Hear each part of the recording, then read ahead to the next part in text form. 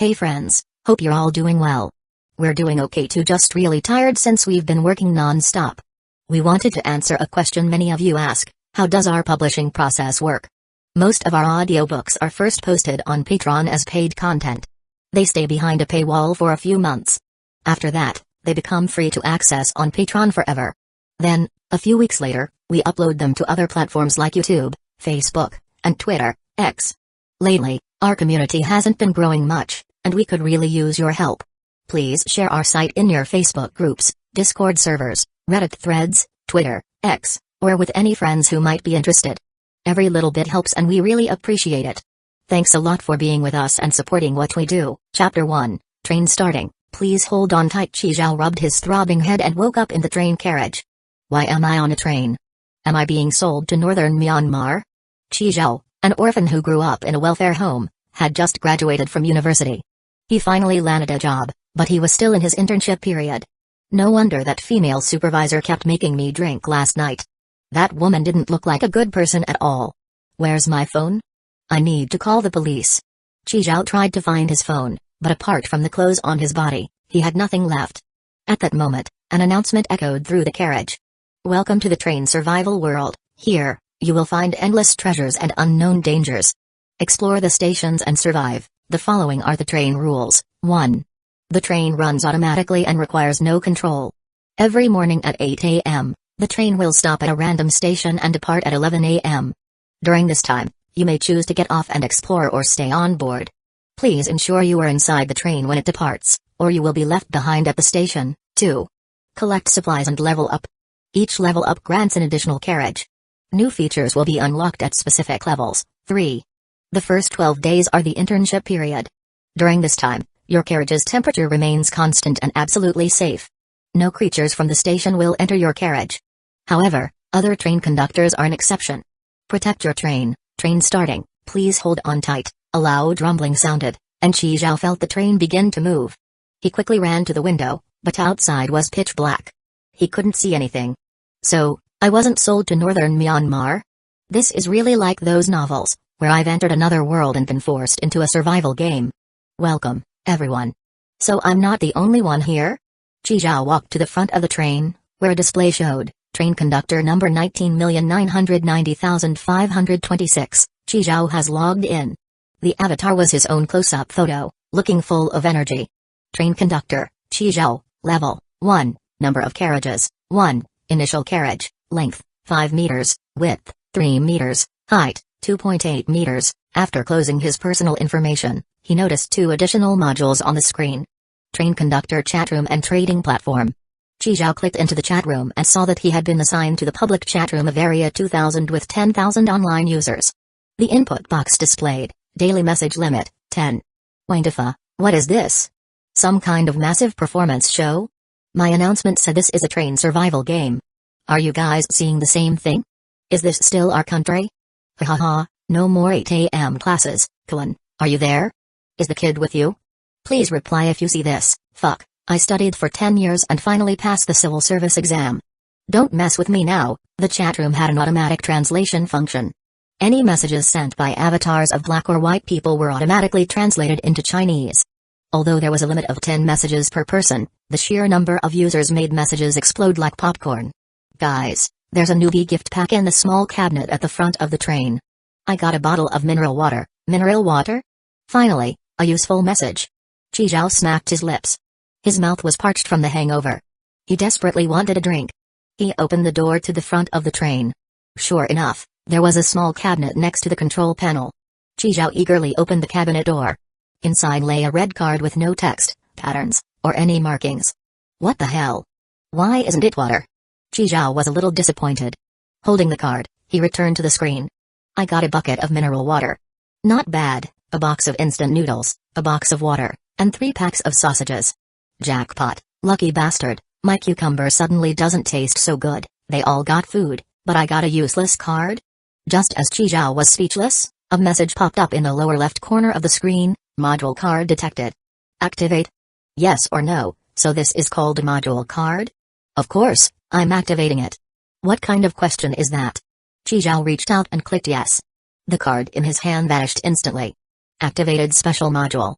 Station forecast. Station forecast. Updates with detailed information on the next station every time the train departs. Next station, Sunshine Gym, single-person station. This station is a gym. No danger. Note, single-person station. A station where only one train stops at 8 a.m. daily. A special module? What is this? My cheat ability. As Qi Zhao was contemplating, the broadcast sounded again. The train is arriving soon.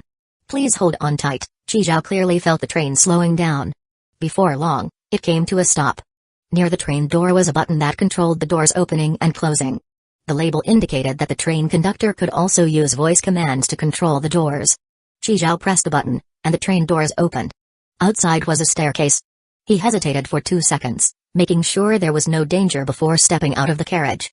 As soon as he exited, Qi Zhao froze. He had assumed the train was running through a tunnel, which was why it was pitch black outside. But there weren't any tracks under the train at all. It was as if the train had just spawned here out of nowhere. Too eerie. Qi Zhao shook his head. His priority now was to explore the gym and find supplies. After all, the train would only stay for 3 hours. The staircase had about a dozen steps. At the bottom was the gym. The first thing that caught his eye was various types of gym equipment, fully stocked. It was so quiet that he could hear a pin drop. There was no one here but him. Water, water, I need to find some water first. Walking past treadmills, spinning bikes, ab wheels, and other gym equipment, Qi Zhao reached the restroom. He eagerly turned on the faucet. No water. The women's restroom was the same. None of the faucets worked. Qi Zhao even checked the toilet tanks. Completely dry. Leaving the restroom, he spotted the reception desk diagonally across from him. Next to it stood a red cabinet. With a mix of anxiety and hope, Qi Zhao approached the front desk. It was a vending machine. Qi Zhao pounced on the vending machine and saw neatly arranged bottles of mineral water, soda water, electrolyte water, and lemon-flavored sparkling water inside. Gulp. Qi Zhao unconsciously swallowed. He returned to the gym area and picked up a small dumbbell. With a crack, the vending machine's glass was shattered by Qi Zhao. He tossed the dumbbell aside, carefully avoided the shattered glass on the ground, reached in, grabbed a bottle of soda water, twisted off the cap, and tilted his head back for a deep drink. Gulp, gulp, gulp. Refreshing. Qi Zhao drank 2 400 milliliters bottles of soda water in one go. Feeling revitalized, he took out all the remaining bottles. 4 types of water, 10 bottles of each. After drinking 2 bottles of soda water, there were 8 left. Qi Zhao carried all the bottles back to the train, including the 2 empty soda bottles. Looking at the water, he suddenly felt a strong sense of security. 38 bottles of water. Good. The water problem was temporarily solved. After resting for a while, Qi Zhao entered the gym again. The gym was huge, but there were no entrances or exits. It was a completely sealed, independent space. Only that staircase connected to the train. Chapter 2, Delicious Cactus Fruit Inside the Changing Room. Since there was no electricity, the locker doors weren't locked. Qi Zhao opened them one by one, searching through the men's locker room first before heading to the women's. In the end, he collected 2 towels, a pink yoga mat, and a mechanical wristwatch. Qi Zhao stuffed everything into a handbag he had just found, climbed back up the stairs to the train, and adjusted the watch to match the time displayed on the screen. After 3 minutes of comparison, he confirmed that the watch's time was perfectly synchronized with the screen. Qi Zhao finally felt at ease. Great, with this watch, I won't have to worry about missing the train departure while exploring. It was now 9:50 a.m., with a little over an hour left before departure. At this point, the only things left in the gym that he could carry were the metal weights. And those weights were exactly the materials needed for upgrading the train. Qi Zhao tapped the upgrade button, which allowed him to freely designate an area inside the train as the material input zone. Materials needed for upgrade: metal, 300 kg out of 0 kg, plastic, 150 kg out of 0 kg, wood, 100 kg out of 0 kg. Using the screen, he could set any part of his initial carriage as the input zone. Qi Zhao designated an area and tossed in an empty plastic bottle. It vanished instantly. The plastic collection progress updated to 0.02 kg. Qi Zhao glanced outside at the gym equipment. Wasn't all of this perfect upgrade material? 11:00 a.m., the train departed on time. Huff. Huff. Qi Zhao leaned against the carriage, sitting on the yoga mat, panting heavily. Damn it, why is this gym so huge? The metal dumbbells, the heaviest items, were the farthest from the stairs. Combined with having to climb up and down repeatedly, he had only managed to bring back a few small dumbbells within an hour. Qi Zhao set the train entrance as the input zone and tossed the dumbbells directly into it. After dumping them in, the metal requirement was fully met, with even extra left over. Material collection progress: metal, 300 kg out of 400 kg, plastic, 150 kg out of 5 kg, wood, 100 kg out of 0 kg. Qizhao put the remaining dumbbells aside instead of rushing to throw them in. 9999 plus messages in the chatroom. Where did you guys stop for your first station? I ended up in a grassland. Fuck, nothing but grass everywhere. I stopped in a rental apartment. Only found a pack of biscuits and some clothes. Do not throw just anything into the input zone. I tested it. If it's not metal or wood, it won't vanish. Bro, what did you throw in? I took a big dump. Oh yeah, does anyone have toilet paper? I'll trade for a roll. Lamau, bro, I admire your scientific spirit in testing the game mechanics. Here, take a leaf as my sponsorship. This guy was a legend. Compared to them, Qizhao felt pretty lucky. He had 38 bottles of water and had collected a lot of upgrade materials. Any girls selling their worn panties? I'll trade food. Aren't survival games supposed to have hot girls trading their underwear for food? Hurry up, kid, I got some. Fuck, you're old enough to be my grandma. I said I want a young girl. Read properly, young girl, bro. Would a femboy work? Since it was only day one, no one seemed to feel any sense of crisis. Qizhao shook his head and opened the trading platform. He needed to trade for some food. Just drinking water wasn't enough. He listed half a bottle of mineral water in exchange for a pack of instant noodles. A glowing portal appeared inside the carriage. Qizhao placed the mineral water into the portal. The glow flickered, and the water vanished. 3 minutes later, the screen displayed, "Trade successful." Qizhao clicked claim. The glow flickered again, and a pack of instant noodles appeared on the floor. The trading function was pretty convenient. The train is arriving soon. Please hold on tight. It's already the second day? Qizhao was woken up by the broadcast, pulled off the towel covering his stomach, and sat up from the yoga mat. Yesterday, because it was day one, the stress of the situation plus the exhaustion from carrying dumbbells had made him fall asleep early. Qizhao got up and walked to the train screen to check the next station's information. Next station, Cheyenne Town, single-person station. This station has a vast cactus forest with vipers lurking around. Danger level 1, vipers. Danger level 1? Those things are venomous, right? Wouldn't a single bite be game over? The moment he opened the train door, a wave of scorching heat rushed in. Damn, it's hot. A vast, endless desert stretched before him.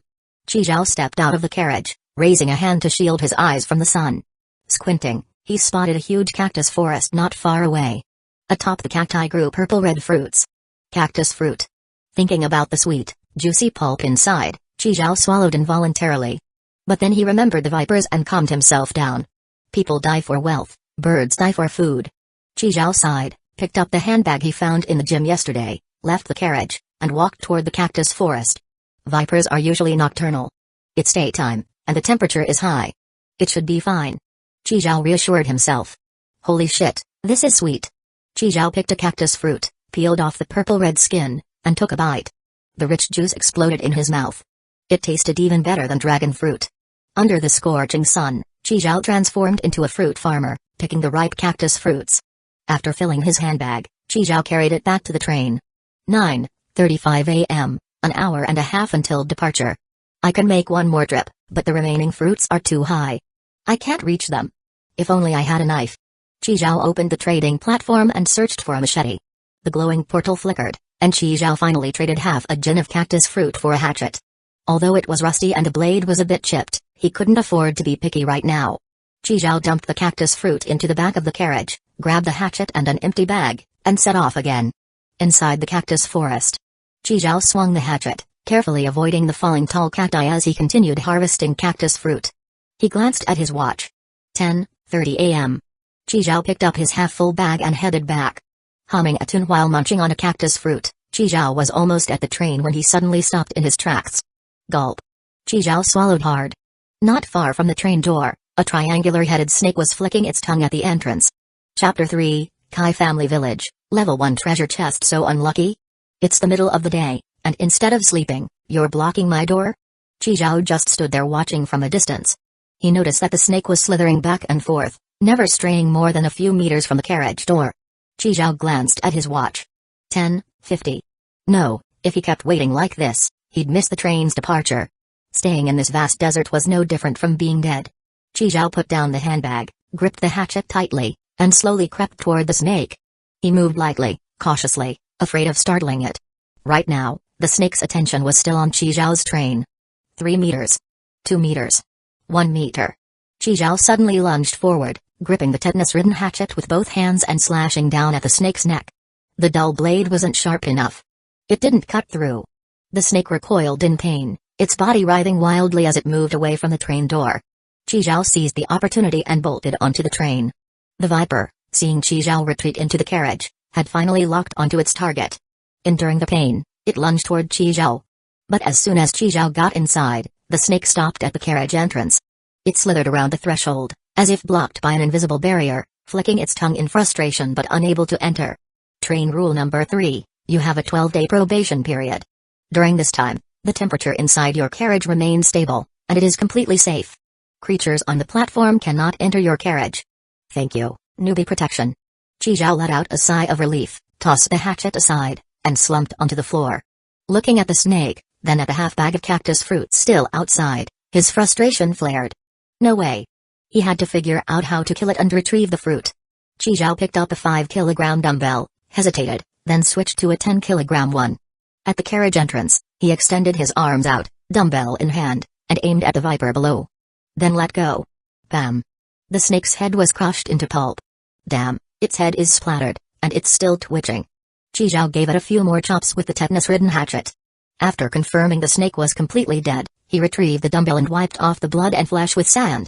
He picked up his handbag and was about to close the train door when he hesitated, then bent down and dragged the bloody mess of a snake inside. No way to process this. Might as well trade it for something ready to eat. Viper, 1. Looking to trade for instant noodles or a bottle of mineral water, Zhao sent the message, listed the trade, and started sorting his current food supplies. About 50 to 60 pounds of cactus fruit. 37 bottles of various types of water. He needed to ration them. Who knew if the next stop would be in the middle of nowhere? A light flashed. Zhao received a pack of instant noodles. The Viper he had just listed was taken by a bald man with a bushy beard. Seeing that familiar profile picture, Zhao's lips twitched. "Dee? The train is about to depart. Please take your seats and hold on tight." At 11:00, the train departed. Zhao looked out the window. The desert had disappeared. It was replaced by total darkness. At chat room, fuck, how am I this unlucky? 2 days in a row, and both stops had no food. Same here, I already finished my newbie gift pack. Zhao finally noticed that today's online player count had changed. Online, 9,701. On just the second day, 300 people were already offline. Damn it, today my train stopped on a snowy mountain. Slipped right out the door and nearly fell into an ice crevasse. Barely made it back. By the way, anyone want to trade for snow? Risked my life for this. Anything edible will do. Hurry, it's melting soon. So, a lot of people were like him. Blindly exploring, encountering danger, and dying out there. Zhao had an advantage because of the station forecast. He could anticipate hidden dangers and prepare in advance. Nodding, Zhao clicked to check the next stop's details. Next station, Kai Family Village, multiplayer station. 2 other trains will also stop here. This station has zombie chickens. Eating them or being attacked by them will cause infection. Danger level, 2.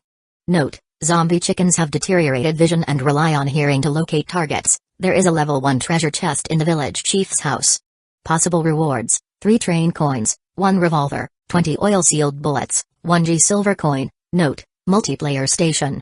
Multiple trains stop here every morning at 8:00, a multiplayer station? 2 other trains stopping. That meant he would run into other people. Zombie chickens with bad eyesight. Wonder if they all have that signature middle part haircut. Zhao's focus was drawn to one thing. Treasure chest. A chest he could open. A revolver. An actual firearm. The tetanus-ridden hatchet could retire immediately. And what were train coins and G silver coins? Never heard of them. What were they for? At Kai Family Village the vegetable fields were lined with neatly grown produce. Purple eggplants, red chili peppers, vibrant green cucumbers. Damn, these cucumbers look great. So fresh. I've been starving for 2 days. Finally, food. A man in green rubber boots and a white tank top, his eyes squinting into slits, picked a cucumber. He wiped it on his shirt and took a bite. As he ate, he picked more, stuffing several into his waistband. Damn, there are even chickens. A whole braised chicken with mushrooms, here I come. Tossing the cucumber aside, Wang Delai stealthily crept toward a chicken on the road. His steps were light, careful not to startle it. Gotcha. With practiced hands, Wang Delai grabbed the chicken by its wings. No matter how much it flapped, it couldn't break free. Boil the water, get the pot ready. Wang Delai ran toward a villager's house, chicken in hand. Before long, smoke curled from the chimney. Holy shit. This guy's got guts. Chi Zhao, who had been crouched by the train window observing the scene, was stunned. Zombie chickens were handled just like that? So, it wasn't that their vision was bad. These chickens were fucking blind. After the man left the vegetable field, a plump middle-aged woman stepped out of another train. She looked around cautiously, making sure there was no danger before entering the field and picking cucumbers. Chi Zhao watched as the middle-aged woman gathered some cucumbers and eggplants, then returned to her train without coming back out. Without hesitation, Chi Zhao picked up his hatchet, stepped out of the carriage, and shut the door behind him. Only the train conductor could open the train door. If someone wanted to enter another person's train, brute force was the only option. Avoiding the house where the squinting man was roasting chicken, Chi Zhao headed toward the village center. Along the way, he spotted a few more chickens. But those chickens really were like blind fools. As long as he moved lightly, he could walk right past them without issue. If any blocked his path, Chi Zhao threw stones to create noise and lure them away. Just like that, he smoothly made his way to the village chief's house. Climbing over the fence, he used his hatchet to cut through the paper-covered window and slipped inside. Chapter 4, G Silver Coin. Chi Zhao rummaged through the house and finally found the treasure chest under the bed in the bedroom. He opened it. Inside lay a revolver, along with a box of oil-sealed bullets. 20 rounds in total. Nice. Chi Zhao took out the revolver, loaded it to full capacity, and instantly felt much safer. At the bottom of the chest, there were also 3 gold coins and 1 silver coin. Chi Zhao pocketed the gold and silver coins, climbed out of the village chief's house, and retraced his steps back. Damn, this train is awesome. Wang Delai stood next to Chi Zhao's train, nodding in approval. Red. Fiery, like a wild horse. I like it. He pressed against the window, peering inside the carriage. So much food. Mineral water, instant noodles. What's that? Dragon fruit? No, dragon fruit is way bigger than that. And iced red tea? Don't tell me it's homemade like mine. Wang Delai swallowed a mouthful of saliva. I really wanna drink iced red tea. Something cold and refreshing. The homemade stuff is way too damn sweet. He took a bite of the human hand he was holding, blood dripping from his mouth. Pah. Disgusting. That fat woman's hand is covered in grease. He tossed the severed hand away, bent down, picked up a rock, and bam.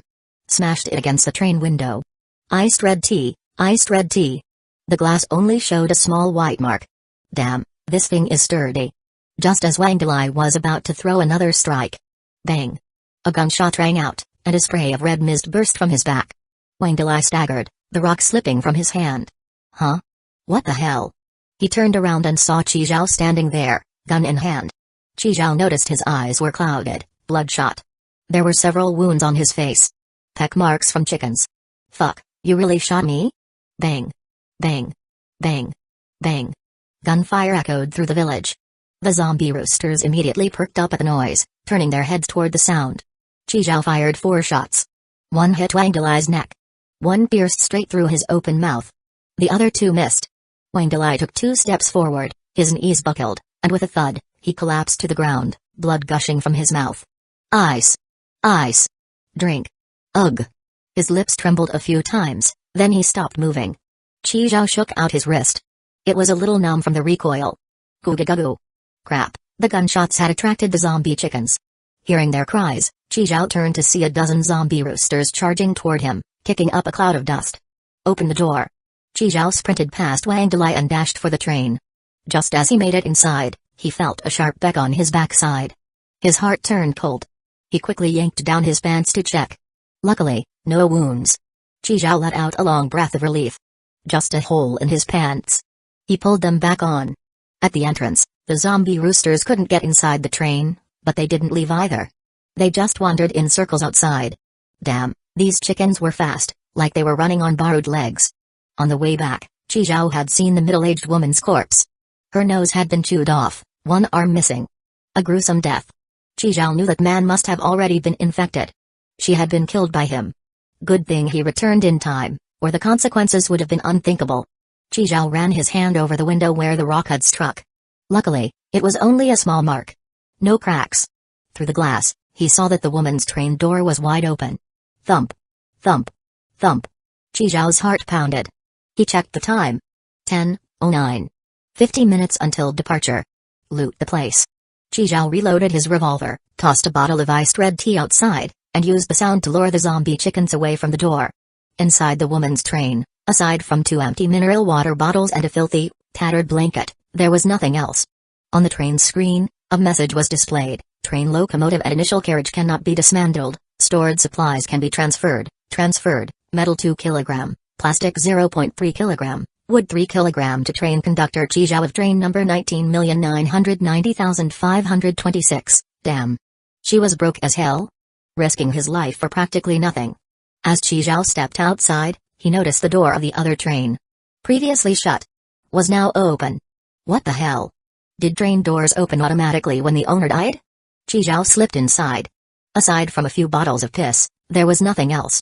Speechless, he transferred the remaining scraps of supplies and left.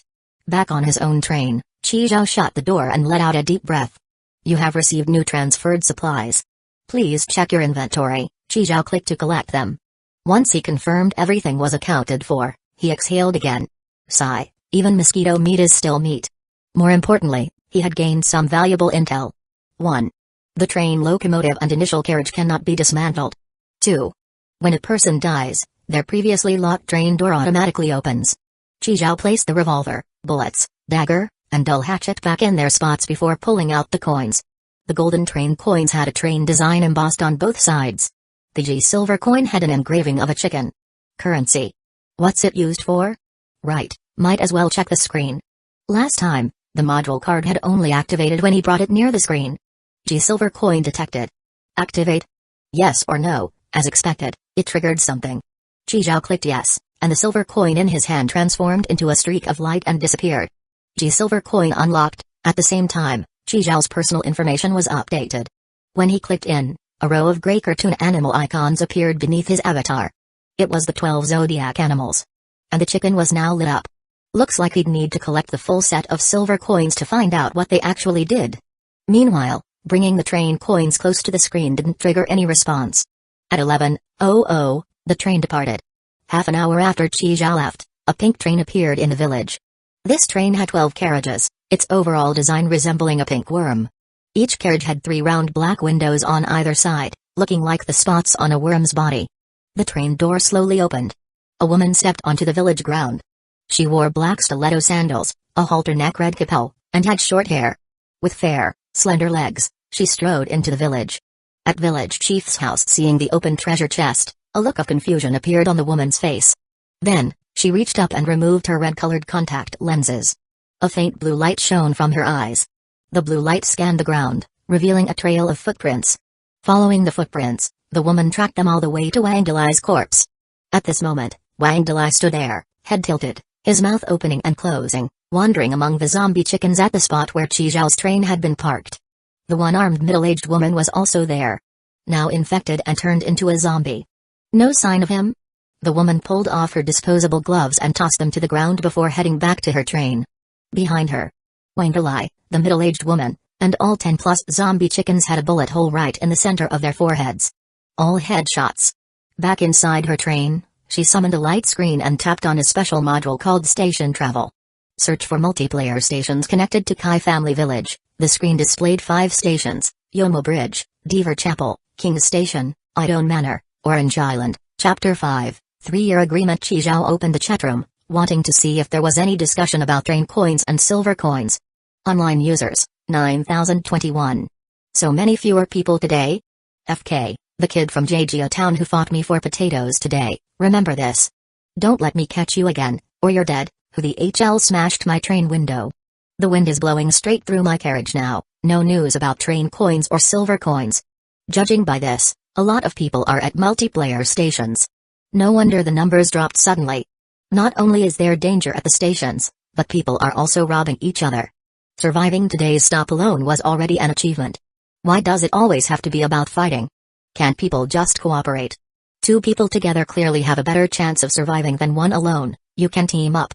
I'm on someone else's train right now. Plus, upgrade supplies can be transferred. We pooled our resources, and we're about to hit level 2, damn, Never thought of that. That's some high-level play. I'm 168 centimeters, pure and sweet college girl. Looking for a big bro to team up. 185 centimeters, six-pack ABS, good-looking guys get priority. Hey, still young. Looks don't matter. What's important is endurance. Chi Zhao knew about resource transfers, but boarding someone else's drain? Teaming up? Could it really be that simple? Unless you met someone you already knew from real life. Family or friends. How could you trust a complete stranger in a situation like this? Getting on someone else's train so easily, even transferring your collected supplies. In a world without laws, without social structure, where everything functioned on the rules of primitive survival, the top priority when encountering others was always staying alive. Reality was simple: one monk carries water alone, two monks fight over it. Chi Zhao glanced around. Right now, everyone's profile still displayed a 1, meaning no one had reached level 2 yet. No telling when he'd end up at a multiplayer station again. He needed to upgrade fast and see if it unlocked any new functions. Chi Zhao checked the next station's information. Next stop, Laojiang Electronics Store, single-player station. This station is a digital store, no danger. The station forecast allowed him to see in advance what kind of supplies he might get and whether there would be any danger. A digital store? That meant no food this stop, but at least there wouldn't be any threats. Chi Zhao felt relieved, lay down on his yoga mat, and conserved his energy. Chi Zhao was woken up by a strong urge to pee. He got up, grabbed a half-empty bottle of iced black tea, and let loose. Maybe because he hadn't been eating much, but it was already the 4th day, and he still hadn't needed to take a dump. For breakfast, he planned to eat some cactus fruit. Only to find most of it had started rotting. The carriage temperature was constant, yet it still spoiled. Was this stuff that hard to store? Chi Zhao quickly put it up for trade.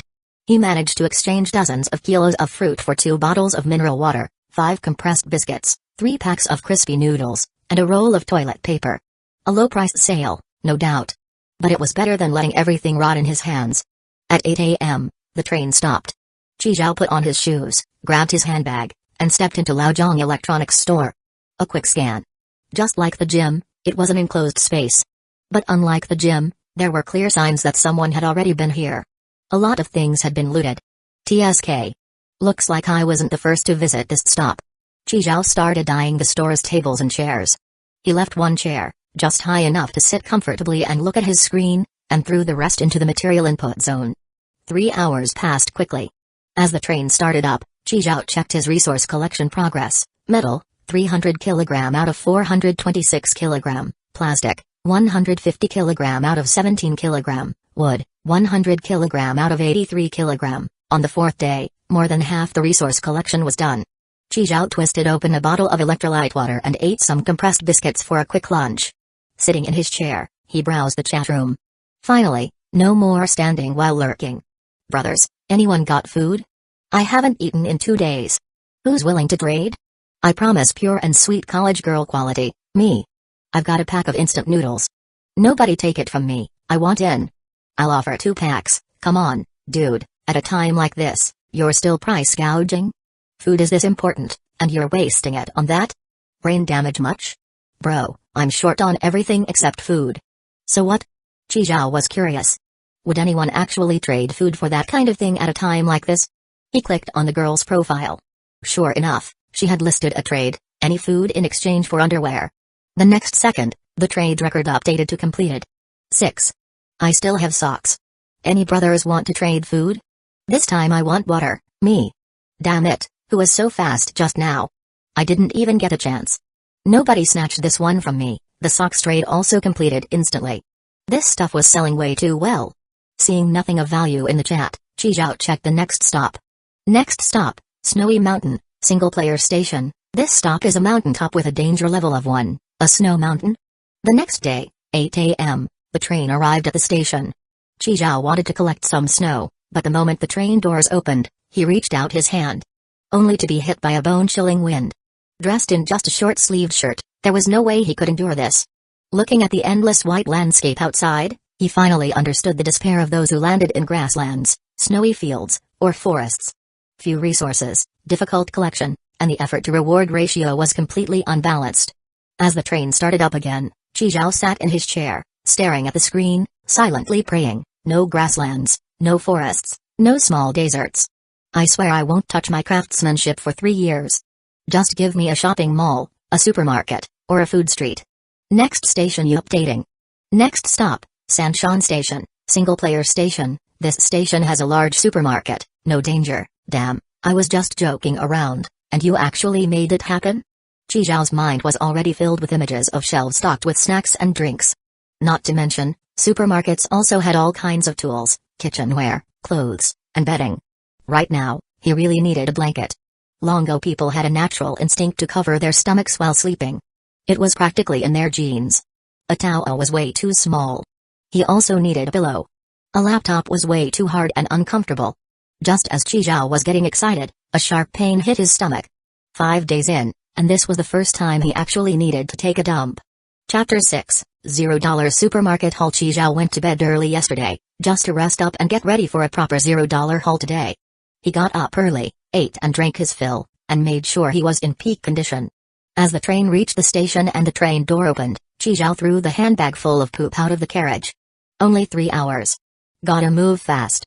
A left turn out of the train led him straight to the neatly lined up shopping carts. Chi Zhao grabbed one. First stop. The food section. Chi Zhao dashed through the aisles and made it to the fresh food section. There was plenty of water and food, the shelves were nearly fully stocked. But there was one problem. The food section was the farthest zone from his train. Straight line distance had to be over 100 meters. The good news was, the kitchenware and daily necessities section, stocked with tons of metal, plastic, and wood, was the closest to the train. Stick to last night's plan. Gather materials first and level up to level 2. Only by upgrading could he add more carriages. It's not every day you find a supermarket. One carriage just wasn't gonna cut it. 1 hour to gather materials and upgrade. If progress wasn't enough, he'd spend the remaining 2 hours stockpiling water and food. Chi Zhao made up his mind quickly. After piling the current cart full of bottled water and bread, he hauled it back to the train. Then he grabbed a new empty shopping cart and headed for the kitchenware section. He quickly snatched all the cutting boards off the shelves. They were all wood and plastic. 1 cartload of cutting boards pushed into the material input zone brought his wood collection progress up to 100 kilograms. Perfect. Now all that was left was plastic. Chi Zhao checked the time. 8:20 a.m. Progress was going fast. Thank goodness the kitchenware section wasn't too far from the carriage. He grabbed 2 more shopping carts, filled them both with plastic cutting boards. That brought the plastic progress up to 82 kilograms. 8:57 a.m. Only 3 minutes left until the planned upgrade deadline, but he was still way short on plastic. Was he not gonna make it? All the plastic cutting boards were gone. The other plastic items, cups, basins, etc., took up too much space and didn't weigh enough. Chi Zhao looked over at the rows of shopping carts. Wait a minute. They're made of plastic too. Each shopping cart had more than a jin of plastic. He needed 68 more kilograms. So 140 carts max should do it. Rows upon rows of shopping carts were pushed into the material input zone by Chi Zhao. The material input zone looked like an endless abyss. Just kept swallowing up carts without ever filling up. This thing was super handy. No need to search or carry. The plastic progress shot up quickly. 85 kilograms. 97 kilograms. 126 kilograms. 147 kilograms. Just as there were about a dozen carts left, a message popped up on the screen: all upgrade materials collected. Proceed with upgrade. Yes or no. Finally, time to upgrade. Level 2. Gained, a regular carriage, max stop time extended by 1 hour. You may still choose to depart at 11:00. Train upgrade module unlocked, a second carriage appeared out of thin air, linked to the original one. Chi Zhao opened the door between the first and second carriage. The new one had no train windows or train doors, looked just like a standard container. Except with a light on the ceiling. He'd heard upgrades could add carriages, but the extra stop time was an unexpected bonus. It was now 9:15. He had 2 hours and 45 minutes until departure. Chi Zhao rolled up his sleeves. Time to work. Chi Zhao was chewing on a chocolate bar, sprinting back into the carriage with the cart in tow. 11:58 a.m. Cutting it real close. Looking at the supplies stacked halfway into the first carriage, Chi Zhao sat on the floor laughing. So this was the joy of a $0 haul in a certain beautiful country. The train door shut. The train took off. Chi Zhao leaned on the train window, giving a nostalgic glance at the rows of shelves outside. If things didn't eventually run out here, it wouldn't be a bad place to stay. He stretched and started tallying up today's haul. First, water, 60 boxes of 596 milliliters bottles of Ahaha mineral water, 24 bottles per box. Then, over 300 bottles of various drinks. About 10 bottles of strong white liquor. Qizhao didn't drink, but he took the liquor just in case. Good for sterilizing wounds. He couldn't find medical alcohol or disinfectant. Main issue was time. This supermarket was huge. He could only carry as much visible supplies as time allowed. For instant noodles, Qizhao only took the bagged kind. Box versions were too bulky. He hauled 40 boxes of various flavors, 24 packs per box. For fruit, he picked 2 storage-friendly kinds, apples and oranges. 4 crates of each, 50 jin per crate. His shopping carts were also filled with all sorts of stuff. Cart 1, high energy, space-efficient food. Chocolate, candy, etc. Cart 2, meat goods. Cured meat, sausages, jerky, bagged roasted duck and chicken, meat floss, etc. Cart 3, canned goods. Beef canned food, luncheon meat cans, yellow peach canned food, and so on. Cart 4, 5 50-kilogram sacks of rice, dozens of packs of dried noodles. 5 10-liter buckets of blended cooking oil, a dozen packs of salt and sugar, and 10 or so bottles of chili sauces, including lao gan ma, mushroom sauce, beef sauce, chopped chili sauce, etc. He couldn't cook yet, but grain, oil, rice, and flour were still worth stockpiling. Unfortunately, the kitchen appliances, rice cooker, induction stove, microwave oven, all needed electricity. The train had no power supply. Still, Qizhao took them anyway. Who knows? Maybe someday he'd need them. As for ready-to-eat stuff like self-heating hot pot, rice packs, chips, he only took 1 cart worth. Symbolic more than anything. Didn't fill you up, and a whole cart didn't hold much. The final cart was stacked with various men's clothing. T-shirts, work pants, boots, slippers, socks, underwear all jumbled together at the bottom. Even a snowfield down jacket. A little heads up from that snowfield guy. You never know if the next stop will be a freezing snowy mountain or a burning desert. Always better to be prepared. On top of that were 2 wash basins, 2 trash bins, a trash bag bucket, and a tissue box bucket. 4 packs of toilet paper, 5 packs of sanitary pads. He grabbed those along with the toilet paper. Got both pink and purple. 2 pillows, 2 wool blankets, 1 air conditioning quilt. The only halfway decent weapon he found in a supermarket was the kitchen knife. Qizhao grabbed a few. Too bad he didn't see any machetes in the fresh food section. Those would have packed more punch. Oh well, better than nothing. As the saying goes, if the neighbor stockpiles food, I stockpile weapons. The neighbor is my granary. He didn't have guns, but that didn't mean he should only stock food. After inventorying everything, Qizhao nodded in satisfaction. This slightly cramped carriage now gave him a strong sense of safety. A wave of sweat odor hit his nose. Qizhao took off his clothes, opened a bottle of mineral water, soaked a towel, and wiped himself down. After cleaning up, he changed into fresh clothes. He grabbed an apple, sat in the chair, and while munching, looked at the screen to review his status. Train conductor, Qizhao, train level, 2, number of carriages, 2, 1 initial carriage, 1 regular carriage. Chapter 7, train modification. Personal information has been updated. The amount of supplies needed to upgrade to level 3 has not changed, it's the same as upgrading to level 2. Metal, 300 kg out of 185 kg, plastic, 150 kg out of 0.2 kg, wood, 100 kg out of 1.8 kg. After upgrading, the most surplus material is metal, while the other 2 are running low. Exiting his personal information, Qizhao checked the new module unlocked at level 2. Train modification. Modifications can be unlocked using train coins. Modification options will refresh with each upgrade, so, this is what train coins are used for. Qizhao looked at the 3 available modifications. Let it out. Obtain 1 train-specific toilet, 1 train coin, a train-specific toilet? Forget it, the trash bin and garbage bag combo will have to do for now. He only had 3 train coins and couldn't afford to waste them. Bulletproof glass. Upgrade the windows of the initial carriage to bulletproof glass, 2 train coins. Ever since someone shattered his window last time, Qizhao had been on edge. 2 train coins. It was worth considering.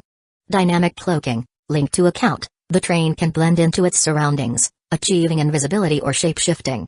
Free to use for 1 hour daily, with the option to extend the duration using train coins. 8 train coins, invisibility or shape-shifting?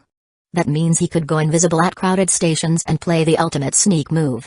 Unfortunately, the free usage was limited to just an hour a day, and any additional time would require train coins.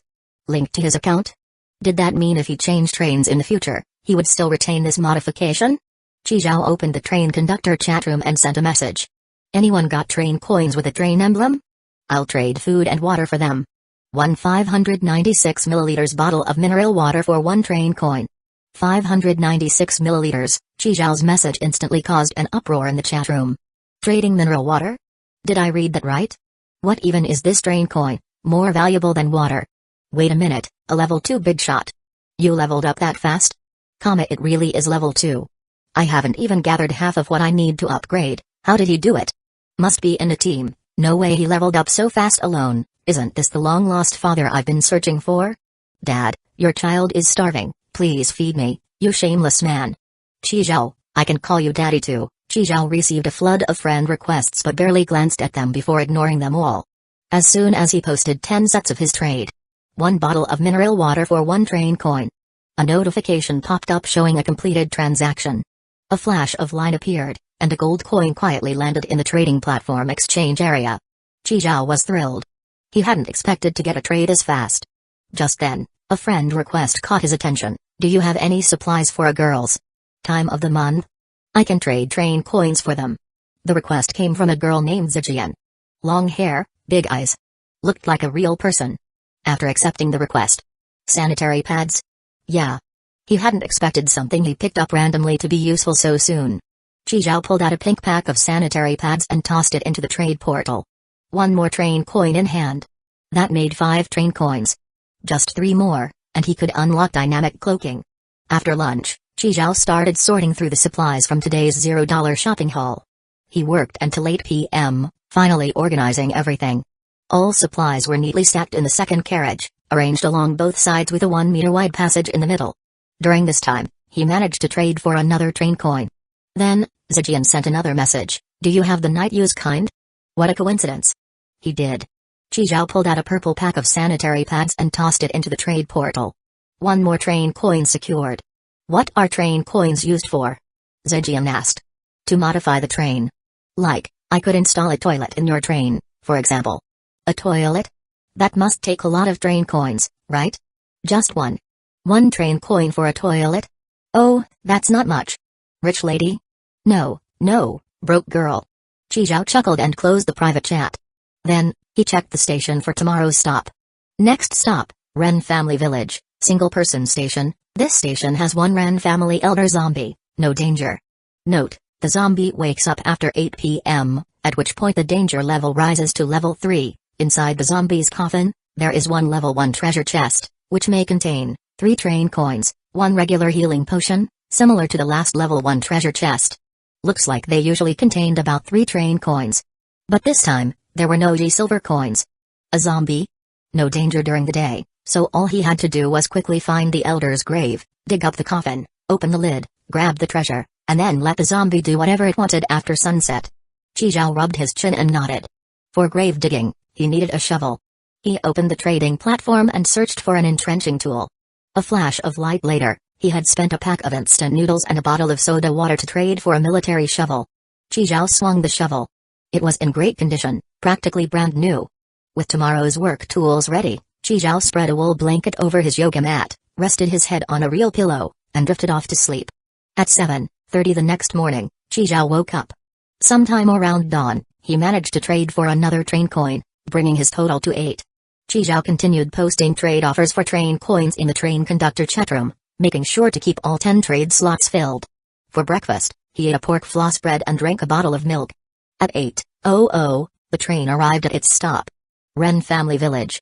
This time, the train had stopped on a hillside. Chi Zhao looked down through the train window and saw a cemetery nestled in the mountainside. In the cemetery, a crowd of people had gathered around a large grave. Wasn't this supposed to be a single-person station? Where did all these people come from? Chi Zhao recalled his previous experiences at single-person stations. There had never been anyone else there besides himself. Could it be? Chi Zhao tapped the dynamic cloaking modification button on the screen. Next to the screen, a section of the carriage wall recessed inward, revealing a coin slot. Chi Zhao inserted all 8 train coins. As the coins vanished, dynamic cloaking activated. Chapter 8, Ren Family Village. He had originally planned to activate it only when encountering a multi-person station, but seeing so many people here, he had no choice but to activate it just in case. After equipping his revolver and military shovel, Chi Zhao opened the train door and stepped off the train. Time to test out the new feature. With dynamic cloaking activated, the train blended seamlessly into its surroundings. As the train's owner, Chi Zhao could still see its faint, semi-transparent outline. To others, even if they got close, they would only see faint, shifting transparent lines. Next, Chi Zhao tested the shape-shifting function. At his command, the train instantly transformed into a massive loaf of bread. What an incredible modification. An absolute must-have for stealth. Deactivating dynamic cloaking, the train returned to its original form. With only 1 free hour of use per day, he couldn't afford to waste it. As Chi Zhao quietly approached the cemetery, a voice suddenly called out, "You're finally here. Come with me, hurry, hurry." A man, about 1.6 meters tall, dressed in blue and styled like an old-time landlord, grabbed Chi Zhao by the arm. "Move it. If we miss the auspicious time, don't even think about getting paid." Just like that, Chi Zhao was dragged into the crowd. He found himself shoved into a group of men holding shovels. Right in front of him was the Ren family elder's grave, with an offering table set up in front of it. A man dressed in a yellow Taoist robe, wearing a Taoist hat, with a square face and straight eyebrows, stood solemnly before the grave. "Ninth uncle?" Chi Zhao was dumbfounded. He had considered many possibilities, imagined various scenarios, but he never expected this. He was actually in the world of the movie Mr. Vampire. Could the train really bring him into fictional worlds? Thinking back on the previous stations he had visited, it actually made sense. Back at Kai Family Village, there were zombie chickens. Those definitely didn't exist in the real world. While Chi Zhao was lost in thought, a loud voice rang out, "Ritual complete. Start digging." Before he knew it, he was being pushed forward with the other laborers to dig up the Ren family elder's grave. As he dug, Chi Zhao kept thinking about how to get his hands on the treasure chest. In just over 10 minutes, the coffin was fully unearthed, and the lid was removed. The moment the coffin was opened, a thick black smoke billowed out. The Ren family head and his relatives all dropped to their knees with a thud, crying out, "Father!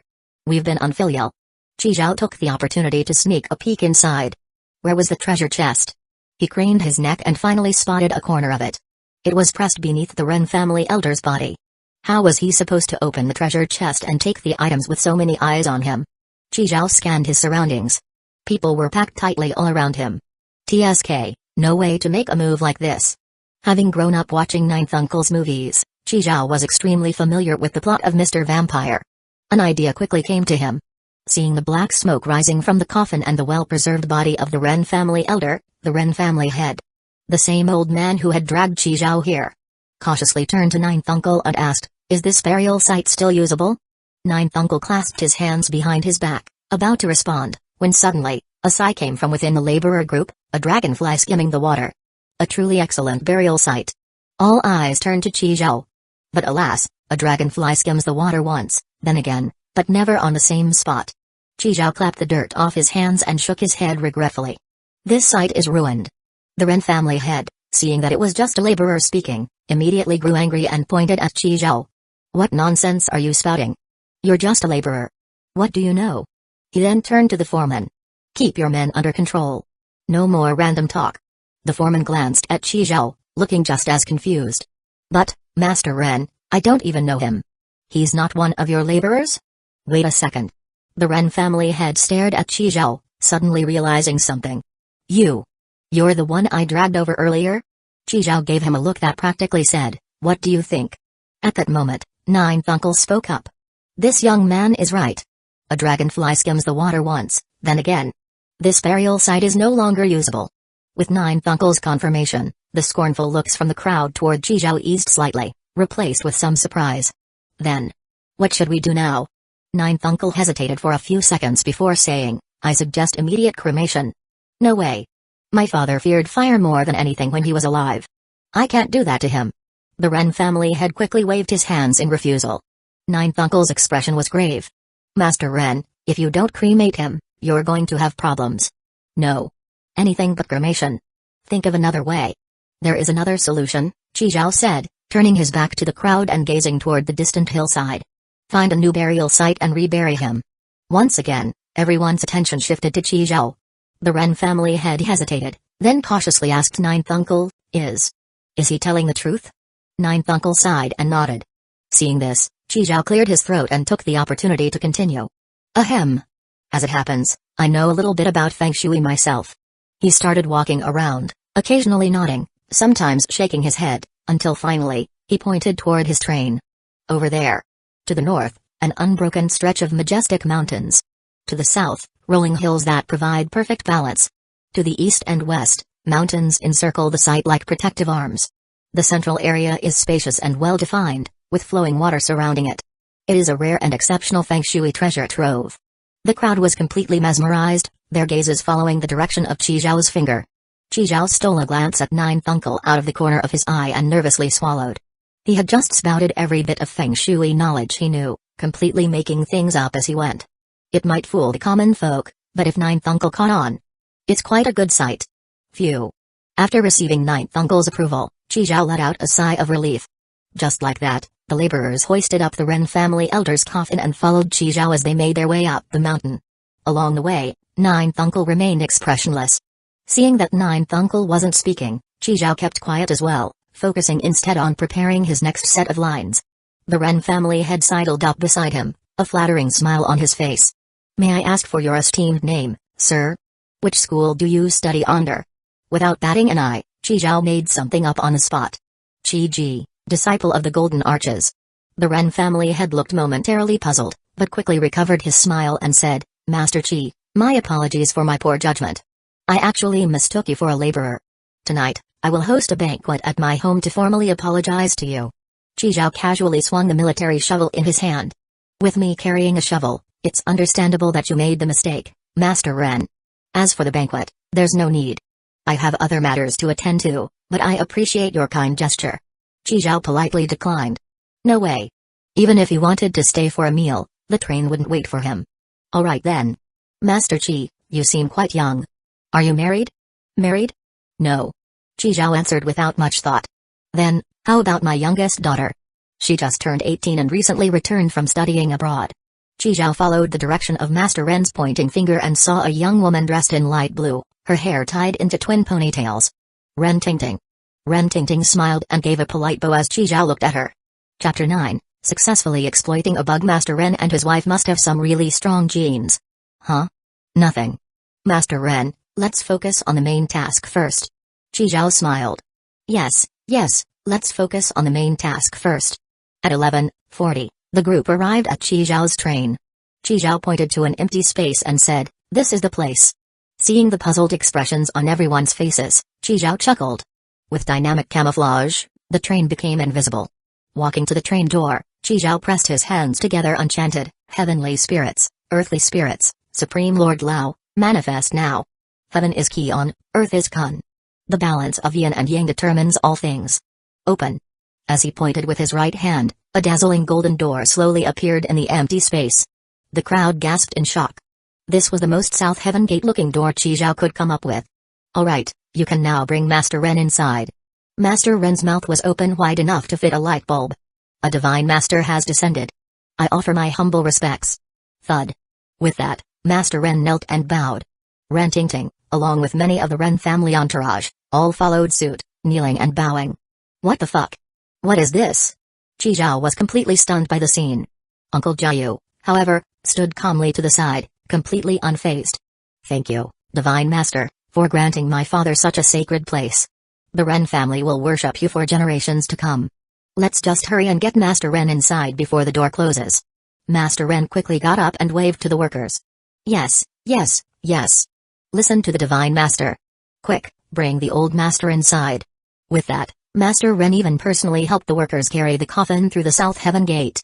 Once the coffin was inside, Qi Zhao grabbed his entrenching tool and stepped in as well. Qi Zhao smiled at the crowd. "Everyone, farewell. May fate bring us together again." Wait. A voice suddenly rang out. Uncle Jiayu, who had been silent all this time, stepped forward. Lowering his voice, he said, "I don't know what kind of trick you used, but you might have fooled them, not me. This Master Ren has already turned into a great evil. He is extremely dangerous. I have a talisman here. Stick it on his forehead, and it will temporarily suppress him." Uncle Jiayu took out a yellow talisman and flicked it over to Qi Zhao. "Remember, you must cremate him as soon as possible, or the consequences will be disastrous." Qi Zhao accepted the talisman and bowed respectfully to Uncle Jiayu. The golden door shut. Qi Zhao and the coffin vanished from sight. All that remained were the stunned faces of the onlookers. Master Ren mumbled to himself, "A deity. A deity has taken my father away. Then, as if suddenly remembering something, he shouted, Divine Master. What about my Ting Ting? Divine Master. Take Ting Ting with you too. Squad leader cousin? Uncle Jiayu's 2 disciples? Ren Ting Ting? Uncle Jiayu cast one last glance before turning to leave. At midnight, the train started moving. Holy shit, I thought Uncle Jiayu was about to make a move on me. Master Ren's coffin was 2.4 meters long, placed horizontally at the carriage entrance, almost touching both sides. Qi Zhao pried off the coffin nails and used all his strength to push open the lid. TSK TSK TSK. Those nasty fungal nails. He slapped Uncle Jiayu's talisman onto Master Ren's forehead and pulled out the treasure chest. Then, he quickly closed the coffin lid. Who knows what kind of viruses or mold might be inside. Opening the treasure chest, he found 3 train coins inside. The healing potion was a small bottle of green liquid. Just 5 milliliters. That's it? How serious an injury can this even treat? Now that the treasure chest was open, what should he do about Master Ren? Uncle Jiayu told him to burn it, but what if it didn't burn properly and suffocated him first? Could he throw it into the material input zone? This coffin alone must have at least 200 kilograms of wood. Qi Zhao clicked on the train upgrade function and designated a material input zone, intending to use Master Ren and his coffin as upgrade materials. Material input failed. Reason: the submitted material contains excessive food waste. The fuck? You can detect that even with the lid closed? What food waste? I thought I could exploit a loophole and let the system deal with Master Ren. But it didn't work. If this guy jumps out at night, I'm screwed. I need a plan. Qi Zhao opened the trading platform and searched for items useful against zombies: peachwood swords, talismans, glutinous rice, black dog's blood. Peach? Glutinous rice balls? Black dog skin? Damn it, nothing useful at all. Should I try sawing his head off? Qi Zhao looked at his flimsy, barely functional saw and sighed, shaking his head helplessly. If only I could open the train door while moving. I'd just throw him out. Summoning a god is easy, sending one away is the real problem. As Qi Zhao pondered a solution, a notification popped up on the screen. A transaction had been completed. It was Shijian. She had traded a train coin for a bottle of mineral water. Qi Zhao accepted the train coin and stared at the now empty trading slot. An idea seemed to strike him. 3 minutes later, Qi Zhao's trading platform displayed a new listing: 100 kilogram of wood plus aged cured meat equals 10,000 train coins. Looking at the coffin in the trade slot, Qi Zhao let out a pig-like snort of laughter. Ha ha ha. I still managed to exploit a bug. Items listed on the trading platform could be retrieved at any time. By setting an outrageous price of 10,000 train coins, Qi Zhao ensured no one would actually trade for it. Problem solved. Maybe someday, he'd find an item that could control zombies. For now, he'd just leave it there. Even if it meant wasting a trade slot. Chapter 10, New Member, Black Wind Monster. Qi Zhao checked the next station update. Next stop, Black White Station, Single Person Station. This station has a pet shop. No danger. A pet shop? What kind of supplies could he get there? Cat litter, cat food, canned cat food? Dog food, leashes, pee pads? Wonder if there'd be any live cats or dogs. The next day at 8:00 a.m., the train arrived at the station. Happy Paws Pet Haven. What a generic name. Qi Zhao tossed a trash bag outside, pushed a shopping cart, and walked into the store. No cats or dogs in sight. The cat enclosures and dog cages were all empty. The shelves were bare too, like they had already been ransacked. Qi Zhao pushed the cart forward, momentarily dumbfounded. Damn it, dismantle the shelves. First rule of fishing, never leave empty-handed. By 11:50, just as Qi Zhao had finished dismantling all the shelves and tossing them into the material input zone, preparing to leave, he spotted a small black dog wandering near the pet shop entrance. A dog? Where did that come from? Qi Zhao stepped off the train. PSS PSS PSS. Grabbing the pup by the scruff, he lifted it up. A male dog. Perfect for an experiment. Let's see if I can bring a living creature onto the train. Last time, Master Ren was crying about bringing his daughter along, and Qi Zhao wasn't about to test that recklessly. If she really did get on the train, who knows what kind of mess that would cause. And so, Qi Zhao carried the little black dog into the carriage. It worked. The moment the pup touched the floor, it darted straight into Qi Zhao's food storage. Hey, damn, short legs but fast as hell. Seeing the train doors about to close, Qi Zhao hurried over to grab the little dog. I don't have time to raise you. I can barely take care of myself. Qi Zhao picked up the pup, intending to toss it outside. But before he could, the train doors automatically shut. Train departing, please hold on tight. It was already 12, Oh oh. Chi Zhao looked at the dog in his hands. Man and dog locked eyes. You're one lucky bastard. The little black dog panted with its tongue out, huff, huff, huff. Inside the carriage, the black pup dashed around, sniffing everything with curiosity. Chi Zhao, meanwhile, sat in front of the screen, checking his collected supplies. This trip yielded 67 kg of metal, 27 kg of plastic, 14 kg of wood. Current upgrade progress. Metal, 300 kg out of 252 kg. Plastic, 150 kg out of 27.2 kg. Wood, 100 kg out of 15.8 kg. Still missing a lot of materials to reach level 3. Chi Zhao opened a can of beef, grabbed a bottle of soda, and a piece of bread for lunch. The little black dog sat beside him, panting. Chi Zhao tore off a small piece of bread and tossed it over. So damn black, looks just like that black bear demon from Journey to the West who stole the monk's robes. He looked down at the pup eating the bread by his feet. I'll call you Black Wind Monster. Woof woof woof. Black Wind Monster. Woof woof woof. None of the items he listed for trade had been sold yet. Confused, Chi Zhao clicked into the chat room. Turned out some players had already upgraded to level 2 and were spreading information about the importance of train coins. Chat room online users, 6012, brothers, great news. Upgrading to level 2 extends the station stop time by 1 hour. More time to collect supplies, of course. If the station sucks, you can still choose to leave at 11:00. Guys, stop trading train coins recklessly. Upgrading to level 2 unlocks modification functions, and train coins are needed for that. Fuck, I lost big time. Traded away 2 train coins yesterday. Chi Zhao looked at the guy generously sharing information and shook his head with a sigh. What a kind soul. Now that people understood the value of train coins, they weren't willing to trade them easily. Good thing he exploited the information gap earlier.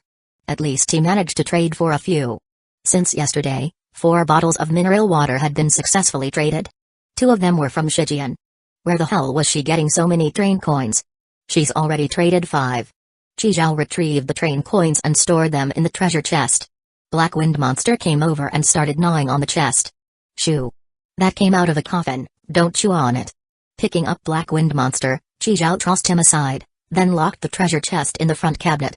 All his valuables were kept in the front of the train. Stepping out of the front carriage, Chi Zhao was hit with the stench of urine. Of course. Black Wind Monster had already marked his territory. Fuck. After cleaning up the mess, Chi Zhao looked at the pup, still panting with its tongue out. Laugh all you want. Tomorrow, I'm dumping you at the next station. Oh right, time to check tomorrow's stop. Hopefully, it's a dog meat market or something. Just you wait. Next stop, King's Station, multi-person station, with 7 other trains stopping. This station is a beautiful ancient town, no danger. At the center pavilion of King Lake, there is 1 level 2 treasure chest. Possible rewards, 6 train coins, 1 water lotus seed. The next day at 8:00 a.m., Chi Zhao arrived at King Station. As soon as he landed, he activated dynamic camouflage. The train instantly vanished. Chi Zhao looked around but didn't see any other trains. Through the train window, he spotted the lake's center pavilion, but there was no sign of a treasure chest. Incorrect intel. Impossible. The station forecast had never been wrong before. Just as he opened the train door. Whoosh! Black Wind Monster bolted outside. And with a loud plop, it fell straight into the water. Woo woo woo woo. Suddenly submerged, Black Wind Monster panicked, flailing its legs wildly and whimpering non-stop. Not sure if all dogs instinctively know how to dog paddle, but after a few frantic kicks, it actually started swimming. Scram, scram, don't come back. Chi Zhao was speechless. Looking down, he saw that the train was hovering more than a meter above the lake's surface. If he got down now, getting back up would be a hassle. Should have taken that swimming elective in college seriously. Instead of spending all his time underwater sneaking peeks at the senior girl's legs. Regret. Too late now. On King Lake, a bright red train suddenly appeared, floating in midair. An old boatman saw this and rubbed his calloused hands over his eyes in disbelief. The strange red object had vanished. And in its place, a lake pavilion had appeared. Inside the pavilion, a young man dressed oddly was waving at him. Uncle. Over here. Uncle. Chapter 11, Can you swim? Thank you, Uncle. Chi Zhao jumped from the center pavilion onto the old man's boat. This. How come there's another center pavilion? I've been rowing boats here my whole life, and I've never seen a second center pavilion before. Young man, am I about to leave this world? Are you here to take me away? Uncle, you're still in great shape. Don't overthink it. This pavilion. Qi Zhao glanced at the pavilion behind him. It was built last night. The old man looked utterly shocked but didn't ask further. Young man, are you from out of town? Your clothes look unusual. Ah, yeah, I just came back from out of town. This is the fashion over there. The black wind monster was still paddling in the water, its dog paws scratching at the boat. Qi Zhao bent down and fished it out of the water. The black wind monster shook itself violently, spraying water everywhere. After drying off, it nudged closer to Qi Zhao and started licking the hem of his pants. Young man, this dog is amazing. Look at its tongue. It's black. That's a rare 5 black dog. This kind of dog wards off evil spirits. Back in the day, I had one too. Qi Zhao interrupted the old man's reminiscing. Uncle, if you like this dog, you can have it. Do me a favor and take me to that center pavilion. Qi Zhao pointed at the real center pavilion. No, no, no. This dog is intelligent. It only recognizes one owner for life. Looks like it really likes you. Damn, this old man is really chatty. Qi Zhao grabbed the black wind monster and tossed it back into the center pavilion. Stay put. If you come down again, I won't want you anymore. The black wind monster seemed to understand Qi Zhao's words. It stood at the train door, whimpering, but this time, it didn't jump down. Qi Zhao turned to the old man. Alright, I won't give it to you. Uncle, just hurry up and take me over there. He checked the time. 8:07 a.m. He should be able to open the treasure chest before anyone else finds this place. After all, only he knew there was a treasure chest here. Alright, I'll take you there. The old man had been rowing boats his whole life, and his movements were swift and skilled as the boat headed toward the center pavilion. Qi Zhao glanced at the black wind monster, worried it might jump down again, so he used voice control to close the train door. Back when I was young, I used to row this boat every day, taking my grandson to the private school on the other side. I miss those days. Uncle, what about your grandson? He was conscripted for war. Died last year. I never even got to see his body. Qi Zhao fell silent for a long time. My condolences. Parting in life and death. It's just how things are. I've made my peace with it. I only regret not getting to see my grandson one last time. You know, young man, you actually look a bit like my grandson.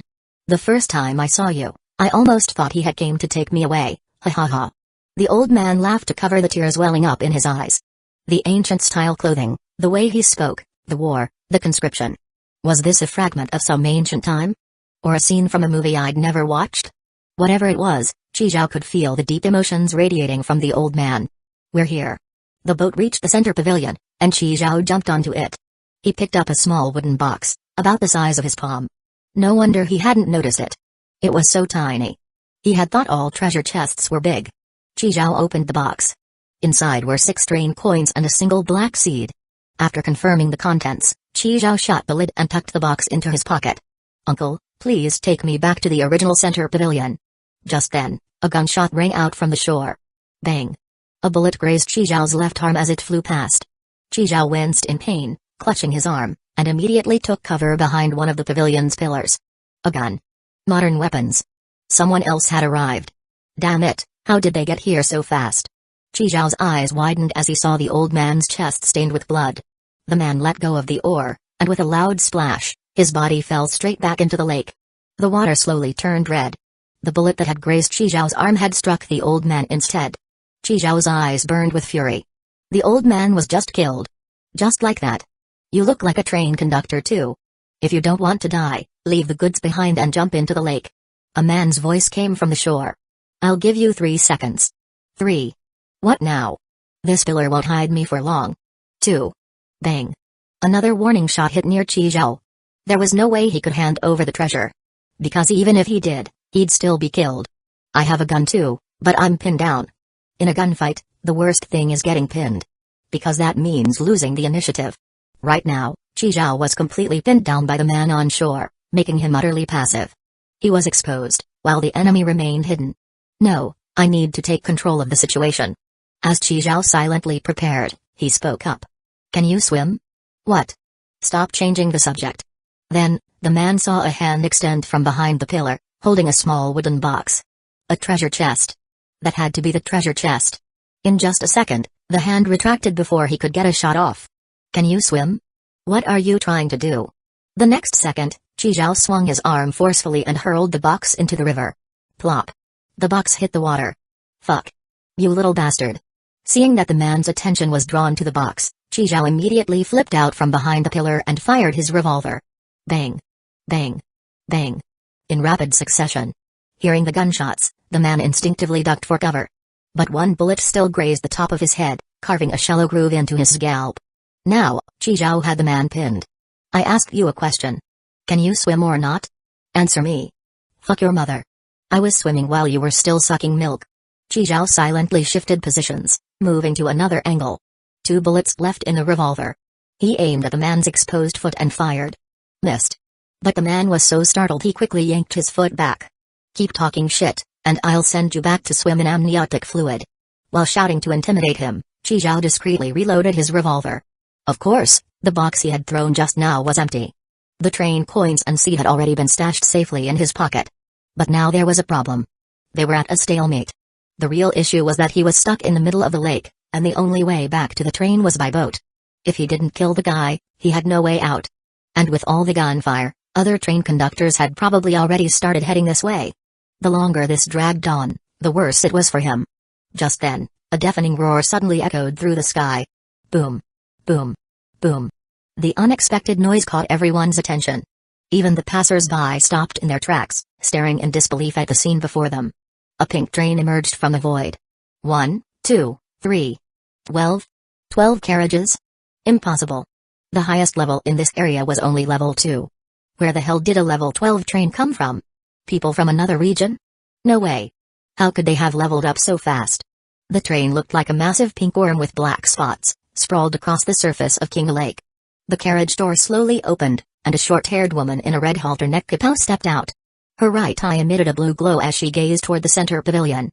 Footprint match completed. Overlap rate, 98%, finally found you. Chapter 12, Train Guardian Beast Black Wind Monster, Unexpected Gain, Corpse-Repelling Talisman. Kong Yu pulled out another grappling gun and fired it toward the shore with a whoosh.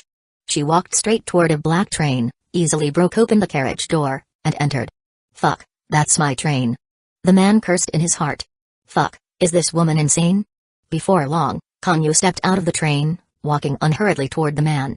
The crisp click-clack of her high heels echoed on the stone pavement. She looked down at the man from above. Your train?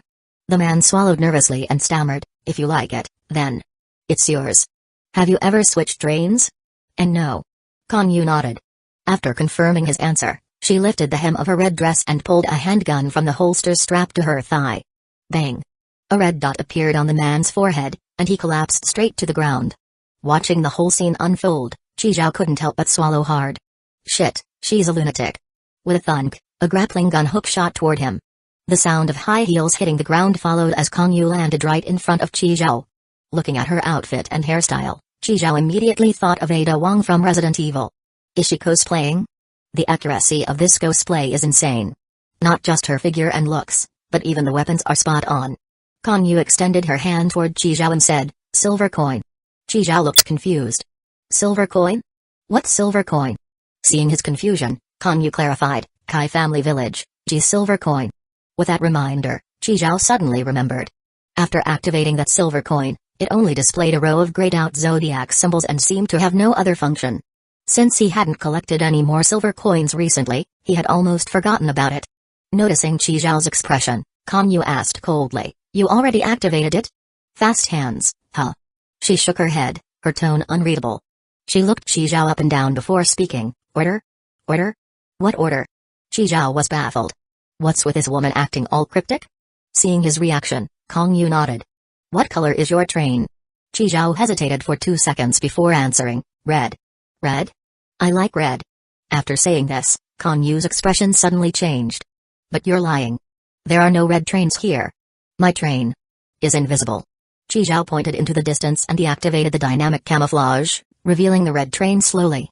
Kong Yu was clearly startled when she saw Chi Zhao's red carriage. So, it's dynamic camouflage? Interesting. A slight smile appeared on Kong Yu's lips. Even such a rare modification, and he managed to get it. She wrapped an arm around Chi Zhao's waist, fired a grappling gun, and soared with him toward the train. In front of the carriage door, Kong Yu let go and set Chi Zhao down. Chi Zhao stood there, completely dumbfounded. What are you waiting for? Open the door. I need to see if you really use that silver coin. What? My station forecast. Such an op module would be completely exposed. If she sees it, will she get greedy, kill me, and steal my train? Should I open the door or not? What's wrong? Need my help? Wait, I forgot the password. Seeing Kong Yu getting ready to force open the door, Chi Zhao quickly shouted, I remember now. I remember. Damn it, even if I don't open it, this woman will just break in. If it's fate, I can't avoid it. As the train door opened, Black Wind Monster saw Chi Zhao return and excitedly lunged at him. Kong Yu, startled by Black Wind Monster, backed away in panic and even flipped onto the roof of the train. Huh? She's afraid of dogs? You have a dog? Yeah, I like dogs. I have a bunch inside. Chi Zhao lied with a straight face. I've got German Shepherds, Huskies, Tibetan Mastiffs. This one is the smallest. I'm just a dog lover, can't help it. Kong Yu took a deep breath to calm herself, then pulled out a phone. Take a picture of your personal information. Chi Zhao took the phone, snapped a picture, and handed it back to Kong Yu, who was standing on the train. When she saw the photo, confirming that the G silver coin had indeed been used, she sighed. She put away the phone, jumped off the train, and once again wrapped an arm around Chi Zhao's waist, using the grappling gun to take him back to shore. Wait, what are you doing? If you're gonna kill me, you don't need to take me somewhere else to do it, right? Back on shore, Kong Yu released Chi Zhao. What, do I look like someone who enjoys killing? Chi Zhao's eyes instinctively flicked to the corpse of the man by the lake. Kong Yu smiled and said, killing him will prevent a lot more people from suffering in the future. Those with black trains have black hearts, too. I think you've already experienced that firsthand. With that, she ignored Chi Zhao and walked straight toward the black train. What the hell kind of logic is that? How does the color of a train determine whether someone is good or bad? But he had to admit, that guy really wasn't a good person. Just now, he had almost died from that man's sneak attack. After confirming that the woman had no ill intentions, Chi Zhao let out a sigh of relief. He quickly walked over to the man's corpse, searched him thoroughly for equipment, then pushed him into King Lake. Get in there and apologize to Grandpa. Splash. Water splashed everywhere. Chi Zhao packed up the loot he had collected, thought for a moment, and then followed into the black train. Looking at the violently broken train door, Chi Zhao clicked his tongue. Dismantling standard carriage. Obtained metal 210 kg, plastic 105 kg, wood 70 kg. Watching the woman skillfully operate the screen, dismantling carriages and transferring supplies, Chi Zhao couldn't help but sigh internally. Robbing and looting sure is an efficient way to get stuff. He rummaged through the leftover scraps, trying to find anything useful. Good thing I didn't mess with her. Otherwise, both Black Wind Monster and I would be dead. Huh? What's this? A yellow talisman? Corpse-repelling talisman. Attach it to a corpse's forehead to control the corpse. Holy shit, it's an item. If it can control corpses, then if I stick it on old Master Ren's head, wouldn't that mean I struck gold? Haha. Just as Chi Zhao excitedly stuffed the talisman into his pocket, Kong Yu spoke up, the supplies from this train are yours now. Chi Zhao, still rummaging through the trash, looked up, huh? After a while, as he continued searching, he saw Kong Yu leave and quickly followed. She pulled out a grappling gun and aimed at her own train. After giving Chi Zhao one last look, she fired the grappling hook and returned to her pink train. A flash of white light, and the train disappeared on the spot. Chapter 13, Old Master Ren, the bodyguard, comes online. The train traveled through the darkness. Kong Yu looked out the train window. In the pitch-black void, the occasional starlight flickered on. Only for a moment. Before vanishing once again. It felt as if darkness was the eternal melody. She summoned the light screen and opened the private chat interface. The G silver coin has been used by this batch's newcomer. Is it someone from Order? No. Got it. Thanks for your work. No trouble. I stopped by a few more stations this time. Used up quite a bit of train coins, so reimburse me. Quite a bit? How much? 300. 300? I'll reimburse you later. Young people sure burn through money fast, sigh. Kong Yu smiled and closed the chat. 11 modules appeared on the light screen. Cancel current outfit. Change to preset loungewear. Her clothes, shoes, and weapons disappeared, replaced by a pink cat-themed pajama set and pink cat ear slippers. Her short black hair transformed into long pink hair draping over her shoulders. Red train, huh? Kong Yu's lips curved into a slight smile. Half an hour later, Chi Zhao returned to the train. He originally planned to scavenge a bit more, but with his train door wide open, he figured other train conductors might show up, so he rushed back instead. 8:55. He had been here for less than an hour and had already faced 2 life-threatening encounters. Black Wind Monster was well behaved this time. Even with the train door open, it didn't jump out again. Woof woof woof woof. Seeing his owner return, Black Wind Monster immediately pounced, clinging to Chi Zhao's leg. Chi Zhao patted its head, dropped the loot he had collected to the side, and shut the train door before finally letting out a breath of relief. The moment he relaxed, a wave of pain from his arm surged through his body, and Chi Zhao blacked out. Slurp, slurp. Slurp, slurp. A slick, wet tongue licked Chi Zhao's face, jolting him awake. Pain. Pain. Pain. Chi Zhao scrambled up from the ground, a sharp sting radiating from his wound. Throwing that guy into the lake to feed the fish was too easy on him. I should have strung him up to dry on my train and fed him to the dog. Black Wind Monster? Chi Zhao glanced at his watch. 7 p.m. I was out for this long? He walked into the standard carriage and dug out a bottle of white liquor. Taking off his t-shirt, Chi Zhao poured the alcohol over his wound to disinfect it. Hiss. His face twisted in pain, teeth clenched tightly. Get back, you can't lick this. Black Wind Monster tried to lap up the spilled liquor on the ground but was shooed away by Chi Zhao. After a quick treatment, Chi Zhao pulled out the healing potion, twisted off the cap, and took a swig. Sweet. Not bad. In just moments after drinking it, the pain vanished. His wound scabbed over and quickly peeled away, leaving only a faint red scar. It had already fully healed. No doubt about it, this healing potion was the real deal. If I had known it was this effective, I wouldn't have used the alcohol disinfectant. Hurt like hell. He flexed his arm, confirming he was fine, then grabbed a fresh black t-shirt and put it on. Seeing Chi Zhao recover, Black Wind Monster leaped at him again. Chi Zhao lifted Black Wind Monster high into the air. Good thing I have you, Black Wind Monster. If that woman had gotten inside my train, I'd probably be down to just one carriage by now. That woman. Dismantling and transferring like it was second nature. Definitely a repeat offender. So this train survival thing. It isn't just for our batch? That would explain her level 12 train. Right, the supplies. She said she transferred the supplies to me. Chi Zhao set Black Wind Monster down and tapped on the screen. In the bottom right corner, there was one unread message. You have new transferred supplies. Please check your inventory. Chi Zhao tapped to collect. Received, metal 228.3 kilogram, plastic 191 kilogram, wood 93 kilogram. After confirming the supplies, Chi Zhao relaxed a little. Not much, but better than nothing. He started sorting through his haul.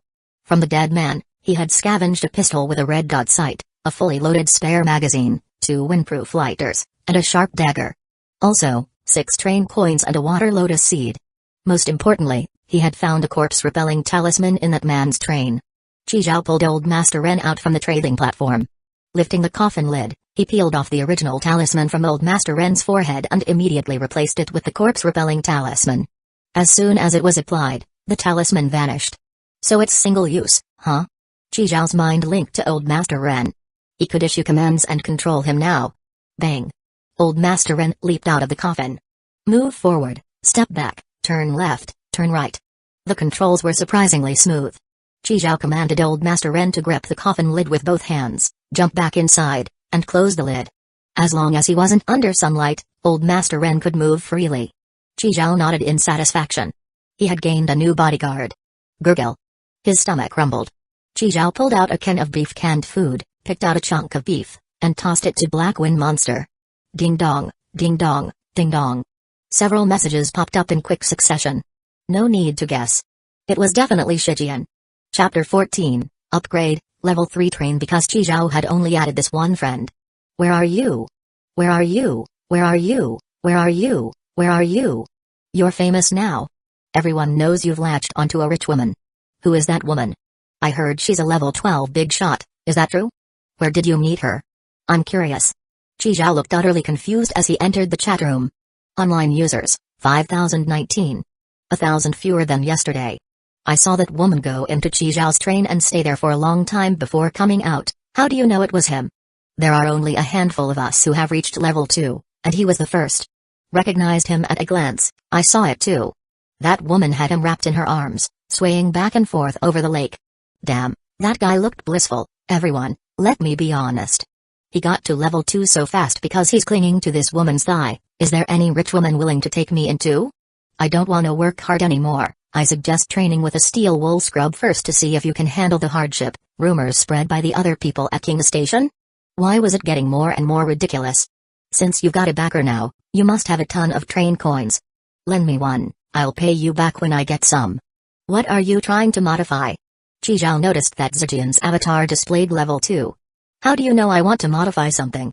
I want to make a Simmons mattress. Don't you know girls can't keep sleeping on the floor? It's too cold, bad for the body.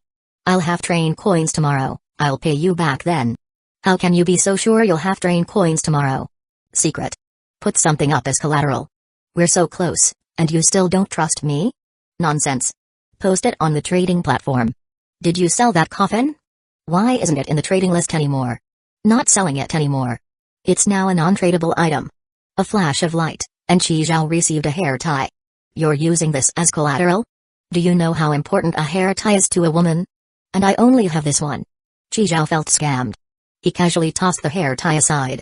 Metal, 300 kg out of 480.3 kg. Plastic, 150 kg out of 218.2 kg. Wood, 100 kg out of 108.8 kg. The supplies for level 3 were enough. Oh right, upgrading would refresh train modifications. Qizhao hesitated for a moment but still spent 2 train coins to upgrade the initial carriage windows to bulletproof glass. As the modification was completed, the white impact mark disappeared. As for installing a toilet, let's meet again if fate allows. Upgrade, level 3. Obtained 1 standard carriage. Qizhao walked through the second carriage and opened the door to the new one. Identical to the second carriage, just a container with a light. Aside from adding another carriage, reaching level 3 didn't unlock any new functions. The material requirements for level 4 remained unchanged. So far, it seemed that the amount of supplies needed for upgrading was fixed. Qizhao opened the train modifications, and the options had been refreshed. Power boost, link to account. Your train can arrive at stations 10 minutes earlier. 8 train coins, arriving 10 minutes early. If he had this upgrade before, he might have been able to loot the treasure chests in 10 minutes and return to the train to hide. If he encountered another multi-user station in the future, arriving 10 minutes early, plus knowing the station forecast, would give him an advantage. Combine that with dynamic concealment, and he could be the ultimate ambush master. Qizhao continued looking through the remaining 2 modifications. Sweet dreams, obtain a train-exclusive Simmons mattress, 1 train coin. Qizhao glanced at the yoga mat and wool blanket combo on the floor. Forget it, that thing wasn't great for his back. No need to waste train coins. Zoned refrigeration, convert 1 carriage into a refrigerated carriage, divided into 4 sections with adjustable temperatures, 5 train coins. This was a good modification too. Last time in the desert, the cactus fruits he picked rotted because of the high temperature. With a cold storage unit, food preservation wouldn't be an issue anymore. He had lent Zijian 1 train coin, leaving him with 11. Power boost took priority. Spending 8 train coins. Modifying train, power boost. Perfect, now to check if tomorrow was a multi-user station. Next station, View Forest, single-user station. This station has a small creek, no danger, not a multi-user station. A creek. Thank goodness. Finally, a proper bath. And he could stock up on some water. Qizhao opened the trading platform to trade for empty bottles, basins, and buckets. The next day, 7:50 a.m., the train arrived at the station. In the forest, a clear creek flowed gently.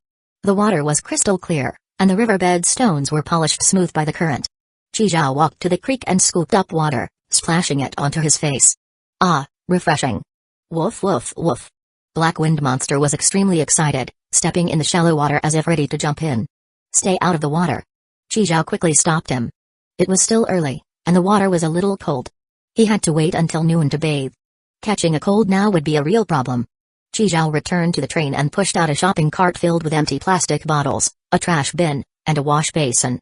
Chapter 15, Extreme Ice Island 11:40 a.m. The sun was directly overhead as Qizhao soaked in the creek, his expression full of enjoyment.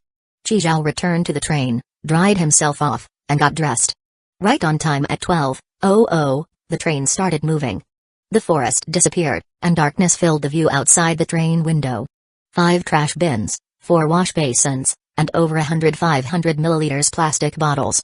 Qizhao transported all these water-filled containers to the last carriage.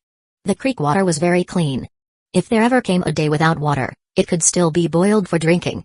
Too bad there wasn't enough time or containers, otherwise, he could have collected more. Who would ever complain about having too much water? Qizhao returned to the screen to check the next stop. Next station, Extreme Ice Island, single-user station. This station has a large frozen lake, no danger, Under the ice at the center of the lake, there is one level 3 treasure chest.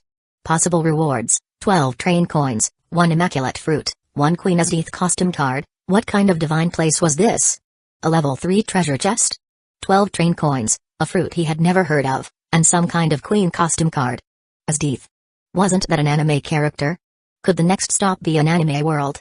A costume card. It seemed like using it might grant her abilities.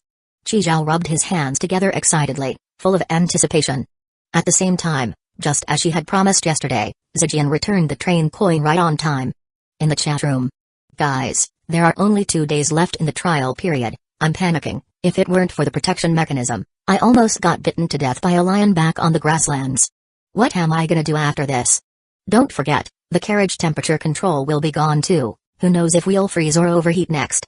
I just hope things stay the same, nothing too extreme. I wanna go home so bad. I miss showering, playing on my computer, gaming, ordering takeout. I don't wanna stay here anymore. How much water and food do you guys have stored? Not much. Ever since arriving in this cursed place, I've never had a full meal. Guys, anyone got food? I'll trade a girl's panties for it. Bro, what happened? Down bad? Too many pretty girls offering panties, couldn't resist and traded away all my food. The trial period was ending? So soon? The screen only displayed time, not the date. And every day had been so eventful that he hadn't even noticed. Qizhao had developed a habit of waking up around 7:30 a.m. every day. To prepare for the cold, he ate a self-heating rice meal, drank a bottle of milk, and ate 3 pieces of chocolate. The train is about to arrive. Please sit tight and hold on. By this time, Qizhao had already put on his snowfield down jacket and a pair of worn-out leather gloves he had traded for a bottle of creek water the night before. With a pistol in his right hand and a trash bag in his left, Qizhao stepped off the train. Damn, this stupid dog's poop stinks. Maybe I should just steal him. Black Wind Monster was locked inside the train and wasn't let out. Exhaling a puff of white mist, Qizhao squinted his eyes and observed his surroundings. The vast frozen lake shimmered under the sunlight, its surface crystal clear and reflective like a giant mirror, perfectly mirroring the scenery around it. Not an anime world. And he didn't see any hostile creatures. Qizhao stepped onto the ice and stomped his foot.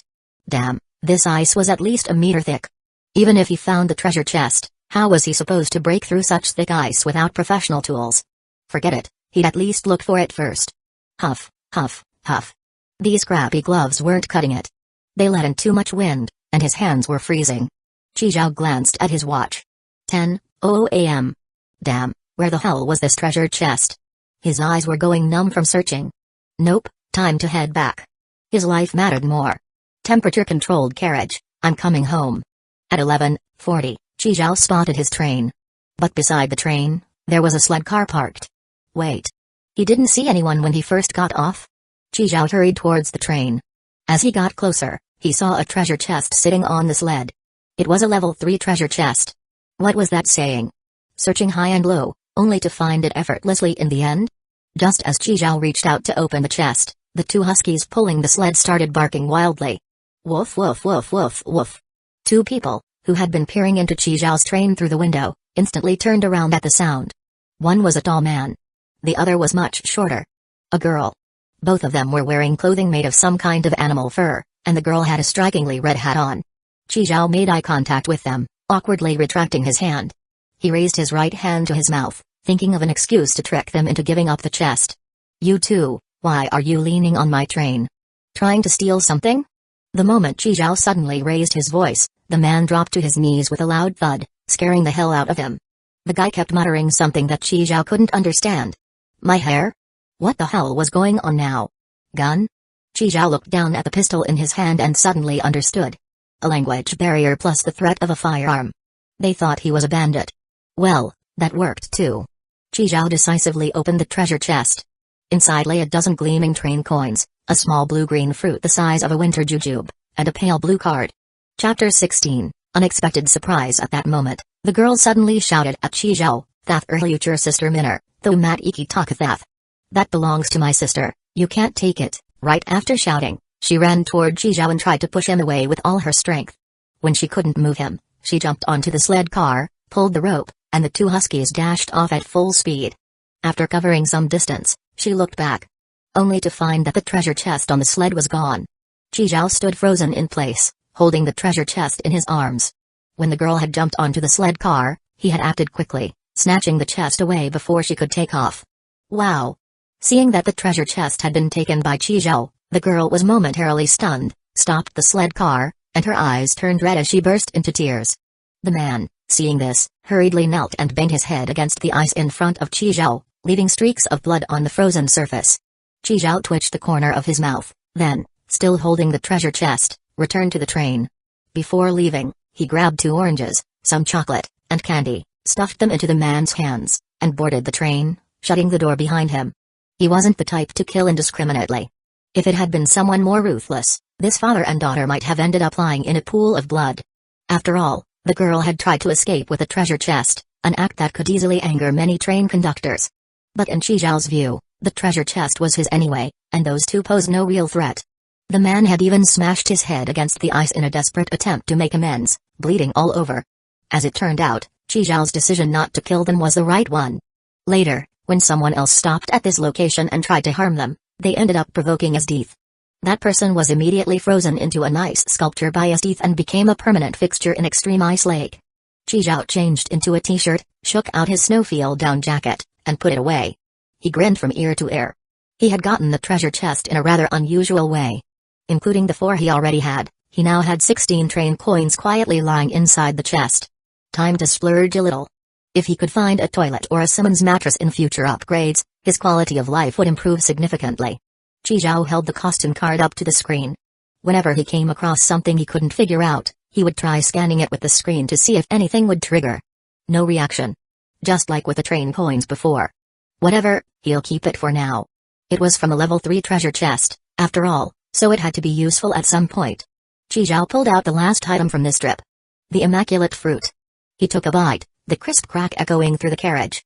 The sweet juice spread across his tongue.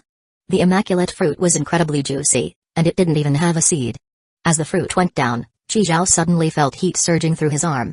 The red scar left from the bullet wound before was rapidly fading. The effect was this strong? Looks like his ABS were about to show.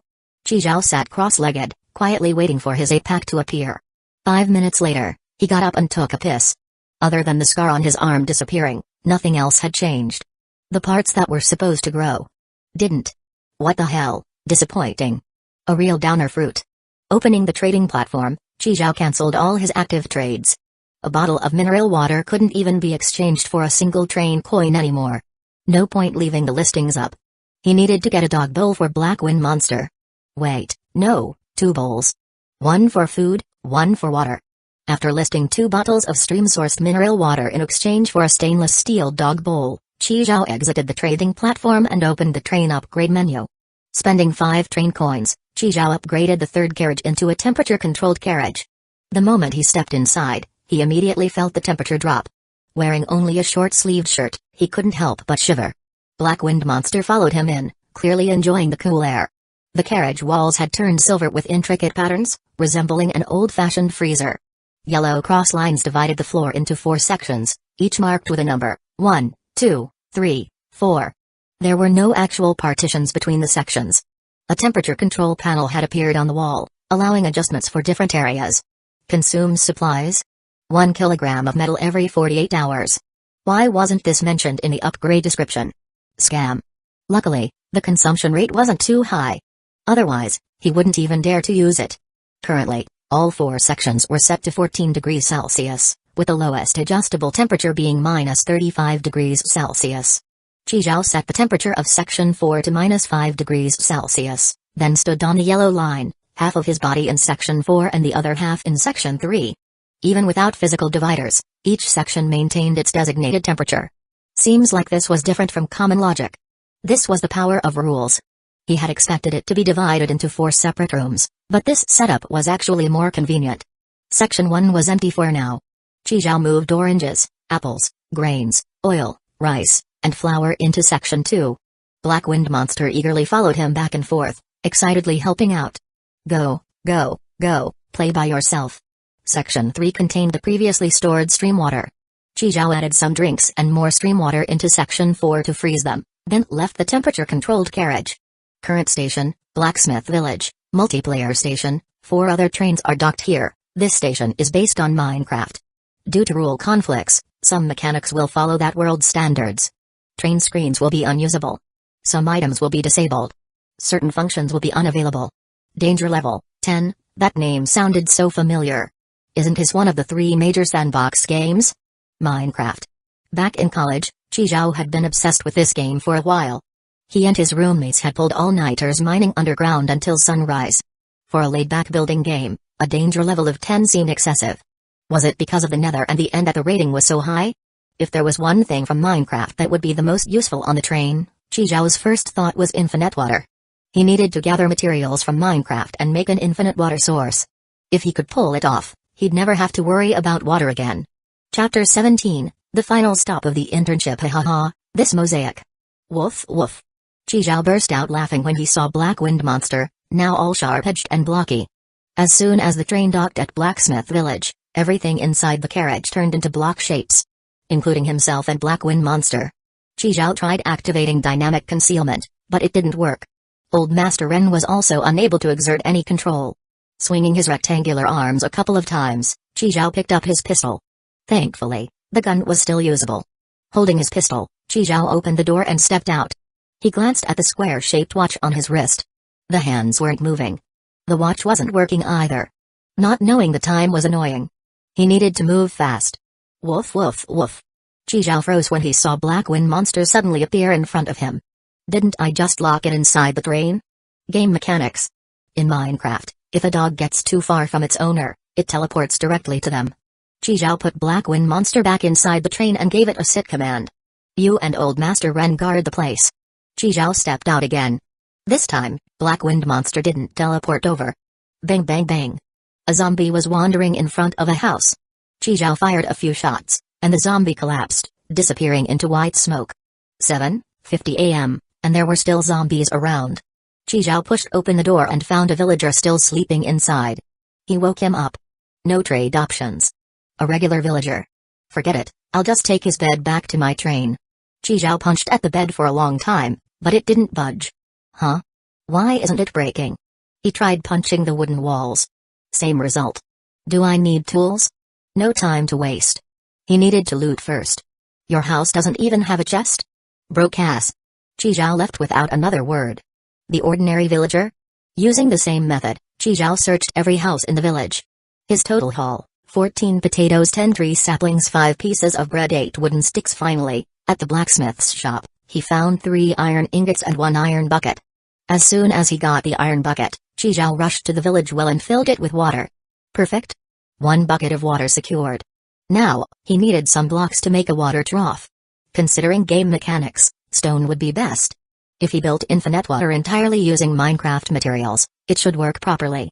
Qizhao entered the house with a crafting table and used his wooden sticks and iron ingots to craft an iron pickaxe.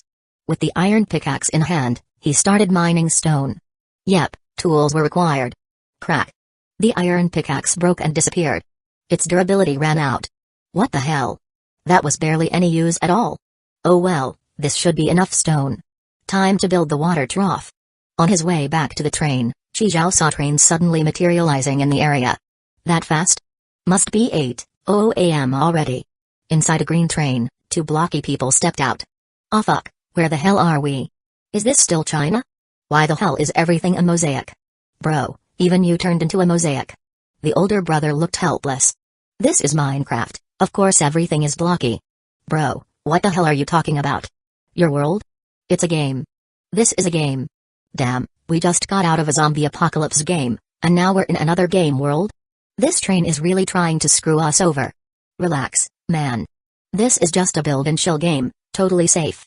Bro, what's that green block behind you? Green? Probably a tree. The older brother turned around. A creeper was standing right behind him. HSSSS. Boom. The older brother was blasted into the air. When he hit the ground, his body tilted sideways and turned into a puff of white smoke, vanishing. All that remained was a giant crater in the ground. Bro. Bro. Where the fuck did you go? Qizhao was in the temperature-controlled carriage, building the water trough, when he heard the explosion. What the hell was that noise? In the corner of Section 1, Qizhao used stone blocks to construct a classic 3-block infinite water setup. After pouring his first bucket of water into the left slot, he grabbed the empty bucket and headed back to the initial carriage. Chi Zhao leaned against the train window, observing the outside. 3 trains had arrived. 1 level 1, 2 level 2. The forecast had mentioned 4 trains in total. Where was the last one? You all better be grateful. If my screen wasn't blacked out, you'd all be dead already. A black blocky figure holding a rifle was herding 3 other blocky people forward. Move faster. Fuck, if you hadn't sneak attacked me while I was mourning my brother, I'd have smashed your damn head in. Bang. A bullet hit the younger brother's leg. SHT, I'm down to 1 heart, stop shooting. Quit talking and start moving your stuff. The 3 blocky people were being held hostage. That guy with the gun clearly wasn't a native. Whatever. I'll wait until they leave, then sneak out to grab my second bucket of water. Chi Zhao watched as they disappeared into a level 2 train. Once they were out of sight, he exited the train. 1 more bucket, and his infinite water setup would be complete. Chi Zhao arrived at the well, pulled out his iron bucket, and was just about to scoop up water when... Bang bang bang. Gunfire rang out. Chi Zhao turned his head and saw a black blocky figure stepping out of a villager's house, holding a gun. Fuck this game, why are all the damn chests empty? At that moment, another villager walked past. The black blocky guy raised his gun and sprayed bullets, instantly turning the villager into white smoke. The guy then turned his head toward Chi Zhao. Wait a damn minute. When did Minecraft villagers start fetching water? Chapter 18, I'm a high-level player. He and Chi Zhao locked eyes. The game updated, big bro. Before he could react, Chi Zhao quickly tossed away the iron bucket, pulled out his pistol, and fired 3 shots at the black blocky man. Bang. Bang. Bang. The black blocky man turned into a wisp of white smoke and disappeared, dropping a few pieces of equipment on the ground. Chi Zhao stepped forward and picked them up. A rifle and a dagger. A rifle. Another equipment upgrade. As for the guy who was taking hostages, who knew if he had any teammates left? He couldn't act recklessly. He had to hold his ground and fight. Chi Zhao held his rifle and slipped into a villager's house, peeking through the door to observe the situation outside. After a while, Chi Zhao saw another black-clad blocky man approaching with a gun. Light Uzi. Light Uzi. What's going on? Where is everyone? Bang. Bang. Bang. Bang. Bang. With the sound of gunfire, he too turned into white smoke and vanished.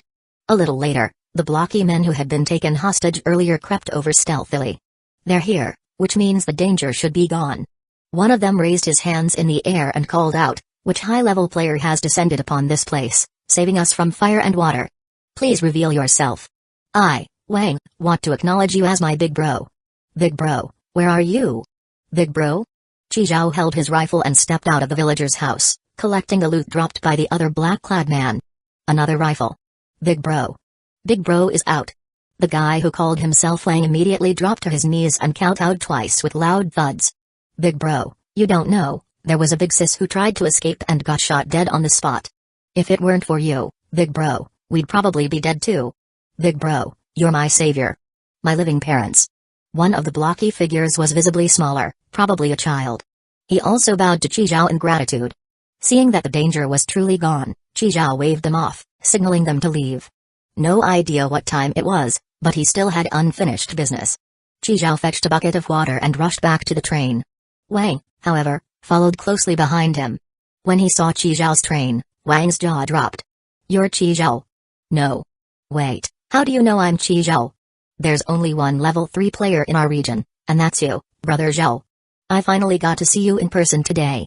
Brother Zhao looks even more handsome in real life than in the photos. Chi Zhao's blocky face gave no hint of expression. Damn, this guy sure knows how to suck up. If he were a woman, that'd be something else. Chi Zhao? You're that guy who clings to a rich woman's thigh? A hint of helplessness appeared on Chi Zhao's blocky face. Even kids are this nosy? Big bro, you're my savior. Big bro, is there anything I can help with? Chi Zhao glanced at the noisy guy. There actually is. Big bro, just say the word. I'd go through fire and water for you. You know where the guys with the guns park their train, right? Go bring all their stuff over. Big bro, should I bring my stuff too? From now on, I'll follow you. Yours can wait. Watching Wang's retreating figure, Chi Zhao turned to the smaller blocky guy and said, why are you still following me? I told you there's no need to thank me. You're trying to make infinite water, aren't you? So what? Things from here don't always keep their properties when taken out. You won't know until you try. The small blocky guy seemed touched, standing frozen for a while without saying anything. Zhao returned to the train and poured the second bucket of water into the empty slot on the right side of the sink.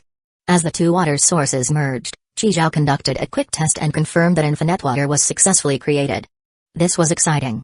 If he could take this outside this world and it retained its properties, he'd never run out of water again. Zhao stepped out of the train and saw a pile of stuff at the entrance. All transported over by Wang. This guy didn't seem too bright. He just brought everything over. Zhao gave it a quick scan and picked out 2 machetes. The rest was garbage. Big bro. We hit the jackpot. I found 4 train coins. Wang ran over on his short legs and handed 4 train coins to Zhao. Do you have any train coins? Zhao narrowed his eyes, smiling as he asked. Train coins? I don't have any. My big bro had some before, but not anymore. Zhao nodded thoughtfully. Not anymore. Meaning they were already used up. How did you and your big bro team up? Just 2 people riding one train together counts as a team? Yeah, why? Zhao was speechless. So half-assed. Never mind, keep moving the stuff. Hey, wait a second, what's up, big bro? Whatever it is, just say the word. What color was their train? Black, a black train. Is there something wrong, big bro? Are we switching trains? No, it's nothing. Just keep moving. Zhao sat down where he was. Since infinite water was already done, there was no point wandering around aimlessly without knowing the time.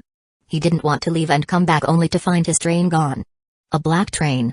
Zhao recalled what that Ada Wong-looking woman had said, people with black trains have black hearts. Zhao kept mulling over that sentence. People with black trains have black hearts.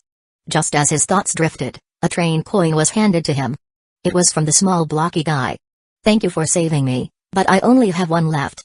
I originally had 2, but someone tricked me out of 1. Zhao accepted the train coin. My name is Ziaji. Can I call you bro? Suit yourself.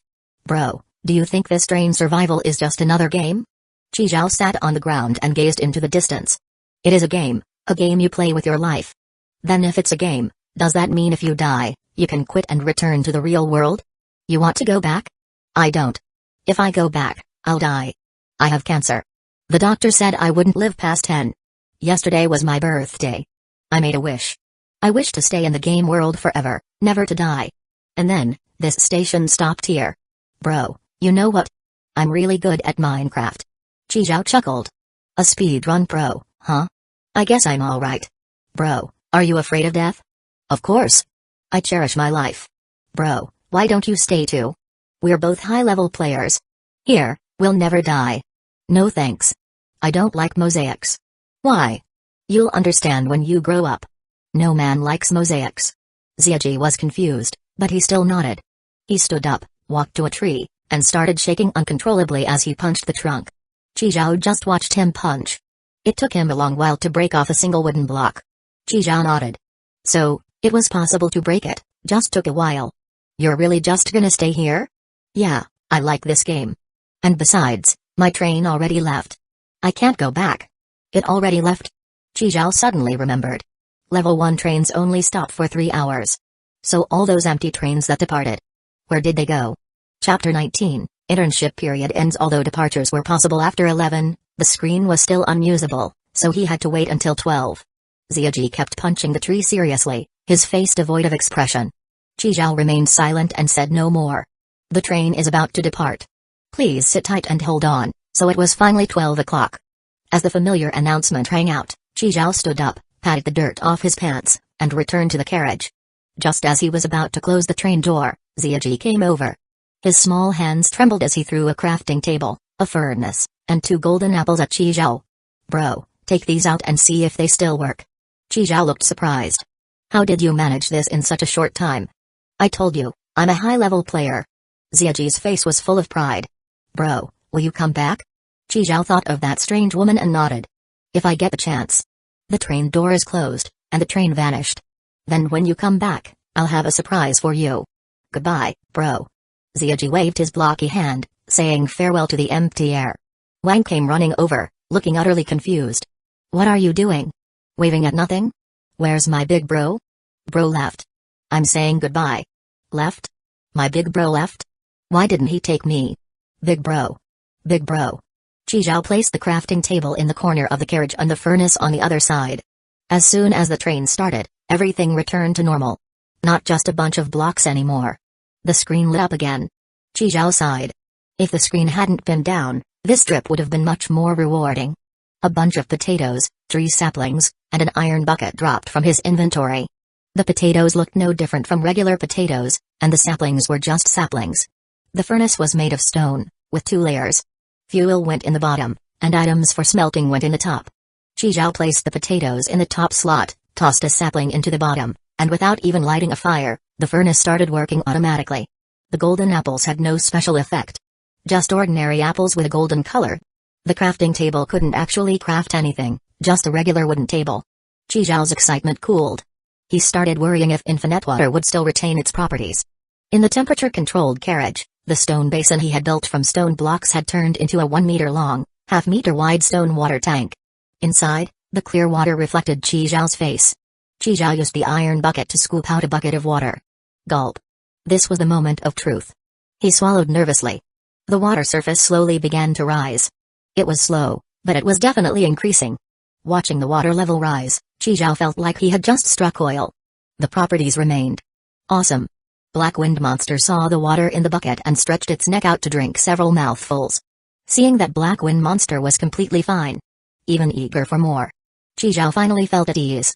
Heading to the front of the train, Chi Zhao placed the 5 train coins into the treasure chest. After spending 2 on dynamic concealment, he now had 14 train coins in total. He had also gained 2 rifles. He didn't recognize the specific model, but at least he wasn't stuck with just a pistol anymore. The 2 machetes were decent. Very sharp. On the trading platform, he managed to exchange for a dog bowl for Black Wind Monster. While waiting for the potatoes to bake, Chi Zhao used the water from the iron bucket to wash the dog bowl clean and placed it where Black Wind Monster ate. The baked potatoes were ready. Chi Zhao took them out of the furnace. Peeling off the skin, he tossed them into Black Wind Monster's bowl. The potatoes were soft and fragrant. Delicious. Hot food really is the best, Chi Zhao thought to himself. This furnace was pretty convenient. Just then, a broadcast suddenly played. Good afternoon, train conductors. The internship period is coming to an end. Here's a little gift for everyone, wishing you all a pleasant journey. Keep going, the broadcast ended, and a flash of light filled the carriage. Chi Zhao received a plate of sliced roast duck. Oil sizzled, and the amber-colored duck skin emitted the richer aroma of fruitwood charcoal roasting. Thin pancakes, julienned cucumber, scallions, and sweet thin sauce were arranged around the dish, tantalizing his taste buds. Woof woof woof. The fragrance of roast duck filled the air, and Black Wind Monster wagged its tail excitedly. Suddenly, the potatoes in his hand didn't seem as appetizing anymore. Chi Zhao set the plate on the crafting table and pulled over a chair. Then he went to the temperature-controlled carriage, grabbed a bottle of sparkling water, and took a bite of a duck wrap. The flavors exploded in his mouth. Black Wind Monster crouched down, gnawing on the duck meat Chi Zhao tossed its way. Ding dong, ding dong, ding dong. Chi Zhao rolled another wrap and got up to check his messages from Zijian. What was your little gift? Was it food? Was it good? Can we trade? Have you ever had a sheep's head? It's delicious. Want to swap? I promise I haven't touched it. If it's so good, why haven't you touched it? I'm allergic to lamb. Hey. Chi Zhao chuckled. What a terrible excuse. I swear, I never got anything good from the newbie gift pack. And this time it's not good either. I got a sheep's head. I'm seriously starting to think they're targeting me. After some negotiations, Chi Zhao finally exchanged 2 roast duck wraps for the sheep's head. Holding the sheep's head, Chi Zhao was baffled. He had only seen people eat this online before. He had no idea how to start. Forget it. Might as well give it to Black Wind Monster. Chi Zhao tossed the sheep's head into Black Wind Monster's bowl. Then he opened the chat room. Online users, 4,001. So, 60% had already died during the internship period? Once the internship ended, wouldn't the numbers drop even faster? Chi Zhao searched for Ziyi, and 3 results popped up. One of them was a bright, smiling boy. His profile picture was grayed out. The dead will be directly removed from the chat room, while a gray avatar means they are not on the train and are temporarily offline. For people like Wang, who board someone else's train, their avatar is also gray. Besides, Zhao Ji had previously added him as a friend. The friend request note was, Big Bro, someone wants to trade 10 bottles of water and 10 pieces of bread for 1 train coin. Can I trust them? Chi Zhao chuckled. So this was how train coins got scammed away. After approving the request, a new friend with a gray avatar appeared in Chi Zhao's list. He sorted his friends by level and, sure enough, he was the only one at level 3. Most people were at level 2, with only a small number still at level 1. Just then, another broadcast played. The internship period is about to end. Rewards will be distributed at midnight based on the train conductor's 12-day comprehensive performance. Comprehensive performance includes but is not limited to train level, time spent exploring stations, number of treasure chests found, etc. Please note, the train's interference resistance function and temperature-controlled carriage function will soon be disabled. Initializing random starting season now. The initialized season is summer. As soon as the broadcast ended, Qizhao clearly felt the temperature inside the train rise. The sparkling water he had just taken out was already losing its chill. Chapter 20, End of the Internship Reward Chat Room. Guys, I didn't expect there would be rewards. So excited. Do you think I'll get a little sister as a reward? No sister, but how about a cup? Used only twice. If you want it, trade me some food. Does anyone else feel like it's getting hotter? Not really, I just had spicy hot pot, so yeah, maybe a little warm. Why couldn't it be spring or autumn? Why did we have to start in the middle of summer? I have a thermometer, it's already 30 degrees, seriously? First, they give us some perks, then they smack us down with a big stick. It was unbearably hot. Qizhao was worried old Master Ren would start stinking inside the coffin but didn't want to put him in the refrigerated carriage either. Left with no choice, he put the coffin back on the trading platform. He carried the remaining roast duck and sheep's head to the refrigerated carriage. Fortunately, the temperature here was still at the preset level. Black Wind Monster ran in, flopped onto the floor, and stuck out its tongue to cool off. Seeing the ice water from before, Qizhao realized it would sell out fast if he listed it now. Trade supplies, upgrade to level 4, and get another remodel refresh.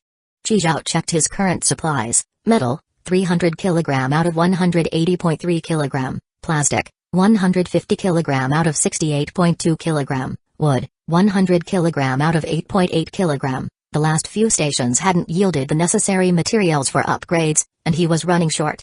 Opening the trading platform, Qizhao searched for metal, plastic, and wood. Water. Everyone was still trading for water. Even after 12 days, water remained the top priority. And with the rising temperatures, the demand and trade price for water was soaring. It had already gone from 1 liter of water for 2 kg of supplies to 1 liter for 3 kg. Trade plastic bottles, fill them with water. Then, trade for the materials needed for the upgrade. At 10 p.m., the temperature still hadn't dropped. Why does it feel even hotter than during the day? Hey, guy with the thermometer, what's the temperature now? 32 degrees. Just lie down and stay calm. The mind cools the body. I'd love to lie down, but I can't. The carriage is burning my ass. I have a remodel that adds air conditioning to the carriage. Who wants to sponsor me 2 train coins? If I sponsor you, can I use your AC? Does anyone have ice water? I'll trade train coins. I can't fucking take it anymore. If only the screen could move. This heat was unbearable. Air conditioning. Damn, I envy that.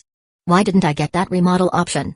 Qizhao sat there shirtless, drinking ice water, continuously trading water for supplies, and tossing them into the material input zone. He had tried opening the refrigerated carriage door, hoping to let the cold air flow out. But not a wisp of cold escaped. Rule power kept the cold strictly within the refrigerated carriage. Black Wind Monster, unable to bear the heat, went back to cool off in the refrigerated carriage. Once it cooled down, it ran back to sit by Qizhao's feet. After rough calculations that afternoon, Qizhao determined that the water tank could restore up to 120 liters of water per day. One iron bucket held about 10 liters, and the tank took 2 hours to refill completely. More than enough for daily use.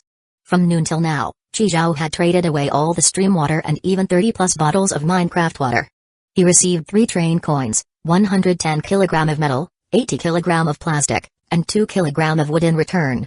Metal, 300 kg out of 290.3 kg, plastic, 150 kg out of 148.2 kg, wood, 100 kg out of 10.8 kg, not enough. Nowhere near enough. Qizhao tossed a few dumbbells and a laptop into the material input zone. Finally, the metal and plastic requirements were met. Still short 90 kg of wood. Why were so few people trading wood? Was someone hoarding it? Qizhao entered the chat room to check everyone's levels. 3 people at level 3? Where did they come from? Damn, so the moment rewards get mentioned, no one bothers hiding anymore? A flashing icon. Someone had leveled up to 4. Zhang Boubao? A shiny bald head, a gourd-shaped face, and phoenix eyes. How did those features even come together? Zerjian, it's so hot. Do you have any water? Qizhao, Fado Taka Happy Water, refrigerated edition. Just one train coin. Zijian, profiteering? Qizhou, no, no, you know me. This is my usual price. Zijian, fuck you. Qizhou, you can also trade wood. Zijian, none left. Used it all for my level 2 upgrade. Fine, one train coin, hurry up, I'm dying here. A flash of light, and Qizhou received one train coin. Zijian, I'm alive again. I was down to just one layer of clothing. Qizhou, wait, where'd you get an ice-cold Coke? You got a fridge mod? Qizhou thought for a moment before replying, Qizhou, something like that. Zijian, you sure know how to live. You've even got a fridge now. Qizhou, you're not bad either. That Simmons mattress must be comfy. Zijian, damn smartass. Hope your ass rots. Inside a black train, 4 men sat shirtless, drinking liquor and eating roasted lamb legs. Boss, do the rewards get better at higher levels? No shit. Keep an eye out. See if anyone reaches level 4. No one yet. Boss, you're the only level 4. You stand alone at the top. We started hoarding wood 5 days ago. The trading platform's out of stock. If they can't get wood, they can't level up. Boss, you really think ahead. Well, of course, I'm the boss. Come on, let's toast to the boss. They clinked glasses, filling the carriage with a cheerful atmosphere. Fuck, it's hot as hell. Lao-san, get my ice water. Boss, it turned into warm water already. Damn it. Is this stupid train trying to roast me alive? Boss, someone in the chat room is trading ice water for wood. It's Qizhou, that pretty boy. Zhang Baobao stood up, shoved aside Lao Si who was guarding the screen, and stared at it. Let me see what's going on. Is he trying to reach level 4? 1 bottle of ice-cold Coke for 10 kg of wood, only 10 bottles available. First come, first served. Don't be too slow, 1 bottle of ice-cold Coke for 10 kg of wood, only 10 bottles available. First come, first served. Don't be too slow, ice-cold Coke? Did I read that right? I don't have wood, will metal work? At Qizhou, where the hell did this guy get ice-cold Coke? He's gotta be bluffing. Zhang Baobao swallowed hard. Lao-san, bring over a bedside cabinet. On it, boss. A flash of light, and the boss received a bottle of ice-cold Coke, frosty and steaming white mist. It really was ice-cold Coke. Excited, he twisted the cap open. With a hiss, a chill burst out. Gulp, gulp, gulp. He chugged a few mouthfuls and let out a satisfied burp. Boss, is this okay? Lao Si asked cautiously. It's just a little bit, what's the big deal? Didn't you see? Others want it but don't even have wood to trade. Keep watching. Zhang Baobao took his Coke and went back to eating lamb. 11:59 p.m. Boss, no one reached level 4. Not even Qizhou. See? Told you. Look at you, all flustered, no composure at all. At exactly midnight, the broadcast sounded, internship period has ended, rewards are about to be distributed. Reward 1, receive metal, plastic, and wood equal to your level into 100 kg. Reward 2, receive a train coins equal to your level. The train conductor ranked first in overall performance will receive a special treasure chest. Rewards have been distributed. Good night, train conductors. Sweet dreams, Chapter 21, Special Treasure Chest, Storage Item, Boundary Bracelet Boss, a special treasure chest as a reward. We've never seen one before. Humphrey, look at you acting all excited. I'll let you open it later. Thanks, boss. 3 minutes passed. Zhang Baobao picked his teeth with a toothpick, shaking his leg. What's going on? We got all the other rewards, but where's the special treasure chest? We're the only ones at level 4. No way they gave it to someone else, right? Lao-san, drunk, slurred his words. Special, maybe it just he takes a while. B-boss, Lao Si pointed at the screen, his body trembling uncontrollably. It's not just us. That pretty boy is level 4 too. A special treasure chest, huh? Let's see how special it really is. Qizhou held the uniquely designed special treasure chest, standing beside Old Master Ren. In the end, only 3 bottles of Fat Otaku Happy Water were successfully traded. Someone was definitely hoarding wood. Sorry, Old Master, I had to use your little resting place for an upgrade. The treasure chest's design was indeed unique. Qizhou opened it and found 10 train coins, a silver bracelet, and a silver coin inside. A silver coin? The second one. A dragon pattern. Qianlong silver coin. Qizhou immediately held it up to the screen to activate it. Now, there were 12 symbols, and 2 of them had been lit up. Qianlong and Ji. What would happen if he lit them all? Qizhou grew even more curious. After activating the silver coin, he picked up the bracelet. Boundary bracelet, Contains a special space that can store and retrieve non-living objects. Initial weight capacity, 50 kg. Can be upgraded with train coins, no doubt. A special treasure chest indeed held great rewards. Qi Zhao put on the boundary bracelet, touched the chest, and with a mere thought, the treasure chest disappeared into the bracelet. Another thought, and the chest reappeared in its original spot. Complete control over storage. This would make gathering supplies so much easier. The first upgrade required 3 train coins and would increase the capacity by 50 kg. Qi Zhao carried the chest to the front of the train. After taking out the train coins and costume cards, he stored them in the special treasure chest. Once he confirmed nothing was left inside, he tossed the chest into the material input zone. After all, it came from a coffin. Kind of bad luck to keep it around. Qi Zhao counted his train coins. 33 in total. Time to splurge a little. First, an upgrade for the boundary bracelet. He put 3 train coins into the bracelet and selected the upgrade. Level 2 boundary bracelet. 100 kg capacity. The next upgrade required 5 train coins and added a storage time freeze effect. Qi Zhao had no choice but to spend another 5 train coins to upgrade it. What a scam. Shouldn't time freeze be a built-in feature? Since non-living things could be stored, Qi Zhao placed his hand on Old Master Ren and successfully stored him inside the bracelet. Nice. Once the bracelet was leveled up enough, he could carry Old Master Ren around wherever he went. Each type of upgrade material had increased by 400 kg.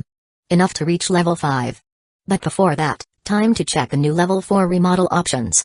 Lazy Man's Essential, bound to account, removes the screen, replacing it with a freely summonable light screen. 5 train coins, basic restroom module, adds a train-exclusive showerhead, sink, toilet, and hidden external water storage tank. 5 train coins, sapphire blue, changes the carriage color to sapphire blue. 1 train coin, Qi Zhao immediately spent 5 train coins to unlock Lazy Man's Essential. The screen vanished, transforming into a light screen Qi Zhao could summon at will. Finally, no more sitting here suffering. Qi Zhao stored the treasure chest in the boundary bracelet, called Black Wind Monster, and hurried back to the refrigerated carriage. He filled Black Wind Monster's water bowl and opened a bottle of soda water for himself. Ah, alive again. Qi Zhao placed the restroom module in the newly added 4th carriage. At the right rear of the carriage, a glass-walled, dry-wet separated restroom appeared. Outside, there was a mirror-equipped sink, with a toilet to the right. A showerhead had appeared on the carriage wall inside. A water gauge inside the restroom showed a current supply of 100 liters, with a maximum capacity of 3 tons. Beside it was a covered water inlet for refilling. Qi Zhao tested the shower. Its temperature could be adjusted up to 55 degrees Celsius. He took a shower, then checked the water level. 80 liters remaining. A single shower used up 20 liters. TCH, kind of a waste. After drying off, Qi Zhao returned to the refrigerated carriage, wrapped himself in the wool blanket, and summoned the light screen. Time to level up again. Level 5. After upgrading, his remaining supplies were metal, 300 kg out of 203 kg, plastic, 150 kg out of 250.5 kg, wood, 100 kg out of 311.8 kg, still plenty of excess materials. Level 5 didn't unlock any new features. Just added another carriage. Qi Zhao checked the newly refreshed train remodel options. Loudspeaker, adds a train-wide broadcast system. 1 train coin, Dreamy Purple, changes the carriage color to Dreamy Purple. 1 train coin, Treasure Hunter, bound to account, increases the probability of stopping at stations with treasure chests. 100 train coins, what the fuck, a 100 train coin remodel. Increases the probability of treasure chest stations? How much of an increase? They didn't even specify. And they dared charge 100 train coins for this. He only had 15 train coins left. Not even close. How long would it take to save up that much? As for the loudspeaker and color change, Qi Zhao didn't even consider them. With a wave, he closed the light screen and burrowed into the wool blanket. It was late. Black Wind Monster was already asleep at the edge of the blanket. Morning, 7:50 a.m. The train stopped at Huangsha Beach. Woo woo woo, woo woo woo. Black Wind Monster paced back and forth at the initial carriage door. Good dog, hold on. Qi Zhao pulled on a t-shirt and walked over to the initial carriage. Open the door. He shouted, and the carriage door opened. As soon as the door opened, Black Wind Monster bolted outside to relieve itself. After a few days of training, it had learned to go outside the carriage for bathroom breaks. Today's stop was a rocky desert. After tossing out his trash, Qi Zhao placed his hands on his hips and looked into the distance. The vast yellow Gobi Desert stretched endlessly, with occasional gusts of wind stirring up dust. The first stop after the end of the internship period. No danger, but also not much in terms of resources. At noon, the train departed. Now, the restroom's water gauge showed 150 liters of stored water. It would take a long time to fill up the full 3 tons. Fortunately, he had infinite water, so it was only a matter of time before it was full. The water issue was resolved. Both drinking water and daily use water were covered. With drinking water settled, the next thing to solve was food. Yesterday, he had roast duck and roasted potatoes. Instant noodles and bread no longer appealed to Qi Zhao. He needed a way to cook. Hot food just tasted better. Chapter 22, Mushroom Garden. Qi Zhao opened a bag of rice and used an empty canned food tin to scoop out half a tin of rice. After rinsing it clean, he laid a layer of sliced sausages on top. Filling it with water, he placed it on the upper level of the furnace. The sapling he had thrown in earlier hadn't burned out yet, so he wasn't sure if it would be enough to steam the rice. While the rice was steaming, Qi Zhao put Old Master Ren on the trading platform to free up space in the boundary bracelet. He used the boundary bracelet to transport items from the second carriage to the temperature-controlled carriage. He left behind 28 boxes of mineral water and 19 boxes of instant noodles, as these could still withstand the high temperatures. The temperature-controlled carriage area in Zone 2 was piled high with food, some even spilling over into his sleeping area in Zone 3. The rice still wasn't ready when Qi Zhao summoned the light screen. Inside the chat room. Looking for ice water, willing to trade supplies, price negotiable, haha, I passed out from the heat last night and missed the reward distribution. I heard some big shot got a special treasure chest.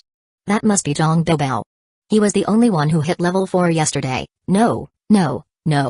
At exactly 11:59:55 last night, Qi Zhao leveled up to 4. I saw the rankings change with my own eyes. They're both level 5 today, so who actually got the special treasure chest? It should be Zhang Baobao, since he reached level 4 first. Not necessarily, the announcement said it's based on overall performance. The chat room was abuzz with speculation over who had claimed the special treasure chest. At Qi Zhao, you leveled up at the last second and stole my reward. Give me back the special treasure chest, guys. Zhang Baobao just tagged Qi Zhao. It's confirmed. Qi Zhao got the special treasure chest. Why aren't you saying anything? Feeling guilty? Qi Zhao ignored Zhang Baobao. Instead, he observed the chat room messages and saw a business opportunity. Everyone had received train coins as rewards last night, so their pockets were full. Plus, with this extreme heat, it was the perfect time to rake in train coins. Qi Zhao rubbed his chin and sent a message in the chat room. 1 bottle of ice-cold cola for 1 train coin. Only 5 available. First come, first served, the big shot has spoken. Wait, did the big shot just came to sell stuff? Ice-cold cola? Did I read that right? I want one. Big shot, drop the link. Big shot is truly a big shot. He even has ice-cold cola. And it's only 1 train coin per bottle? I'm tearing up, might as well be free. Brothers, the big shot put up the link. I'm grabbing one first. The chat room instantly flooded with people begging for ice water. Qi Zhao's trades were completed in seconds. 5 train coins, easy money. See? People are willing to spend when they have money. 1 bottle of iced black tea for 1 train coin. Only 5 available, damn it, how are you guys so fast? Sold out in seconds again? I'll pay 2 train coins. Ice water bro, sell me 1. So, did the big shot special treasure chest contain a bunch of iced drinks? No way. That would be way too nice. Are there any more? I was late. Ice water bro, put up another batch. Qi Zhao didn't reply. He couldn't put up too many at once. With the train car so hot, the price of ice water would only rise later. That special treasure chest was really yours? Congrats. Can I get a discount on today's ice water? Sold out for today. Only mineral water left. Huh? Then I'll take 2 bottles. A flash of light later, Qi Zhao received 1 train coin and handed Zijian a bottle of ice-cold mineral water. The sausage rice was done steaming. Qi Zhao grabbed a bottle of chili sauce, used its built-in metal spoon to scoop out 2 spoonfuls, and drizzled it over the rice. The rice grains were chewy, the sausage was rich and salty, and with the chili sauce and ice water, it made for a pretty decent lunch. While eating, Qi Zhao checked tomorrow's station stop. Next station stop, Mushroom Garden, single-person station. Some mushrooms in the mushroom garden are toxic and cannot be eaten. A red-haired worm is lurking inside a treasure chest. Danger level 2. Under the giant Lingzi mushroom, there is a level 1 treasure chest. Possible rewards: 3 train coins, 1 bottle of standard antidote potion, a red-haired worm hiding in a treasure chest. Danger level 2? I wonder which is deadlier. This worm or my bullets. In the afternoon, Chi Zhao added water to the storage tank while doing push-ups inside the carriage. At the same time, he traded ice water for a bottle of body wash, a bottle of shampoo, a box of green pomelo-flavored toothpaste, and a brand new toothbrush. At the 9 p.m., after finishing a set of squats, Chi Zhao took a quick shower to save water. The mushroom garden was indeed dim. No sunlight at all. Even the black wind monster couldn't be seen once it ran inside. After watching it finish using the bathroom, Chi Zhao swiftly locked it inside the train. No way was he letting it chew on things randomly.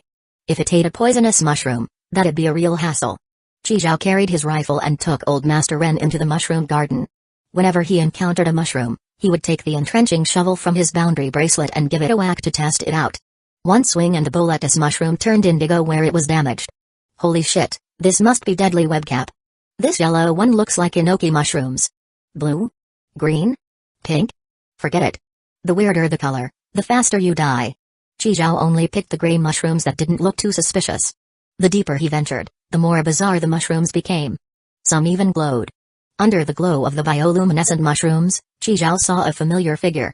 The woman was still dressed like Ada Wong, but this time, she carried a basket and was bending over to pick mushrooms. Chi Zhao immediately crouched down. What the fuck, is this place haunted? Isn't this supposed to be a single-person station? How is she here? Watching her graceful figure accentuated by the kippah, Chi Zhao swallowed hard and began retreating quietly. Like what you see? The woman turned around and looked at Chi Zhao with an expressionless face. Come help. Shit, she noticed me. Chi Zhao stood up and scratched the back of his head. Haha, we meet again.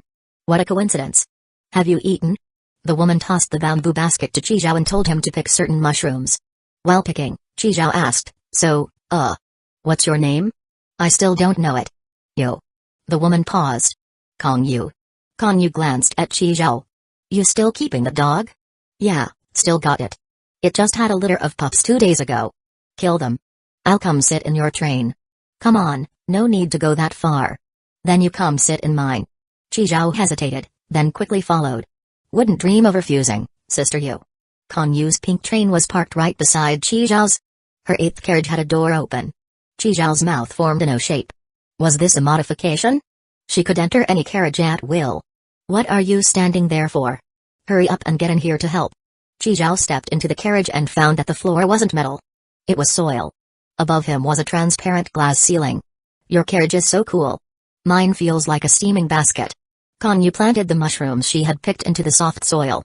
Chi Zhao followed suit. Will these even grow? This is a modified planting carriage, designed specifically for growing vegetables. No wonder.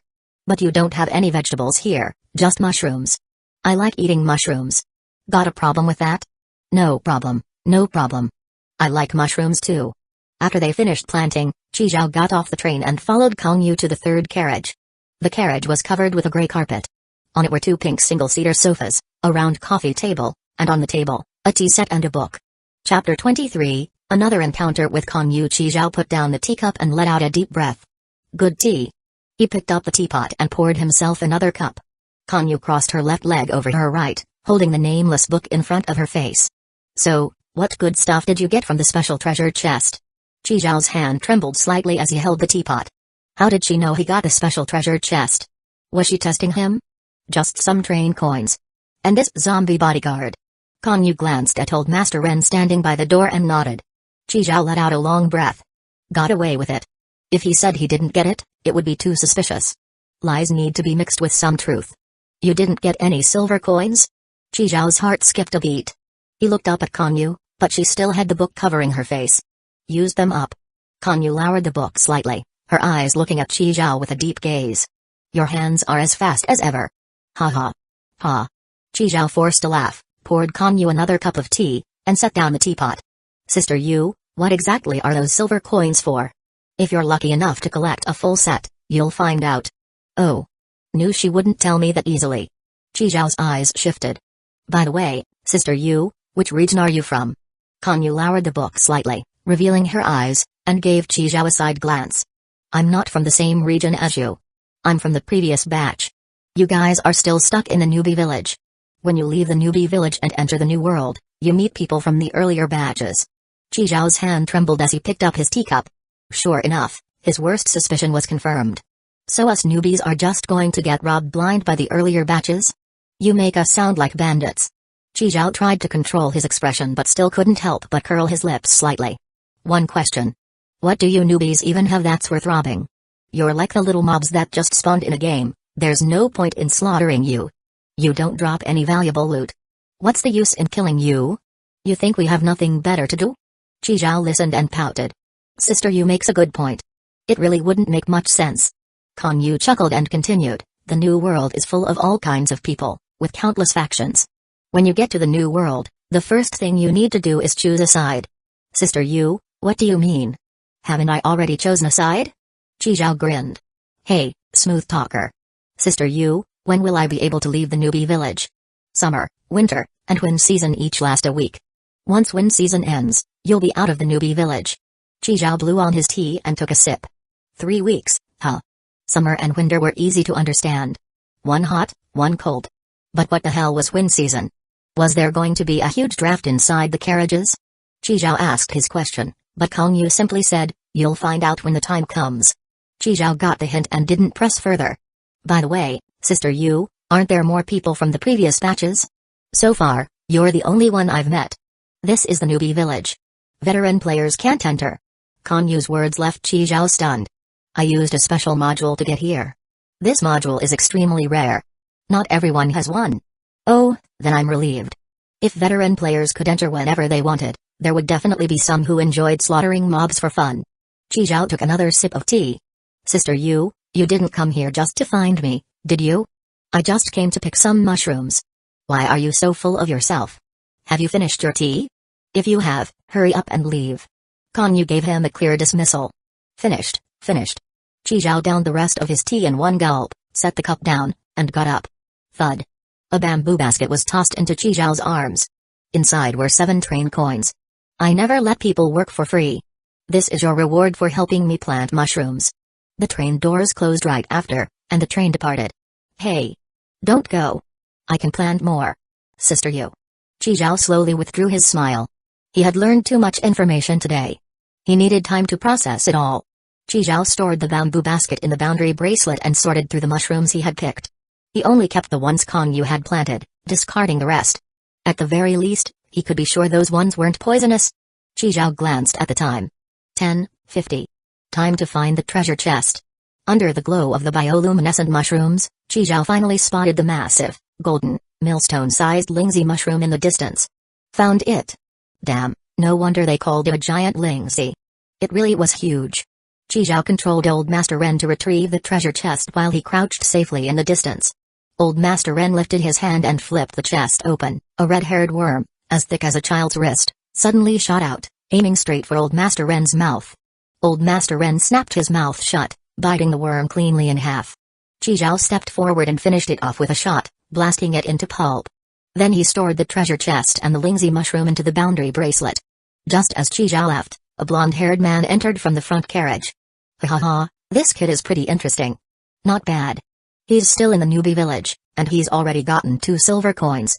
That's rocket speed progress. He sat in the seat Chi had been sitting in earlier and poured himself a cup of tea. You think if he knew your real identity, he'd still dare to talk to you like that? Kang Yu ignored him, set down her book, and summoned a light screen. You have a new message. Xia Yuan took the target to the inner realm. Get ready to move. Got it. Kang Yu finished replying and closed the private chat. They're here. They're so slow. The blonde-haired man watched as Kang Yu selected a station, inserted train coins, and let out an exaggerated sigh. Station travel records previously visited stations and allows you to spend train coins to revisit them. He had a nostalgic look on his face. So jealous. If only I had that module. Back when I was in the newbie village, I visited quite a few interesting stations too. Too bad. I can never go back. It's not as great as you think. You can only revisit multiplayer stations and single-person stations you've stopped at before. Plus, the train coin cost for each trip is high. Typical humble bragging. That's classic Versailles talk. For a passenger like you just hitching a ride, the train coin cost is 10 times mine. Kang Yu crossed her arms, her gaze cold and lowered. How many train coins do you even have? Without your organization reimbursing you, you wouldn't even be able to board my train. The blonde-haired man scratched his head awkwardly. His paycheck for the month hadn't come in yet. Order has been investigating whether you really have the station travel module. If they confirm it, won't your bounty double? Kan Yu chuckled softly but said nothing. Cancel outfit change. Change appearance to chef, her clothes transformed rapidly. White top, a work hat covering her hair, and a black vertically striped apron. She now looked just like an international chef. Ada Wong costume card remaining outfit value, 15%. After closing the outfit master, Kan Yu's figure flickered, reappearing in the planting carriage. She picked a few newly grown mushrooms, then flickered again, appearing in the kitchen. Before long, a bowl of golden, oil-speckled mushroom cream soup was ready. Wow, Yu, your cooking skills are insane. The blonde-haired man gave her a thumbs up after tasting it, showering her with exaggerated praise. Kan Yu scooped up a spoonful with anticipation, took a sip, then shook her head. The taste was great, but it still wasn't the flavor she remembered. Was the method still not right? Chapter 24, A Strange Woman with a Special Module? Chi Zhao returned to the train and put Old Master Ren back on the trading platform. At midnight, the train started up. These past few days, wood transactions had resumed. Chi Zhao traded for some wood, chopped it into firewood with a machete, and used it as fuel in the furnace. Over the furnace, he poured some oil into an empty canned food tin. Once the oil heated up, he tossed in the cleaned gray mushrooms and stir-fried them. Damn, it's so hot. The carriage was over 30 degrees. While stir-frying the mushrooms, Chi Zhao wiped away his sweat. Once he felt they were about ready, he added a bit of salt, gave them a few more tosses, then scooped out a piece with an iron spoon. The texture was similar to ordinary oyster mushrooms, but the flavor was even richer. Chi Zhao nodded and added water to the pan. When the water boiled, he threw in a pack of instant noodles. A bowl of mushroom soup noodles, shimmering with golden oil droplets, was ready. These mushrooms were indeed delicious. The broth they produced was as flavorful as a high-quality stock. Chi Zhao carried the noodles back to the temperature-controlled carriage. While slurping the noodles, he scrolled through the train conductor chat room. There were still 3,800 people in the chat. The rate of decrease had actually slowed down. Had all the weak ones already died off? Summer would be immediately followed by winter, with no transition in between. He had a temperature-controlled carriage, so he wasn't worried about the heat. But the cold would be troublesome. Today was only the second day, there were still 5 days left. He needed thick blankets, warm clothes, and a stockpile of wood and food. It's so hot. Temperature bro, why haven't you reported the temperature today? Still 32 degrees. I'm getting heat stroke. Feels like I'm about to die, don't die just yet. Put your thermometer up on the trading platform first, or no one will report the temperature for us later, thanks, great grandma. Chi Zhao started selling iced drinks in the chat again. With temperatures over 30 degrees, ice-cold beverages remained in high demand. Knowing that winter was coming next, he didn't bother with scarcity marketing this time. He listed all his ice water at once. While people still had train coins and could afford to buy, he seized the chance to cash in, selling as much as possible to rake in train coins. As soon as a listing sold, Chi Zhao would immediately put up more. He took out the plastic bottles he had traded for, filled them with water, and put them on ice. 20 bottles. He planned to trade them for wood later that night. Next station, Green Meadow, multiplayer station. 2 other trains are also stopping here. This station is a grassland with roaming gray wolves. Danger level 1, no treasure chests. Chi Zhao closed the screen without much concern. In the afternoon, he continued his workout. Push-ups and squats. After dinner, he used ice water to trade for some plastic bottles, 20 kilograms of wood, a cast iron frying pan, and a cotton quilt. He had now accumulated 47 more train coins, bringing his total to 83. Nice. Almost at 100, then he could unlock the treasure hunter perk. He filled his trading slots, chilled another 20 bottles of water, then took a shower and climbed into bed. Come to think of it, Zhejian hadn't messaged him today. If her avatar wasn't still lit up, Chi Zhao would have thought she was dead. Had she stopped at a station with water and solved her supply issue? Would that mean losing a big customer? Chi Zhao still found it strange. It always seemed like she had an unlimited amount of train coins. No idea where she got so many. Damn, Black Wind Monster, did you just take a dump? It stinks. Woof woof woof. At 7:55, Chi Zhao had already washed up. Looking out at the vast, endless grassland and a Black Wind Monster sprinting across it, he couldn't help but relax. He called Black Wind Monster back, telling it not to run too far. Even though he hadn't spotted any gray wolves, it was best to stay cautious. Chi Zhao stashed his revolver, pistol, rifle, machete, and entrenching tool into the boundary bracelet. Better safe than sorry. At 8:00, 2 more trains appeared on the grassland. Out of habit, Chi Zhao stayed inside his train, activated dynamic concealment, and observed the situation while invisible. Both trains were level 3. One was green, the other black. For some reason, a sentence Kong Yu once said popped into Chi Zhao's mind: a black train means a black heart. That guy at King Station who tried to ambush me and steal my treasure chest. In my world, the two people who hijacked others at gunpoint also had a black train. And now, another one. At that moment, the black train's door opened, and a skinny man stepped out. Shifty-eyed, he glanced toward the green train. Seeing no one come out, he slowly crept over, pressed against the train window, and stretched his neck to peek inside. Then, he knocked on the glass a few times before quickly retreating to his train and retrieving a fire axe. Crash. He smashed a window, cleared out the broken glass, tossed the axe inside, and then bent over, preparing to climb in. Hey, buddy, slow down. Don't cut yourself. A sudden pat on the back startled the skinny man so badly that he fell flat onto the grass with a thud. Fuck, scared the hell out of me. Who the hell are you? His eyes filled with wariness when he saw Chi Zhao. But when he spotted the train behind him, his expression changed to shock. Level 5? You're that newbie, Zhao. Zhao bro. What's inside that you're so eager to get in? A woman. There's a woman sleeping inside. A woman? How pretty. Let me see. Chi Zhao mimicked him, craning his neck to peek inside. There was a Simmons mattress inside, and sure enough, a woman lay on it. But she was facing away, so her face wasn't visible. Seeing Chi Zhao with his back turned, the skinny man groped around for the axe he had just dropped. What do you think, Zhao bro? Nice figure, right? Yeah, not bad. Big ass, good for childbirth. Right? I like that too. Feels great. He gripped the axe and slowly stood up. Zhao bro, you go first. I'll stand guard for you. Seeing Chi Zhao still leaning over the window, he suddenly sprang into action, raising the axe and swinging it hard at Chi Zhao's head. Bang! The axe slammed into the carriage as Chi Zhao dodged with a squat and a roll. Through the reflection in the train window, he had already seen the man's every move. From his boundary bracelet, Chi Zhao pulled out a pistol and shot him 3 times. You! A gun! The man gasped in shock, blood pouring from his mouth. His grip loosened, and the axe fell to the ground. After taking 2 steps, he collapsed. Chi Zhao put away his pistol and spat on the ground. All you cared about was looking at the woman, huh? Didn't even notice the shiny train coins on the floor? He searched the man's body but didn't find anything useful. Picking up the axe, he stored it away. Then he climbed into the carriage and bent down to pick up the 3 train coins on the floor. So hot. Did this woman pass out from the heat? Chi Zhao pressed a button and opened the carriage door. A rush of cool air immediately swept into the carriage. Saved her life.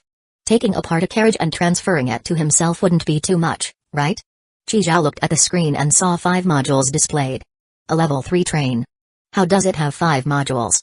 Station arrival reward: when the train stops, receive train coins equal to the current train level. Station stopped at 14. Train coins earned 19. Chi Zhao immediately realized this was a special module.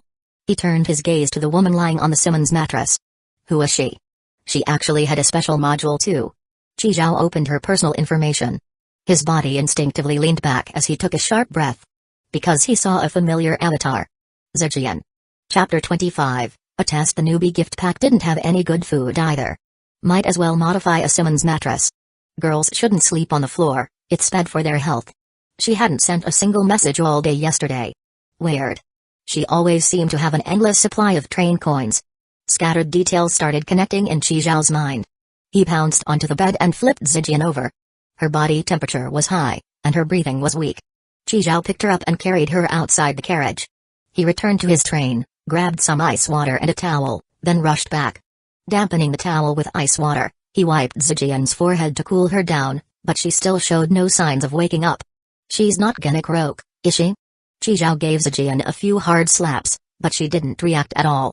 Just then, he noticed a tiny purple wound on her right ankle. A bite mark. This girl got bitten by a snake? Chi Zhao gritted his teeth and pulled out the antidote potion. Damn it, this VIP customer can't die. Twisting off the cap, he propped up Zijian's head and poured the antidote into her mouth. Ah! Holy shit! Zijian's eyes shot open, and she jolted upright. She rubbed her throbbing head, recalling the dream she just had. In her dream, a princess from a castle had been kidnapped by the Snake Demon King, and as the brave hero, she had ventured alone to rescue her. After a fierce battle, she successfully slew the Snake Demon King and saved the princess. But just as her trembling hands lifted the princess's veil for a kiss, she woke up in terror. Because underneath the veil was Chi Zhao's face. Zijian ran her fingers through her messy hair, dazed. Fuck, what an unlucky dream. What kind of bizarre nightmare was that? Hiss. Why does my face feel a little numb? She suddenly remembered something and touched her ankle where the snake had bitten her. It didn't hurt anymore. That snake. She recognized it. A triangular-headed, highly venomous snake. Damn, I'm a beast. I survived that? After confirming she was fine, Zijian bounced off the Simmons mattress. A narrow escape from death means good fortune ahead. Wait a second. Where did all this broken glass on the floor come from? Shit, when did my train window get smashed? And when did this carriage door get opened? Also, where the hell are my daily train coins? Zijian looked around at the messy carriage, shaking her head. Am I still dreaming? She stepped out of the train and was met with the vast, endless grassland. A small black dog suddenly ran up and started circling her. Zijian picked it up, puzzled. A dog? On the grassland? You're awake, my dear lady. Zijian whipped around and saw Qizhao approaching from behind. Fuck, why is it you again? Guess I really am still dreaming. Shaking her head, she carried the little black dog back into the carriage and flopped onto the Simmons mattress. Leave me alone. It's not hot in my dreams. I'm going back to sleep. Black Wind Monster stepped onto the unfamiliar, cushy mattress for the first time. After getting used to it, it started circling around Zijian. Qizhao looked at Zijian sprawled on the bed like a dead dog and suddenly felt like that antidote potion was a bit of a waste. He sat beside her, grabbed her right foot, and examined the wound. The purple color had faded. The poison was gone. Zijian yanked her foot back, her face turning red. She abruptly sat up and slapped Qizhao across the face. The stinging pain in her palm confirmed she wasn't dreaming. Qizhao, sporting a fresh red handprint on his cheek, forced a smile. This time, you're really awake? So that's the whole story. And your way of thanking your lifesaver was to slap me across the face. Zijian curled up in the corner of the bed, head lowered, nervously fidgeting with her fingers. Qizhao was lecturing her like she was a misbehaving kid. Sorry. What? Didn't hear you. Zijian pursed her lips tightly. After a fierce internal struggle, she finally shouted, I'm sorry. Alright, that's enough. Qizhao suddenly leaned in close, grinning. So, do you know why I went through all this trouble to save you? Zijian, startled by his pervy-looking grin, instinctively scooted back, pressing herself tightly against the carriage wall. Why you? You want to sleep with me? The train fell into a dead silence. Even Black Wind monsters stopped making noise. They say big boobs mean no brains, but apparently, intelligence has nothing to do with that either. Right? I'm actually pretty smart. 3 minutes later. Wait, let me process this. So you're saying that in 3 weeks, we'll be heading to the New World? And there are previous contestants already there? And your sugar mommy, the rich lady you're clinging to, is from the last batch? Exactly. Think about it. If they find out you have the station arrival reward module, what do you think will happen? What will happen? They'll capture you, chop off your arms and legs, and turn you into a human swine. Qizhao mimed a slashing motion. As long as they keep you alive, you'll be their golden goose. A golden goose that endlessly produces train coins. Qizhao sighed. It's the old man without sin, but guilty of possessing treasure situation. But I'm not like them. He continued. We're from the same batch. We're comrades, battle-tested allies who have each other's backs. Qizhao placed both hands on Zijian's shoulders, his gaze unwavering and firm. Zijian, you can completely trust me. Zijian stared into his serious eyes and swallowed hard. Alright, I trust you. But tell me. While I was unconscious, did you take my train coins? Ahem. Qizhao coughed. Where do you think the antidote potion came from? That thing cost me 10 train coins. I even took a loss of 7. Now that you understand, follow me. Qizhao stepped out of the train, and Black Wind Monster immediately jumped off the Simmons mattress to follow him. Zijian was still in a dazed state. What are you standing around for? Hurry up. Qizhao's head appeared through the shattered window, urging her again. See coming. Zijian smoothed her slightly messy hair and got up to follow. Before Zijian had even woken up, Qizhao had already dealt with the skinny man's corpse. He had also looted the man's train. Although there wasn't much of value, and he hadn't found a single train coin, he still transferred all the remaining metal, plastic, and wood. No matter how little there was. Now, inside the black level 3 train, Qizhao was operating the screen. The train screen displayed an unknown status. Come here, log into your account. Log into my account? Zijian walked over and followed Qizhao's instructions to log in. Train conductor number 19,999,999, Zijian. Would you like to log into a new train? Yes out of no. Once you log in, this train is yours. Qi Zhao wanted to test something. Whether an activated module card was tied to the account or the train itself. Just as Zijian was about to tap yes, her finger hesitated. Wait, what about my old train? The window's already smashed. A high-risk train isn't worth keeping. But what about my Simmons mattress? Just move it over. I can't carry it. I'll help you move it. You? With your skinny arms and legs? You looking down on a lean guy? Ever heard looks skinny in clothes, but tripped underneath? Wait, there's one more thing. No more nonsense. Qi Zhao stepped over and, with a loud slap, pressed yes. Chapter 26, Ally Contract, Train Conductor number 19,999,999, Zijian, has logged in, Train Conductor, Zijian, Level, 3, Number of Carriages, 3, 1 Initial Carriage, 2 Regular Carriage, exiting the personal information screen, 5 modules appeared. One of them was Train Arrival. Qi Zhao squinted. Just as expected, once a module card is activated, it follows the account. Sigh, I really want this module. I wonder if there's a way to get it in the future. Qi Zhao returned to Zijian's train. At this moment, the screen displayed an unclaimed status. Train head and initial carriage cannot be dismantled, dismantling 2 regular carriage, obtained, 420 kg of metal, 210 kg of plastic, 140 kg of wood, transferred 421 kg of metal, 213 kg of plastic, and 149 kg of wood to train conductor number 19,990,526, Qi Zhao immediately dismantled the second carriage, transferring all the remaining supplies to himself. Hey. Zijian stood to the side, watching Qi Zhao operate with practiced ease, too shocked to speak. There were still 2 sanitary pads in that carriage. And you just dismantled it? The stuff inside the carriage drops to the ground. Qi Zhao rolled his eyes at her. Zijian quickly ran out to pick up the sanitary pads. After transferring the supplies, Qi Zhao stored Zijian's mattress into his boundary bracelet. On the grassland, Zijian mumbled to herself while picking things up. He's just like a bandit. Clearly, he's done this plenty of times before. I should stay away from him. Don't move. Huh? Zijian looked up to see Qi Zhao holding a rifle, aiming right at her. Bang. Bang. Bang. Bang. Instinctively, Zijian shut her eyes tight, shrinking her neck. Whoa. When she opened her eyes again and turned her head, a gray wolf lay in a pool of blood. Couldn't you at least give a warning before shooting? If I did, you'd probably be dead already. Qi Zhao walked over, picked up the gray wolf, and stored it in his boundary bracelet. Where did you even get a gun? No, wait, where's the wolf? Qi Zhao changed the subject. I just saved you 3 times in a row. Thanks. Zijian gritted her teeth as she spoke. No worries, you'll have plenty of chances to show your gratitude later. Qi Zhao glanced at his watch. 11:30. There were still 30 minutes until departure. Hey. What? Zijian had finished picking up her things, holding them in her arms as she cautiously eyed Qi Zhao. Want to take a shower? So much water, so many instant noodles? Does your family own a supermarket? Why is this carriage so cool? And there's a huge water tank? There's so much food and drinks? Even blankets and pillows? Is this where you sleep? How much did that rich lady give you? What nonsense are you spouting? I worked hard with my own hands to earn all of this. Zijian looked at Qi Zhao with a hint of pity. I get it. Rich ladies aren't easy to please. Comrade, you've worked hard. Entering the 4th carriage. A showerhead, a toilet, a sink. People outside don't even have enough to drink, and you're taking showers.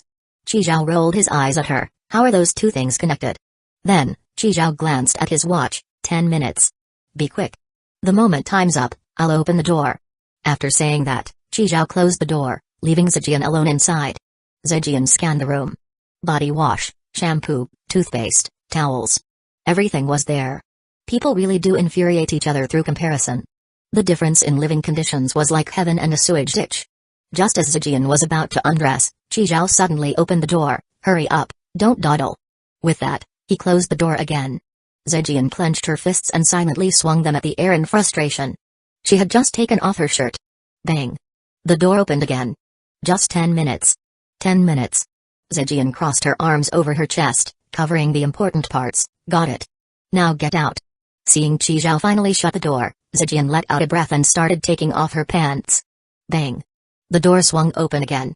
Oh, and don't use my toothbrush. If you open the door one more time, I'll use your toothbrush to scrub the toilet. This time, Qizhao walked straight inside, making Zijian yelp in shock as she covered her chest with one hand and held up her pants with the other. Her face instantly turned as red as a monkey's butt. Why you, what do you want? Qizhao rolled his eyes at her, stepped forward, grabbed his toothbrush, and left. Soon, the sound of running water echoed from inside. After finishing her shower, Zijian returned to the train she had just switched to. Right at midnight, the train started moving. Leaning against the train window, she shook her still damp hair. Looking at the deep, endless darkness outside, a trace of loneliness flickered in her eyes. She had been here for 14 days. This was her first time stopping at a multi-passenger station. She hadn't seen another person for so long.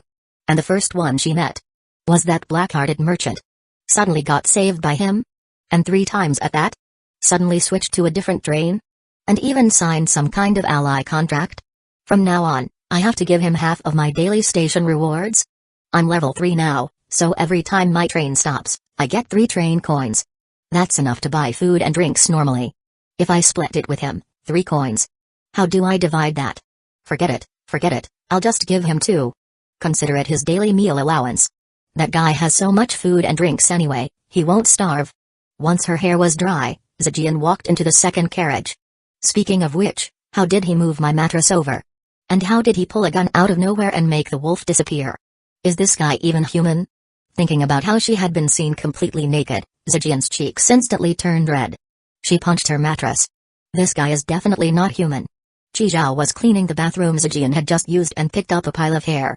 That woman used up 95 liters of my water in 10 minutes? How did she even manage that? His fists clenched. They were getting hard. Letting her take a shower was essentially a way to show off his abundant supplies and make her feel secure about their alliance.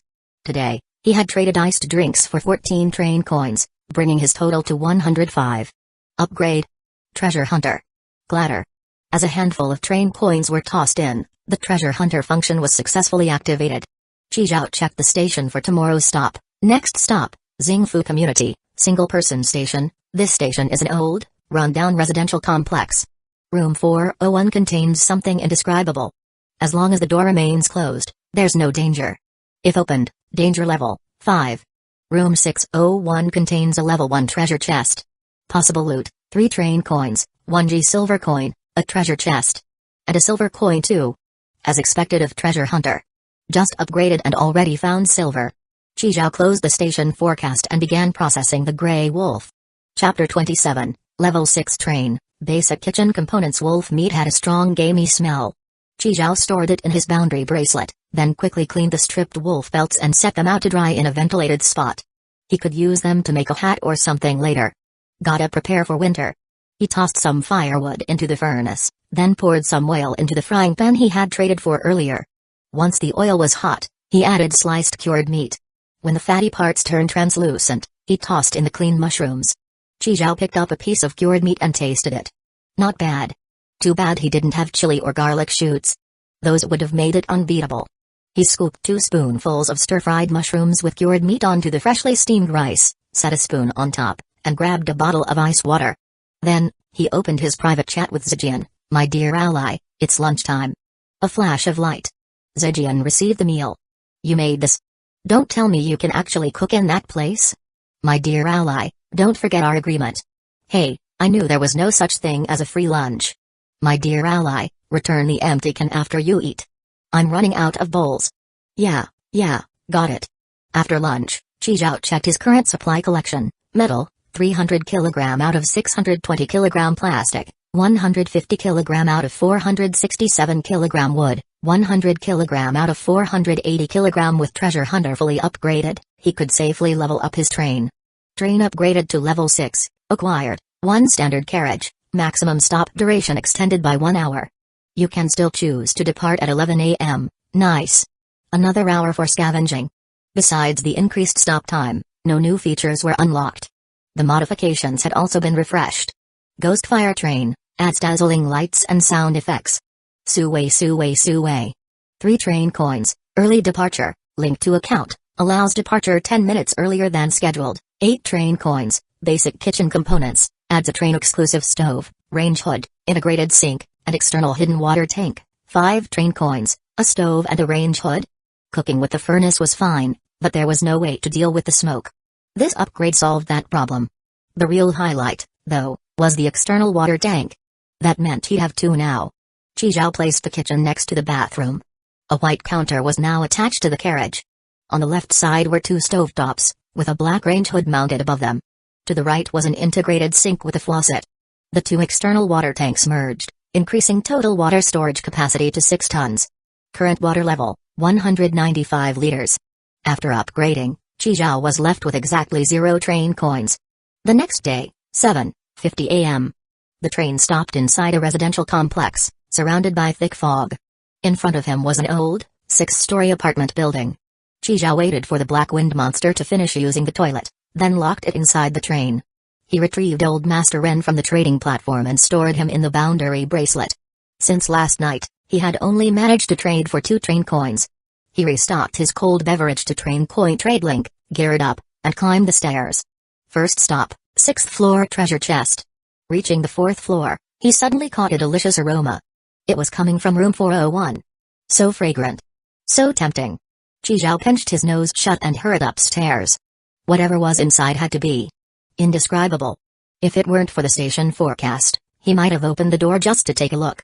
Rule number 1, if you don't open the door, there's no danger. He repeated that to himself and kept moving. At the 6th floor, since there was no direct sunlight, old Master Ren was free to move. Qizhao ordered him to break open room 601's door and went inside. The treasure chest was in the living room. After confirming it contained train coins and G-silver coins, Qizhao stored the entire chest inside his boundary bracelet. He opened each room but found no signs of past residents. Hopefully, the other apartments weren't all empty too.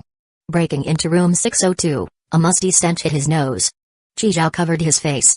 The ceiling leaked, pools of stagnant water covered the floor, and mold-covered wooden furniture filled the room. Nope. Not staying here. He remembered seeing a wedding decoration on a door downstairs. That place should have something useful. Qizhao started heading down. As he passed the 4th floor, the aroma from room 401 was even stronger. Even with his nose pinched, he could still smell it. He frowned and picked up his pace. Behind him, the door handle of room 401 clicked a few times. At room 201, Qizhao ripped off the wedding decoration and had old Master Ren break in. The interior was clearly a bridal suite, with festive decorations everywhere. All the furniture and daily necessities were intact. And new. Nice. He guessed right. To the left of the entrance was the kitchen. Qizhao slid open the glass door, turned the faucet. No water. He shook his head. Still, the kitchen was fully stocked: woks, bowls, plates, spatulas, dish soap, sponges. Even the seasonings. Oil, salt, soy sauce, vinegar. Were neatly arranged. Not bad. Cooking tools and seasonings secured. Inside a cabinet, he found a bag of rice. Qizhao stored everything in his boundary bracelet. Near the kitchen was the bathroom. Qizhao took all the body wash, shampoo, and toothpaste from inside. They were all full bottles, barely used. Qizhao pulled open the double-door fridge in the living room. There wasn't much inside. In the refrigerated section, there were 2 cauliflowers, 5 cucumbers, 2 bottles of yogurt, and about 10 eggs. In the freezer, there were 2 bags of frozen dumplings. After storing all the food in his boundary bracelet, Qizhao opened the door to the master bedroom. On the mattress, there was a red quilt and 2 pillows with red pillowcases. The entire bedding set was red. Aside from the mattress, Qizhao took everything. Inside the built-in wardrobe, various clothes were neatly hung. Most of them were women's clothing. T-shirts, shirts, pajamas, dresses, shorts, pants, JK uniforms, hoodies, trench coats, cotton-padded jackets, underwear, stockings. Qizhao took all the men's clothing first. Then, after a moment of hesitation, he stored all the women's clothing in his boundary bracelet as well. He pulled open the bedside drawer.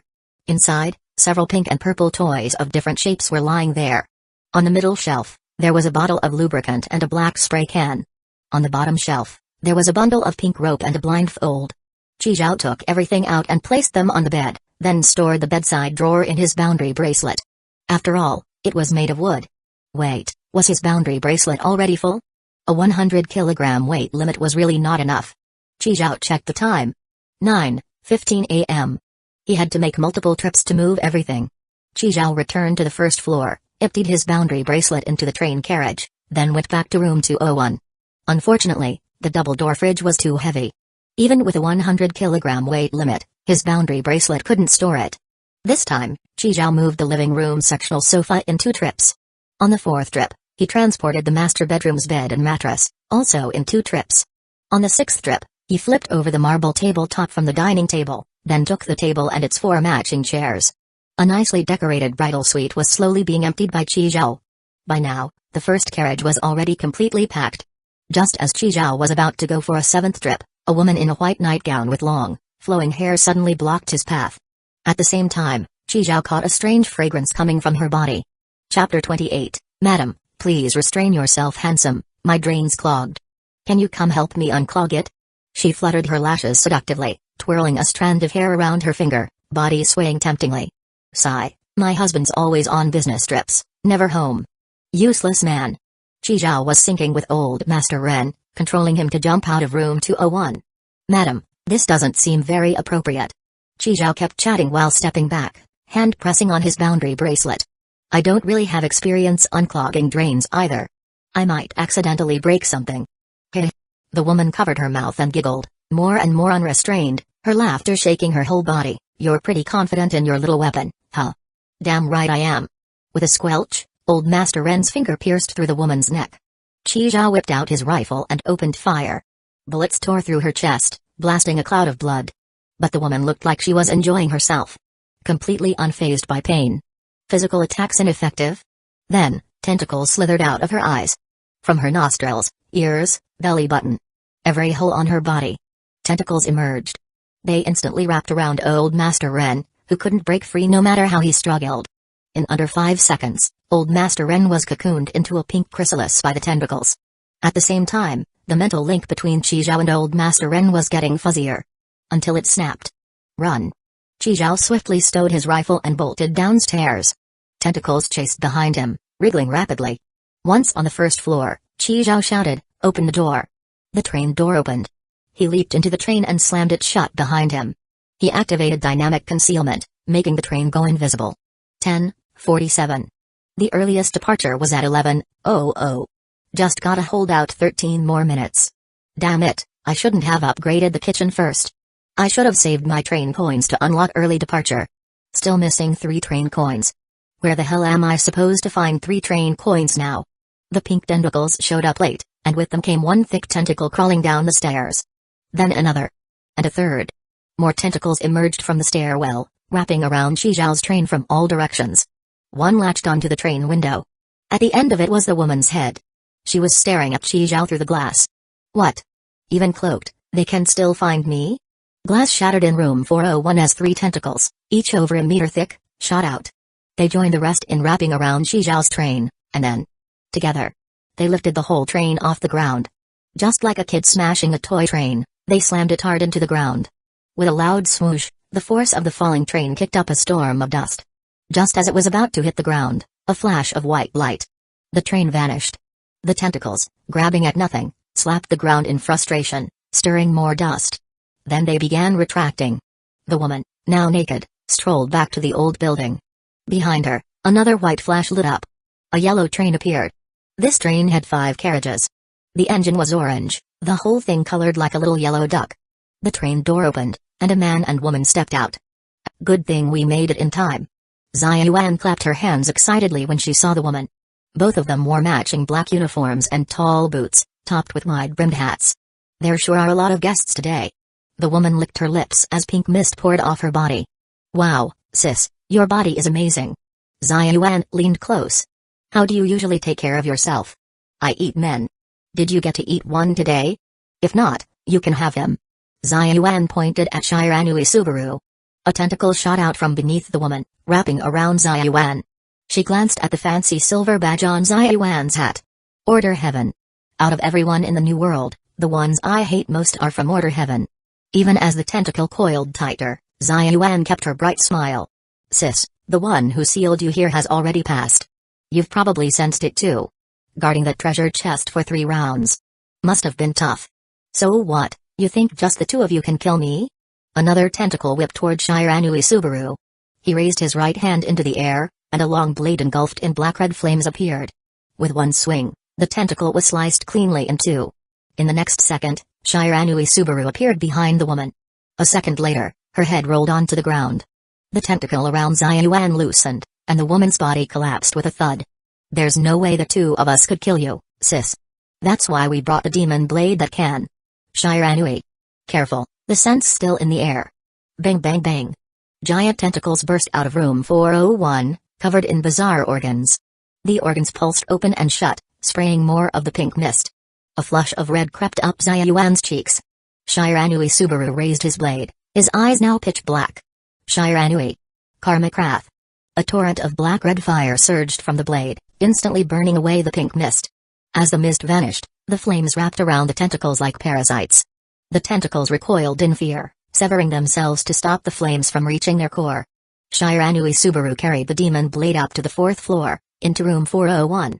With one strike, he severed the core. All the tentacles crumbled into ash and scattered on the wind. Hey! The treasure chest is in room 601, I'll leave it to you. I'm not going up. Xiaoyuan cupped her hands around her mouth and shouted to Shiranui Subaru. 3 minutes later, Shiranui Subaru walked out carrying a zombie. The silver coin's gone. The whole treasure chest is missing. Huh? Xiaoyuan looked like she'd misheard something. Someone beat us to it and took the chest. This zombie must have been left behind. Let's ask the magic mirror. Xiaoyuan pulled a mirror from who knows where and handed it to Shiranui Subaru. You ask. Shiranui Subaru frowned. Why me? Xiaoyuan crossed her arms and raised her chin. Killing the guardian and retrieving the silver coin was your mission, not mine. I'm just here for recruitment. Shiranui Subaru helplessly took the mirror. When the two of them looked into it together, he took a deep breath and slowly said, "Oh great magic mirror, the one and only, all-knowing, all-powerful. Who is the master of this zombie puppet?" The surface of the mirror rippled like water, and soon, Qi Zhao's face appeared, along with the name Qi Zhao. Qi Zhao. He's kinda cute. Better looking than you, Xiaoyuan said to Shiranui Subaru. Shiranui Subaru stayed silent. 5 seconds later, the mirror started rippling again. Shiranui Subaru instinctively swallowed hard. A line of text appeared on the mirror. Have you ever used the woman beside you as a fantasy object for self-relief? As Xiaoyuan let out a, whatever hope Shiranui Subaru had left inside completely died. Chapter 29, Without plants, how are we supposed to fight zombies? Depart early. Qi Zhao, who had narrowly escaped death, leaned against the carriage wall, gasping for breath. He punched the ground. Damn. Old Master Ren got taken. I didn't even open room 401's door. How the hell did she come out on her own? And she could even find the cloak train. Beyond the rush of adrenaline from barely surviving, Qi Zhao also felt his whole body burning, his mind buzzing. His head was filled with the woman's body. Was it because of that scent? Qi Zhao went into the bathroom and stripped off all his clothes. Finally, under the cold water, he calmed down and stopped thinking about those images. Wiping the water from his face, Qi Zhao summoned the screen and checked the messages Zijian had sent that morning. 3 coins, how should we split them? I get 2, you get 1. Reply to me already. Fine, 2 for you, 1 for me.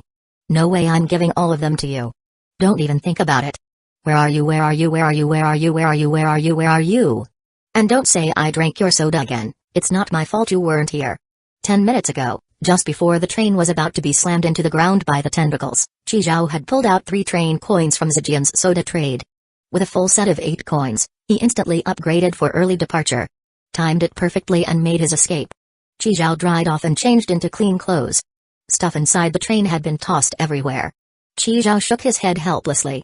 He moved the furnace into the kitchen and started steaming 2 bowls of rice. Once he'd cleaned up all the scattered items, he set up the frying pan, turned on the exhaust fan, and started cooking. The stove used wood, the exhaust fan used metal. Thankfully, the consumption wasn't too high. It was manageable. Using the spices and vegetables he'd scavenged earlier, Qi Zhao made stir-fried cauliflower with cured meat and scrambled eggs with cucumber. Once the dishes were done, the rice was ready too. Qi Zhao sent a message to Zijian, lunch is ready. You finally replied. I finished the soda, don't ask for it again. Today I stopped in the forest. There were 2 chainsaw-wielding bears outside. I was too scared to go out. Where'd you get plates? Already ditching the canned lids. Not bad for today's meal. Even got yogurt. Your cooking's not bad. The eggs are soft and fluffy. Too bad, the cured meat's tough. Looking at Zijian's rapid-fire messages, Qi Zhao smiled and closed the screen, then started eating. After lunch, Qi Zhao checked his remaining supplies, metal, 300 kg out of 320 kg, plastic, 150 kg out of 317 kg, wood, 100 kg out of 380 kg. He thought for a moment and opened his private chat with Zijian. I'll transfer you some supplies to help upgrade to level 4 train. A weasel wishing a chicken happy new year. Definitely up to no good. I've been giving you 3 train coins every day. Can't let my great ally end up with nothing, right? Hey. I knew it. Don't make stuff up. Who said I had to give you 3 coins every day? Deal's done, my dear ally. 300 kg of metal, 150 kg of plastic, and 100 kg of wood have been transferred to train conductor Zijian of train number 19,999,999. Aren't you afraid I'll just take the stuff and delete you as a friend? Of course not. You're not the type to betray an ally. And I wouldn't betray one either. I'd never do something like going into the chat room yelling that you've got a station reward module or anything. Despicable. Sinister. Devious bastard. Qizhao watched as the number on Zijian's avatar jumped from 3 to 4, and he smiled. After today's scare, Qizhao understood the value of train coins even more. Helping Zijian upgrade was definitely worth it. This hen that lays train coins. Gotta raise her well. He closed the screen and started organizing today's collected supplies. In the 5th carriage, Qizhao set down a large bed, a spring mattress, laid out the bedding and pillows, and placed a nightstand beside it. Perfect replica of the master bedroom in 201. Bright red and festive. Across from the bed, Qizhao placed a sectional sofa, then threw all the clothes he'd collected on top of it. On cold days, he could sleep there too. Once everything was set up, Qizhao returned to the initial carriage and started chopping wood. He split all the chairs and tables without tops into small pieces and stacked them up. He worked non-stop until 7 p.m., finally finishing the wood. After a quick shower, Qizhao boiled a bag of frozen dumplings. 3 flavor filling. 24 dumplings vanished into his stomach before they even had time to realize what was happening.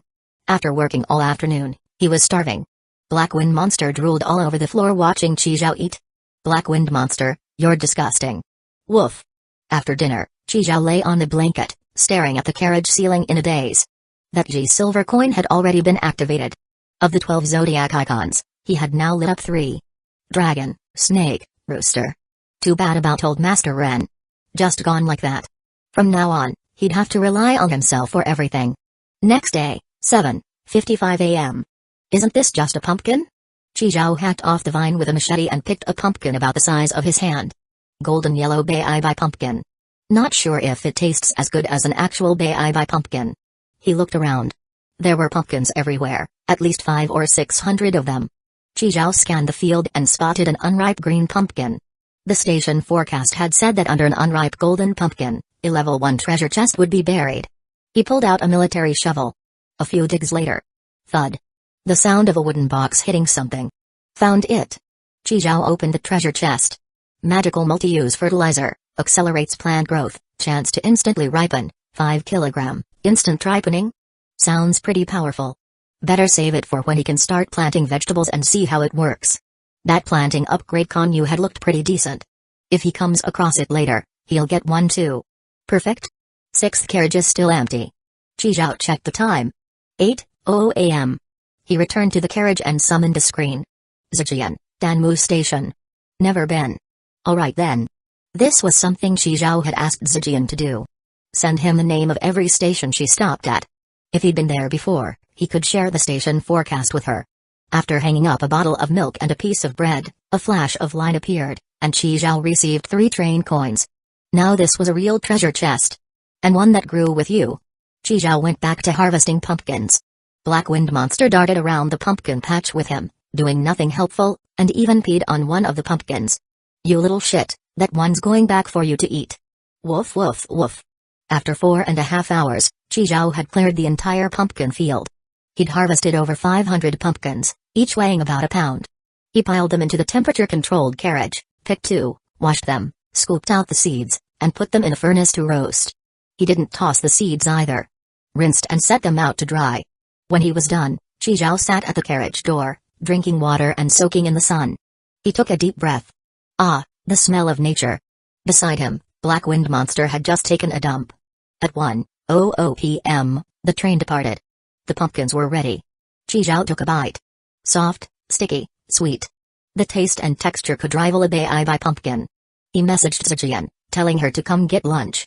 You have traded with train conductor Zijian of train number 19,999,999 over 30 times. High trading frequency detected. You may now establish a special trade relationship. After confirmation, you can directly transfer items. There's a hidden feature like this. Qizhao clicked to establish, and Zijian confirmed. Special trade relationship established.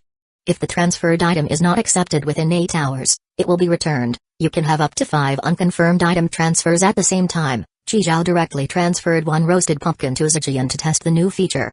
Nice. Very convenient. No more needing to set up a trade post and select items and all that. You should try sending me something to test the new feature too, like some train coins or whatever. No pressure. Get lost. If the hen lays an egg, at least leave one in the nest. Why do you gotta empty the whole thing every time? I advise you not to be so heartless. A measly pumpkin, what am I, a beggar to you? Already complaining about food rations after just 1 day? Qizhao cancelled the transfer. Zijian, don't. I was joking. The pumpkin's great. Sticky and sweet, I love pumpkins. Qizhao traded out another 7 bottles of cold drinks and topped up the trade link. Then he used 10 train coins to upgrade his boundary bracelet. Storage capacity now at 200 kg. Next upgrade would cost 20 train coins. If only he'd upgraded it to level 4 earlier, maybe he could have moved all his stuff before Tentacle Mom showed up. What a shame. Qizhao tossed the leftover half of the pumpkin into Black Wind Monster's food bowl and downed a couple swigs of water. That pumpkin. Eat it too fast and it kinda chokes you. Current station, Dave's backyard, solo station. This station is from Plants vs. Zombies. Danger level 3. The mech controlled by Dr. Zomboss's 1 level 1 treasure chest. Possible contents, 3 train coins, 1 pressure cooker, another game world? Don't tell me it's that trending hybrid mod version. Dave, wearing a frying pan on his head and holding a shotgun, blasted the head off a zombie crawling into the front yard. The zombie's head exploded like a watermelon, and Dave let out a triumphant "oh-oh" cheer. He cleared all the zombies in front, but didn't notice one sneaking in from the backyard. With rotten arms flailing and mouth wide open, the zombie lunged at Dave. Just as it grabbed Dave's neck and was about to bite down, Qizhao swung his military shovel. Bang! And knocked the zombie's head clean off. Oh, man. Grabby meat. Dave kicked away the headless zombie, patted the frying pan on his head, and grinned at Qizhao in thanks. Then he reached into his pants and pulled out a squashed corn taco, handing it to Qizhao. Bro, corn taco. Qizhao looked at the white gooey sauce and politely declined. Dave didn't mind. He just started eating it himself. Tastes great. Dave licked his fingers. Bro, how can I thank you? Suddenly, a bungee zombie dropped from the sky, grabbed Dave by the neck, and tried to haul him away. Qizhao pulled out his machete and sliced the rope in one clean motion. The bungee zombie face planted onto the ground, and Dave plopped down right on its head for the finishing blow. A note was left behind. Qizhao picked it up. Dear neighbor, BBQ tonight, rooftop. Waiting for you. Bro. Don't pick that up. That's how you summon Big Zomboss. I got tricked by that before. The next second, Qizhao and Dave appeared on the rooftop. Day turn tonight. Dr. Zomboss appeared ahead, piloting his mech. Exactly what I need. If he doesn't show, I can't get the treasure chest. WTF, man. Dave raised his shotgun and fired at Zomboss's mech. Won't work. You need plants, Qizhao said calmly. Where are the plants? What plants? The peas? I made stew out of them. Qizhao turned to Dave, stunned. What about the cabbages? Use them for burgers.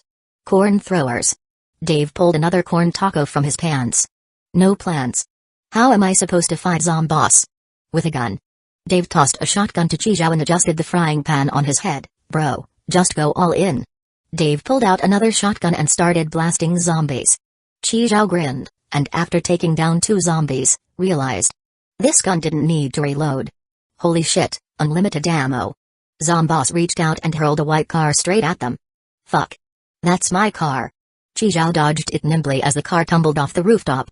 In a game world with infinite ammo, no recoil delay, no overheating. These zombies didn't stand a chance. By the end, Qizhao was having so much fun he even ditched the gun and started meleeing with his machete. With the 2 of them working together, they quickly forced Zomboss to wave the white flag.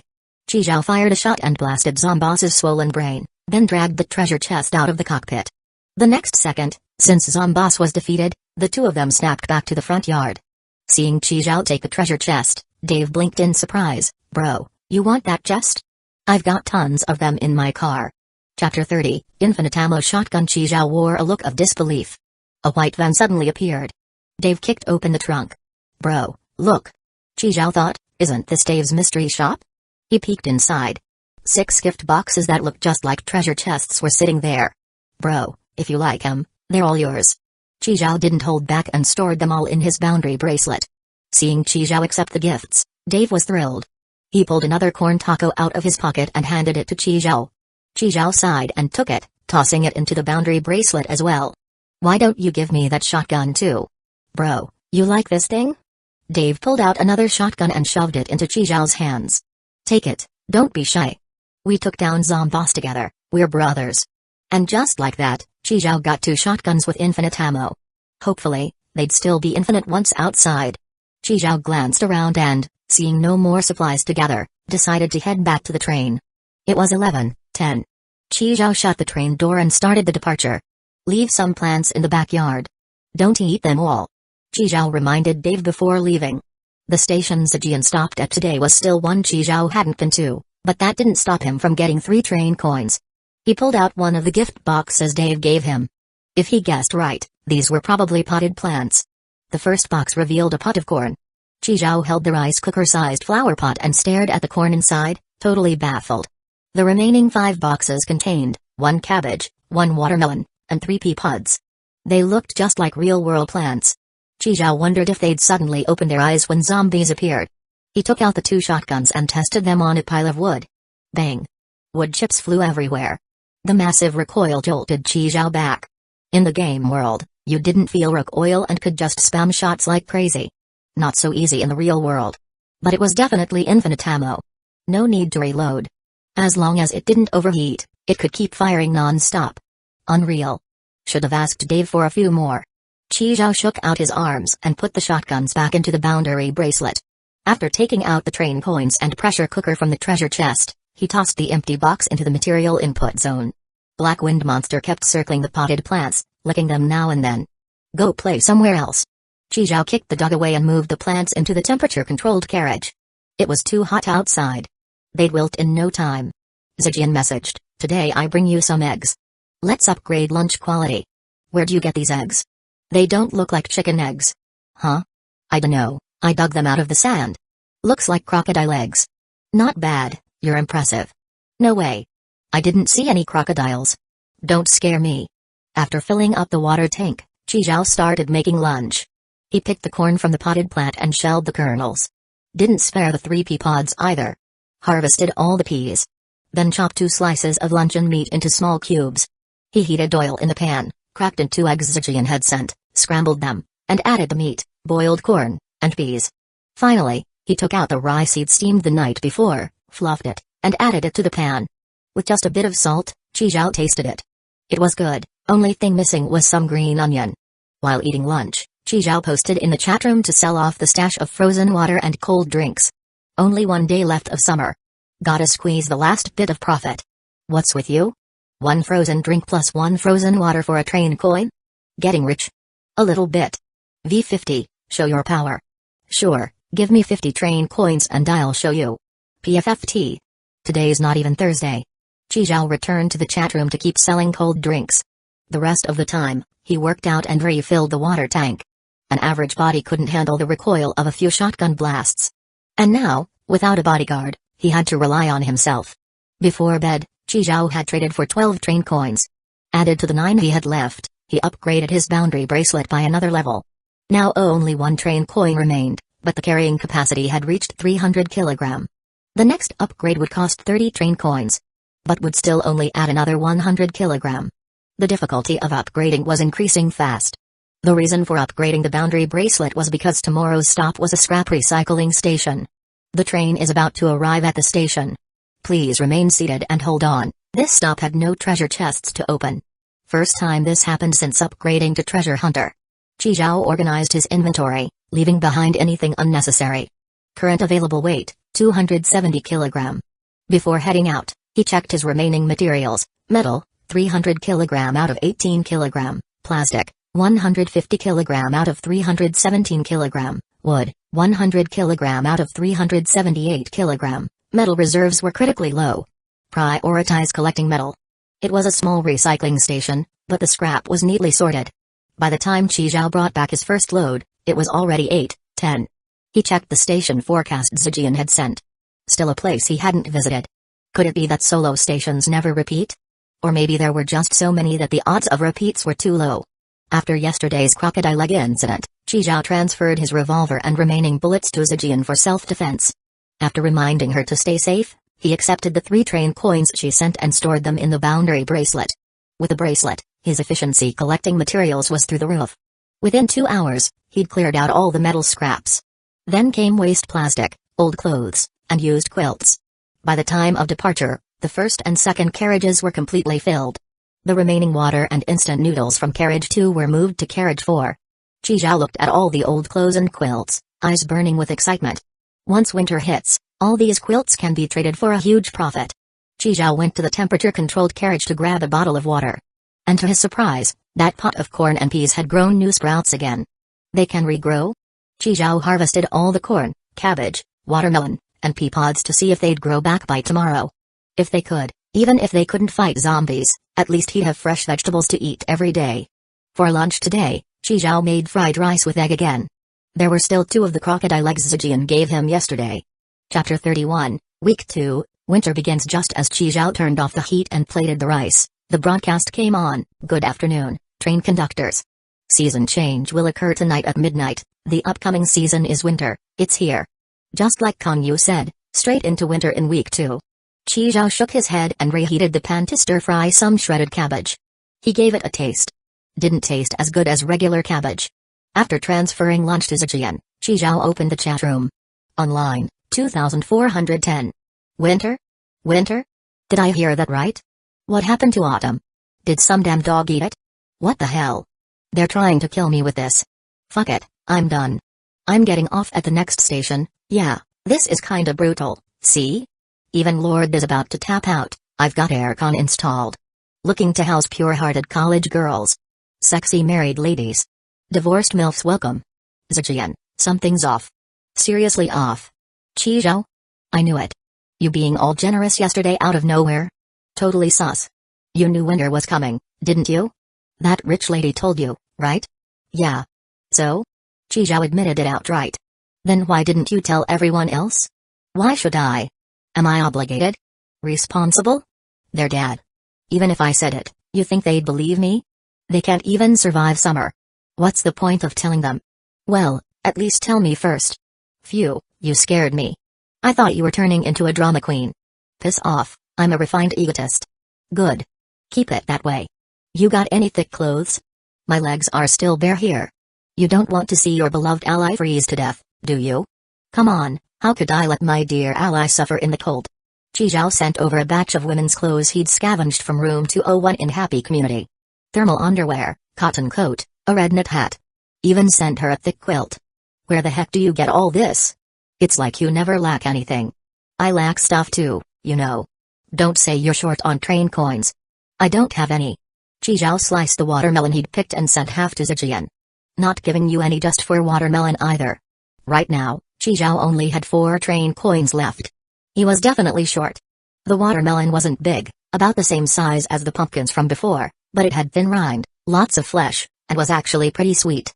He scooped a few spoonfuls and tossed them to Black Wind Monster to let the little guy try something fresh. After lunch, Chi Zhao started sorting through the old clothes and quilts, and kept filling up the water tank in the meantime. Midnight. The sudden chill swept away the remaining warmth in the carriage. Season change. Winter had arrived. Yo, temp bro, what's the temperature? This is fucking freezing, 0 degrees. The chat room fell silent. Selling quilts. 2 train coins per blanket. Don't miss out, at Zhong Bao Bao, you serious? 2 train coins for 1 blanket? Robbery, take it or leave it. I'm not forcing anyone. Plenty of people will want them. Now's not the time to be stingy with train coins. You die with your coins, they're worthless. Inside Zhong Bao Bao's carriage were stacks of old quilts and clothes. No wonder he's the big bro. Damn visionary. Stocked up when it was hot and they were dirt cheap, now it's finally paying off. Raking it in. We'll make at least 50. No, 100 train coins. Boss. Someone's trading. Zhang Baobao crossed his arms and nodded in satisfaction. He had seen Qi Zhao raiding ice water for quilts before, and his sharp business instincts told him it was worth hoarding. Didn't expect it to pay off this soon. Selling quilts. 1 train coin each, fuck. Bought too early.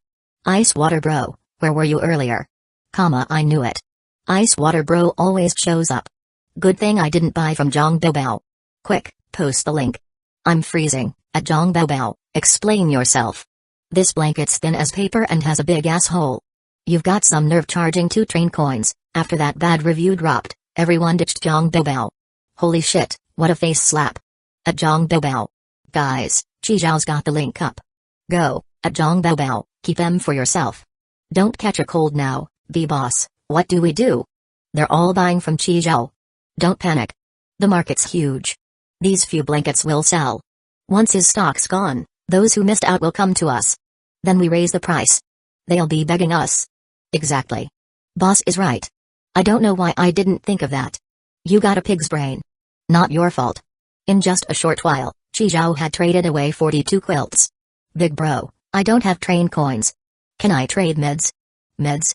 With a flash of light, Qi Zhao traded a quilt for a pile of medicine. The guy was pretty generous. Gave a ton. But looking at the meds, Qi Zhao fell into deep thought. Cephalexin, painkillers, fever reducers, 6-flavor Rimani, glycerin enemas, gynecological wash. And 2 little blue pills. Cows, thanks, big bro, thank you. Qi Zhao couldn't help teasing, quite the variety of meds you've got there. Right? I stopped at a pharmacy yesterday. Cleaned the place out. Big bro, if you need anything, just tell me. If I have it, it's yours. Lucky guy. Scored a whole pharmacy. And meds were in high demand and had great trade value. Qi Zhao, dressed in thick pajamas, headed to the temperature-controlled carriage. Seeing that the water in the tank hadn't frozen, he relaxed and returned to the bedroom. Black Wind Monster was curled up in the doghouse Qi Zhao had made for him that afternoon. Qi Zhao added some firewood to the furnace, raising the temperature in the carriage a bit. Then he crawled into bed and summoned a screen. Zijian, cold cold cold cold cold, I'm freezing to death. Not that bad. Just regular cold. Still manageable. Qi Zhao hugged a plastic bottle filled with hot water, still feeling a bit of warmth under the covers. He had placed 10 of those hot water bottles in his bed. Qi Zhao pulled one out from the foot of the bed and sent it to Zijian. Wow, so warm. But it kinda smells. That's just the plastic getting heated. Totally normal. Now go to sleep. Next morning, 7:30 a.m. Qi Zhao poked his head out of the warm bed. There was no treasure chest at this stop, so he wasn't even planning to get up. Online, 1903. 500 people froze to death last night.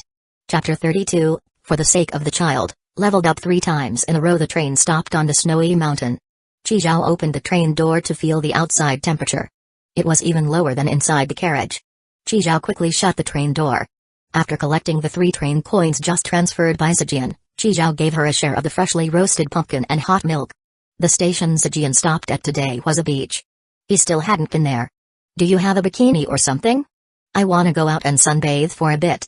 I do, but it's way too big. It won't fit you. What the fuck? Send it over, let me see just how big it is. Qi Zhao sent over those few pieces of lingerie. Perfect fit, maybe even a little tight. Qi Zhao hugged the furnace, warming up by the fire, thinking, seriously pretending to be rich while broke, little B pretending to be an oldie. Even the Black Wind Monster had curled up into a ball from the cold. Qi Zhao couldn't bear to watch. He thought, I can suffer, but I can't let the kids suffer. Upgrade. Let's see if I can get an air conditioning upgrade. Qi Zhao checked his current supply stock: metal, 300 kg out of 1,258 kg, plastic, 150 kg out of 595.5 kg, wood, 100 kg out of 404 kg. Yesterday's haul at the recycling station really paid off. He also had 49 train coins. Upgrade. To level 7. I love rice. Acquired train exclusive rice cooker, 1 train coin. Baking master. Acquired train exclusive oven, 1 train coin. Girly pink. Carriage color change to girly pink, 1 train coin. As someone who had once spent 100 train coins to upgrade to a treasure hunter, Qi Zhao didn't even blink. He spent 2 train coins right away to get both the rice cooker and oven. Upgrade again. To level 8. New upgrade options appeared. Self-sufficiency, convert a carriage into a planting carriage. Automatically adjusts internal temperature, humidity, brightness, and soil pH based on the type of crops grown, 8 train coins, planting carriage.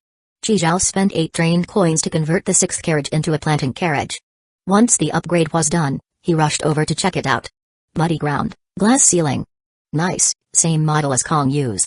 Chi Zhao planted a few mushrooms in the soil, and the temperature and humidity inside the carriage began adjusting automatically. Super smart. But it consumes metal, wood, and water. This planting carriage also came with an external water tank, which had already been merged with the previous one. Maximum water capacity, 9 tons. Chi Zhao took out the few potted plants and placed them on the ground. He had stored them in the boundary bracelet last night, where they'd freeze in the winter cold. Right, the miracle multi-use fertilizer. Chi Zhao took out the bag of fertilizer, opened it, and sprinkled it evenly over the soil. Around the mushrooms he just planted, little mushrooms started sprouting.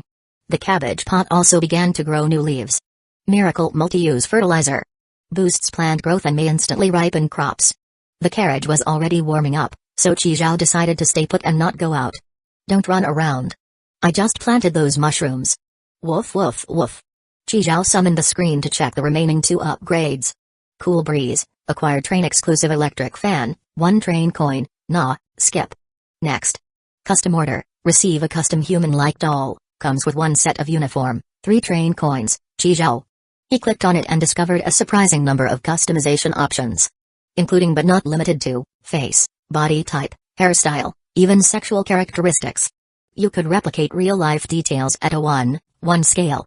The uniforms also had various options: nurse, flight attendant, teacher, secretary, maid. Half an hour later, after endless tweaking, Chi Zhao's custom doll appeared in the carriage. She had a pretty face, twin ponytails, and was wearing the pink nurse uniform and white stockings Chi Zhao had picked out. Chi Zhao stood up, looking at the 1.85-meter tall, muscular, broad-chested buff lady, and nodded in satisfaction. He threw a punch. Bam! The doll fell flat to the floor. Chi Zhao retracted his fist and blew on it a few times. Ow ow ow, phew. Phew. Why are these specs so DMN hard? Fuck. Should have adjusted the softness lower. Oh well, hard is fine. If I run into enemies, maybe she'll be even harder than them. Chi Zhao stored the training doll into the boundary bracelet. Still no air conditioning. Can't sleep on this mud floor. Annoyed, Chi Zhao leveled up again. To level 9. New upgrades appeared.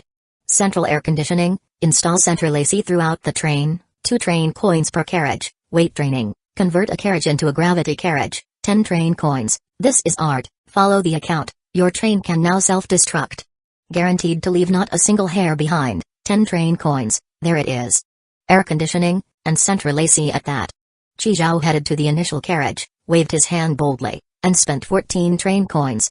Every carriage except the cold storage carriage and planting carriage got central AC installed. The gravity carriage. It must adjust internal gravity.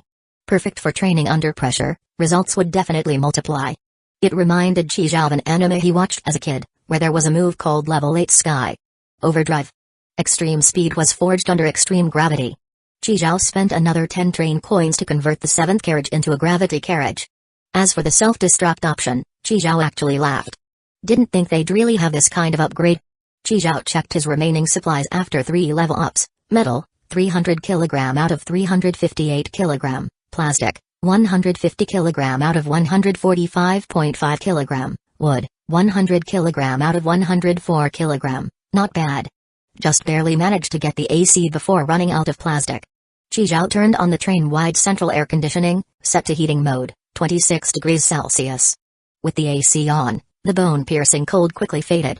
Chi Zhao took off his heavy pajamas and stretched his shoulders. Passing through the first 2 carriages filled with old clothes, quilts, and firewood, Chi Zhao reached the cold storage carriage. Since it didn't have AC, it was still freezing.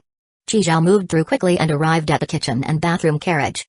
On the ground nearby were the newly acquired rice cooker and oven. Entering the bedroom, Chi Zhao brought the furnace back to the kitchen. Finally, Chi Zhao opened the door to the 7th carriage. The gravity carriage. What came into view was a gray carriage with a suede-like texture, and a silver-white checkered floor. As soon as Chi Zhao stepped inside, he felt a sudden heaviness on his shoulders. The adjustment panel on the wall showed double gravity. Well, damn. After adjusting to it a bit, Chi Zhao checked the panel. The current max could go up to 5 times normal gravity. If he wanted it higher, he'd have to use train coins to upgrade. There were also gravity-compatible training machines to unlock. Chi Zhao glanced around and used 3 train coins to unlock a treadmill. Running under double gravity, Chi Zhao experienced an intense, unprecedented burn. Chapter 33, Dawn City. Leaving the gravity carriage, Chi Zhao felt his body lighten. Nice, it worked. Passing by the planting carriage, Chi Zhao casually picked that ear of corn, planning to cook it for lunch. He chewed on some chocolate to replenish his energy, then used the rice cooker to make a pot of rice. He took out a wolf leg from the boundary bracelet, trimmed off the lean meat, then chopped the remaining bones into pieces. Adding chunks of corn, he used the pressure cooker to stew the wolf bone soup, then started marinating the wolf meat. He cut the wolf meat into dice-sized cubes, mixed it with cumin, chili, salt, and oyster sauce, then set it aside to marinate. At 11:30, Zijian sent a flood of messages. This beach feels so good, soft and warm. The sea breeze is amazing, and the water's warm too. The carriage is freezing, I don't even want to go in. I've got a heater here, I'll sell it to you for 2 train coins. Sell? Aren't you supposed to give it to your good ally? A good ally gets first dibs. You want it or not? If not, I'll sell it to someone else. Want? 1 train coin. Deal. Chi Zhao had originally planned to give that furnace to Zijian anyway. After a little bluffing, he unexpectedly got a train coin in return. Along with some wood, Chi Zhao transferred the furnace to Zijian. For lunch, Chi Zhao had corn wolf bone soup, roasted wolf meat, and rice. It was Chi Zhao's first time eating wolf meat. The taste was hard to describe. Not bad, just very chewy. Dog meat? Did you stew the black wind monster? This damn thing's wolf meat. Wolf. Wolf meat? Zijian suddenly realized. She remembered the wolf Chi Zhao had shot earlier. Scared the hell out of me. Thank God. Chi Zhao, with that scrawny thing's size, it wouldn't even fill the gap between my teeth. The black wind monster was sipping the wolf meat soup, completely unaware of what was going on. After lunch, the train departed. Chi Zhao opened the chat room, thinking it was time to deal with the leftover quilts. A bunch of people were in Chi Zhao in the chat, and his nickname had now changed from Ice Water Bro to Quilt Bro. At Chi Zhao Quilt Bro, got any more blankets? Please, don't tell me you sold out last night at Chi Zhao. At Chi Zhao Quilt Bro, restock already. I'd rather freeze to death than buy from Zhang Bao Bao, at Zhang Zai you damn hag, buy or don't. Brocass, I bet you just can't afford it, at Chi Zhao say something. You messed up the market, I swear next time I see you I'll beat the shit out of you, Chi Zhao, at Zhang Bao Bao you set the market rules. Everyone, Quilt Bros here. Get your coins ready, Zhang Bao Bao retracted a message. Zhang Bao Bao punched Lao Si on the head. You fucking blind? Didn't you see he's level 9 now? Big bro, I. What do you mean you?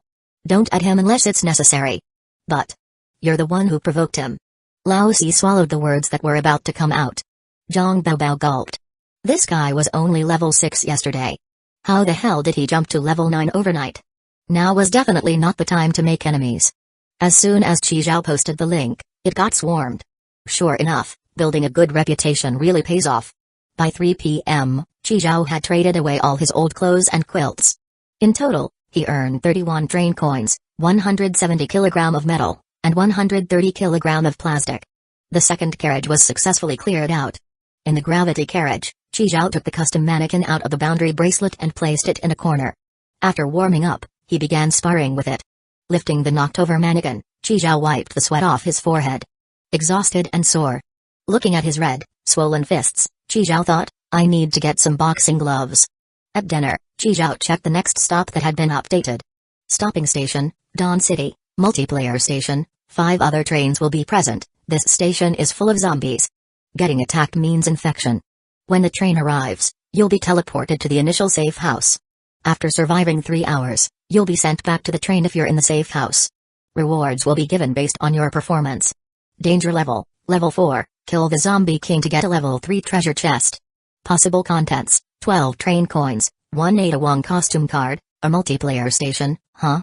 It's been a while. Only the zombie king gives a treasure chest? An Ada Wong costume card? Another costume card. Still haven't figured out how to use the SD costume card from before. Now that he thought about it. Wasn't Kong Yu always wearing the Ada Wong outfit? Could it be a costume card? Chi Zhao frowned and checked his weapons. 2 infinite ammo shotguns, 2 rifles, and 20 bullets. 1 pistol, 26 bullets. As for melee weapons, 2 machetes, the military shovel barely counts, and 1 fire axe. Entering the trading platform, Chi Zhao searched for bullets. He'd searched before, and there were rarely any trades. Plus they mostly cost train coins. In the end, Chi Zhao traded 10 packs of instant noodles for 50 pistol rounds and 30 rifle rounds. After reloading all the magazines, Chi Zhao still felt uneasy and went back to the planting carriage once more. 7:50 p.m., the train arrived at the station. Chi Zhao, who had arrived early, wasn't teleported to the initial safe house. The train hovered above Dawn City, and from inside, Chi Zhao could see the entire layout of the city. He could make out the locations of all the safe houses, the distribution of zombies in streets and alleys, and the massive zombie king by the fountain in the city center. In 10 minutes, Chi Zhao roughly memorized the map. At 8 p.m. sharp, Chi Zhao was teleported to the initial safe house, along with 8 other people. The reactions to the sudden teleport varied. Some were panicked, some stunned, some dismissive, some thrilled, some expressionless. Chi Zhao observed them. 5 trains, 8 people, 3 of them were black. Suddenly, one guy pointed at Chi Zhao and shouted, "Holy shit, ice water bro. Am I seeing this right? It really is ice water bro. No wonder rich women love him. He looks even better in person." A man in a suit corrected him, Nope, he is quilt bro now. Chi Zhao Jeej, if it weren't for your quilt, I would have frozen to death." A girl in a JK mini skirt sidled up to Chi Zhao, "Last night I slept under your blanket, smelling just like you. It was so warm. Even dreamed of you." Chapter 34, leaving the safe house at that moment, the black guy in charge had a look of disdain on his face. "Can't figure it out, why are you all into this pretty boy type?" Seeing the black guy walking toward her, Muma smartly darted behind Chi Zhao. "Chi Zhao Jeej, he's bullying me." The black man stared Chi Zhao down with a grim expression. The other 2 black men also moved in. Sensing the tension, the suit-wearing man quickly tried to smooth things over. "Hey, buddy, didn't expect your Chinese to be this good. Been learning for a long time, huh? Fuck off, I'm from the dragon country, born and raised." Right, black dragon's still a dragon. We're all family." The black guy saw that Chi Zhao was staring at him expressionlessly, showing no signs of backing down. He gave a cold snort, curled his lips, and turned to walk toward another woman. At that moment, a thin, bespectacled guy who'd been silent in the corner stepped forward and blocked his path. "Please show some respect to women." The black guy gave him a once-over. "4 eyes, wanna see me smash your glasses? Move your fucking hand."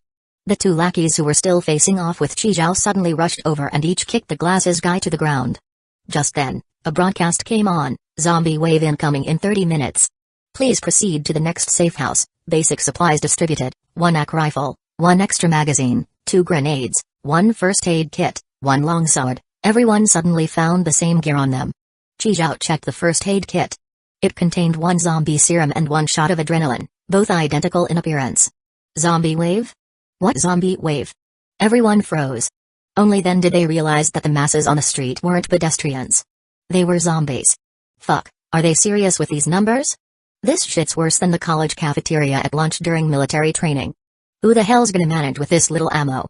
Now that he had a gun, the black guy's arrogance was back in full swing. He held up his weapon and jerked his chin toward Muma behind Chi Zhao. "That pretty boy probably doesn't even know how to shoot. You 2 come with me. I ain't helping for free, but I'll protect you." He flexed his biceps for emphasis. Schlick. His right arm was cut clean off. The gun dropped to the ground. Blood splattered all over the woman's face. "Ah. Fuck." He dropped to his knees, screaming in pain. Behind him stood the glasses guy, now holding a blade, his expression cold and utterly changed. The 2 lackeys pointed their guns at the glasses guy, just about to fire. When they suddenly lost balance and fell with a thud. Chi Zhao had slashed through their Achilles tendons in one swift motion. In the next instant, the glasses guy cleanly slit both their throats. The black boss watched his 2 men collapse, unmoving, eyes red with rage and disbelief. He couldn't understand it at all. Up until now, the 3 of them could bully or mess with anyone they wanted. With their numbers and size advantage, no one ever dared resist. Yet today, they got wrecked. Both Chi Zhao and the glasses guy stared at him. Chi Zhao's gaze was amused, the glasses guy's eyes cold. He gulped, just about to beg for mercy. The next second, his throat was cut. The glasses guy sheathed his blade, then smiled at the woman. "It's okay now." But instead of thanking him, she looked disgusted. "Freak. Who asked you to interfere?" The glasses guy froze for a moment. "What are you looking at? Self-righteous jerk." She wiped the blood off her face and spat at him. "Major turn off." "What a joke." The glasses guy paused, then gave a bitter smile. He stood up, gave Chi Zhao a small bow, and silently left through the door. Chi Zhao stayed calm, immediately scavenging the gear. He removed the magazines and pocketed the grenades and first aid kit. Gij, let me help you.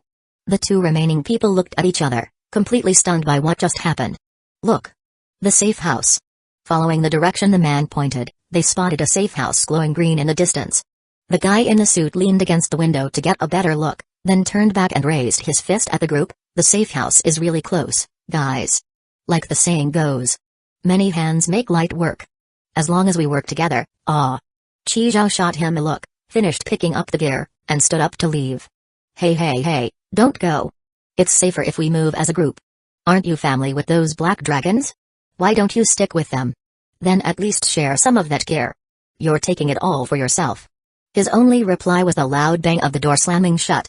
Gij, wait for me. I'll go with you. Miu quickly chased after Chi. As the footsteps faded away, the suit guy shouted toward the door, "What kind of guy is that, so full of himself? Typical youngster, clearly never been slapped by society yet." Looking awkwardly at the two people left, the suit man coughed and said, "So, should we team up?" Leaving the safe house, Chi headed down the stairs and weaved through the alleys from memory. Miu followed closely behind, like she was afraid to lose him. She wore classic black pig trotter shoes, velvet white stockings on her legs, a cropped beige cotton coat on top of a JK-style Yamabuki uniform, twin tails tied up, and a textbook low-eye face. "If you're gonna follow me, fine. But can you stop tugging my pants?" "Oh." Miu let go, looking innocent, and picked up her pace a bit. "Gij, thank you." She clutched the egg tightly, walking right next to him. "If it weren't for you, they definitely would have bullied me." Chi gave her a glance. "The black guy was killed by the glasses dude. Why are you thanking me?" No, I know. It's because you were in front of me, that's why he didn't dare do anything." Chi said nothing. At the time, he was just mapping out his next move in his head. "Gij, isn't the safe house to the west? Why are we heading east? Aren't we going the wrong way? If you're scared, then stop following." That made Miu panic instantly. "Gij, slow down." She had to break into a slight jog just to barely keep up with Chi pace. Chapter 35, Who taught you to stick your tongue out for mouth to mouth? Bang, bang, bang, bang. After clearing the zombies blocking their way, Chi broke open the basketball court door lock. The safe house was indeed to the west, but heading straight there would result in a large group of zombies blocking the path. Even after picking up the gear from the three people, the ammo was still insufficient. Knowing the terrain, Chi chose a safer route around, though it was a bit longer. There were about 10 zombies lurking in the basketball court, and one even seemed to be bouncing a basketball. Chi raised his gun and fired a burst, blowing up the basketball along with the zombie. Seeing Chi gun run out of ammo, Miu quickly handed over her own gun.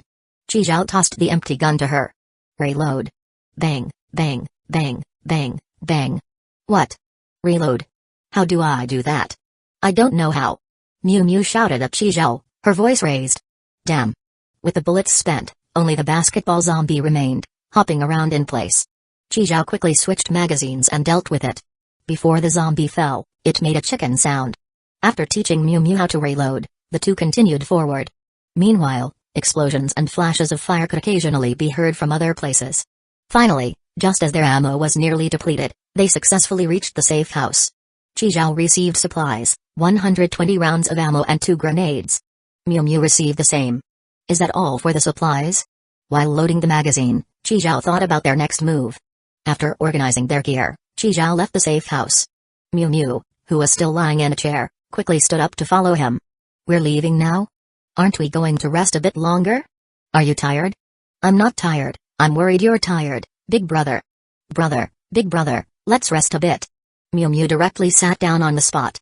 Her cotton coat had long been removed and was now in her hand. "How many more floors? I really can't climb anymore." Chi turned around, grabbed her slender arm, and gave her an injection. "Big brother, what is this?" Chi casually tossed the syringe away and smiled. "Adrenaline, feeling pumped?" Miu immediately jumped up. "I'm pumped." With that, pumped up Miu followed Chi and continued their journey. The only reason Chi brought her along was that if they encountered danger, he could run faster than she could. In times of danger, you just need to run faster than your teammates. As the saying goes, it's better to let your ally die than you. Chi blasted open the rooftop door with a shot and brought Miu to the roof.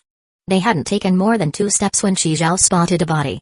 Its stomach was ripped open, and its internal organs were missing, with intestines spilling all over the ground. Ugh! Miu Miu couldn't help but gag, falling to the ground. It was the suit-wearing man. Chi Zhao gripped his gun tightly. The appearance of the suit-wearing man's body here was certainly unusual. Screech. A sharp cry echoed from above. Then, a gust of wind, and a giant zombie eagle dove down, charging straight at Miu Miu. Before the giant eagle could grab her, Miu Miu's eyes rolled back, and she fainted on the spot. This caused the giant eagle to miss. It swiftly adjusted its flight path and charged at Chi Zhao instead. As expected, Chi Zhao raised his gun and fired. However, the giant eagle's flight speed was incredibly fast, and most of the bullets merely grazed its body without hitting it. After an entire magazine, only a few shots hit it. This caused it to falter in midair. A gust of wind hit Chi Zhao's face as he dodged to the right and rolled, avoiding the eagle's claw swipe. Taking advantage of the eagle's momentary instability, Chi Zhao rushed toward the stairs leading downstairs. The giant eagle, not too bright, followed him in, its body getting stuck in the narrow hallway. Chi Zhao pulled out his shotgun and began to unload, using infinite ammo to spray. After the final shot exploded the already half-destroyed head of the eagle, Chi Zhao confirmed it was dead before putting the shotgun away. Hiss, still injured. Chi Zhao touched his right arm, where there was a scratch. The scratch was radiating heat, the wound slowly healing. Was it the immaculate fruit? This fruit could heal the body. It had previously only healed some scars, but was the remaining effect still stored in my body? Did it only show up when I got hurt? Chi Zhao wasn't fully reassured. He took a zombie serum from the first aid kit, bit the cap off, and injected himself. Just as he finished the injection, Chi Zhao's vision blurred, and he passed out.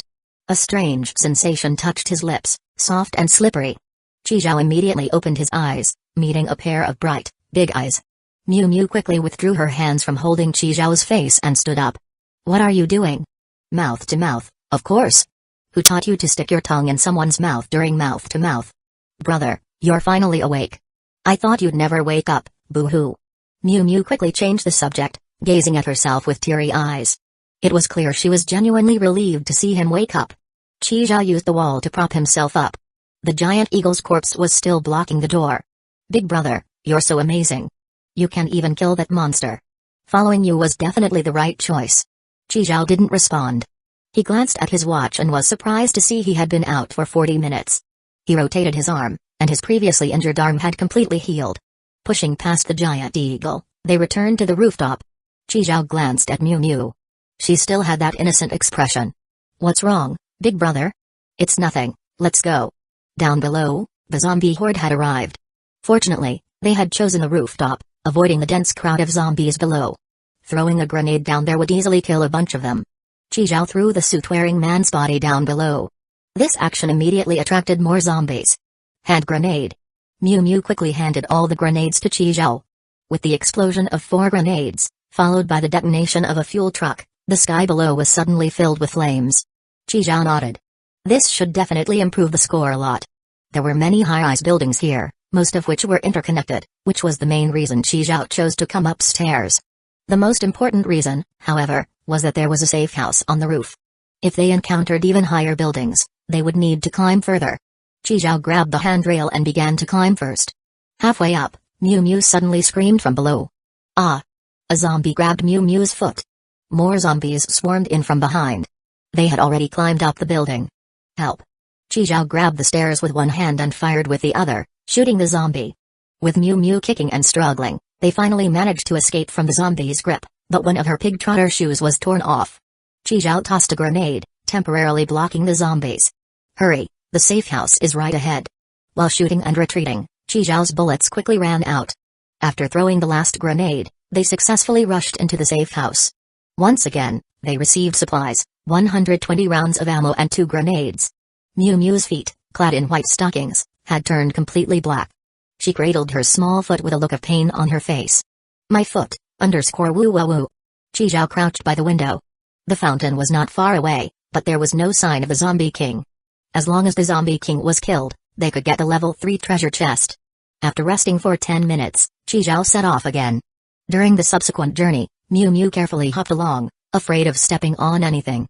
What's your shoe size? Huh? Size 36. No, 35. Chi Zhao casually peeled a shoe off a zombie's foot and tossed it to Miu Miu. Just the right size, 35. Miu Miu held the bloody sneaker in her hands, her expression blank. Another ladder. Chi Zhao pointed and said, I'll stand guard, you go first. Miu Miu's face suddenly flushed, and she turned away, covering her face with both hands. Brother, how about you go first? What if another zombie grabs your foot? Stop dithering and climb up quickly. Miu Miu began to climb up. She looked back at Qi Zhao, who was still on guard, and whispered, well, I'll go up now. Just don't look up later, okay? When she had climbed halfway, Qi Zhao put away his gun and started climbing as well. Ah! Miu Miu suddenly screamed again. What happened? Qi Zhao jerked his head up, and under her skirt, everything was in full view. Miu Miu looked down at Qi Zhao with a panicked expression. Dead, someone's dead. Chapter 36, Killing the Zombie King. Sudden change of events. The two of them climbed to the rooftop. It was the body of another man from the safe house. His death was similar to the suit-wearing man's. Was it another zombie giant eagle? Qi Zhao quickly broke open the attic door and took Miu Miu downstairs. Fortunately, it wasn't far from this building to the central fountain. As they were descending, Miu Miu suddenly stopped and refused to move. Qi Zhao turned back and looked at her. Tired again? Miu Miu fiddled with her fingers, pressing her lips together and glancing sideways, unwilling to meet Qi Zhao's eyes. Qi Zhao brother, you didn't see anything just now, right? After saying this, her face quickly turned red. It's just a blue and white stripe. Qi Zhao continued down the stairs. Hurry up. In the hallway, a few zombies occasionally rushed out, but Qi Zhao dealt with them casually. They successfully reached the first floor, and Qi Zhao crouched in a corner, peering through the broken glass door to observe the situation outside. There was a pile of ordinary dead zombies lying on the ground. Boom, boom, boom. With obvious tremors, a giant zombie appeared in Qi Zhao's line of sight. The zombie was over 3 meters tall, with bulging muscles and red light in its eyes. At that moment, it was holding a woman in its hands and ferociously tearing into her. Suddenly, a long sword struck the giant zombie's arm. It was the bespectacled man. He was still holding that long sword, but this time his opponent was the giant zombie. Damn, cold weapons in close combat? How brave. Just as Qi Zhao was thinking this, the next moment, the bespectacled man was slapped away, landing right in front of Qi Zhao. His glasses shattered, and blood spilled from the corner of his mouth. The giant zombie wasn't faring much better, though. Its right arm was severed by the bespectacled man. It tossed the woman aside and roared, charging toward them. Qi Zhao immediately raised his gun and shot at the zombie's lower leg. Reload. Reload. With Miu Miu's quick assistance, Qi Zhao successfully shot through the giant zombie's knee, halting its charge. The immobile giant zombie became a sitting duck, and Qi Zhao immediately shot its head off. No prompt, so it wasn't the zombie king? The bespectacled man coughed up blood, bracing himself on his elbow as he struggled to rise. Qi Zhao brother, it's still not dead. The giant zombie's body began to twitch, rapidly healing its wounds, and the severed arm grew back. Roar. Damn, no wonder there was no treasure chest. It's not dead. Qi Zhao quickly threw 3 grenades, slightly delaying its recovery, and dragged the bespectacled man back. After quickly injecting the bespectacled man with adrenaline and zombie serum, Qi Zhao reloaded his gun. The adrenaline quickly took effect, and the bespectacled man regained his strength. Qi Zhao handed him a gun. I'll use a knife. Man, a knife's not as good as a gun. I don't know how to use a gun, I only know how to use a knife. Qi Zhao face-palmed. Miu Miu, give him the knife. Got it. Miu Miu quickly handed over her knife to the bespectacled man. The giant zombie's wounds had healed, and it charged toward them again. Bang, bang, bang, bang, bang, bang, bang. In an instant, there was a flurry of gunfire, with Qi Zhao specifically aiming for the zombie's head. The bespectacled man adjusted his broken glasses and charged at the zombie with his knife. With Qi Zhao's fire support, the pressure on the bespectacled man decreased significantly. Under the dense firepower, the zombie fell once again with a thud. No treasure chest prompt. Still not dead? Sure enough, the next moment, 8 legs sprouted from its back, and it stood up again, resembling a crab. Miu Miu, reload. We're out of ammo. Hand grenades. We're out of those too. Damn. The zombie's crab-like legs slammed into the ground with tremendous force, creating deep holes in the hard cement.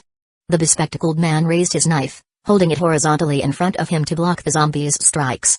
But the sheer force still sent him flying. Qi Zhao realized things were going south and reached into his pants. Qi Zhao brother, what are you doing? What time is it? Miu Miu covered her eyes with her hands but peeked through her fingers. Qi Zhao pulled out the boundary bracelet hidden in his pants and put it on. Big guys, wake up, time to work. Qi Zhao took out a basin filled with corn, cabbage, watermelon, and peas, placing them on the ground, facing the crab zombie. The plants sensed the zombie and opened their eyes. Then, the corn, peas, watermelon, and cabbage began to hurl themselves at the zombie, temporarily halting its advance. After the corn shooter threw a buttered ear of corn at its face, the zombie froze in place.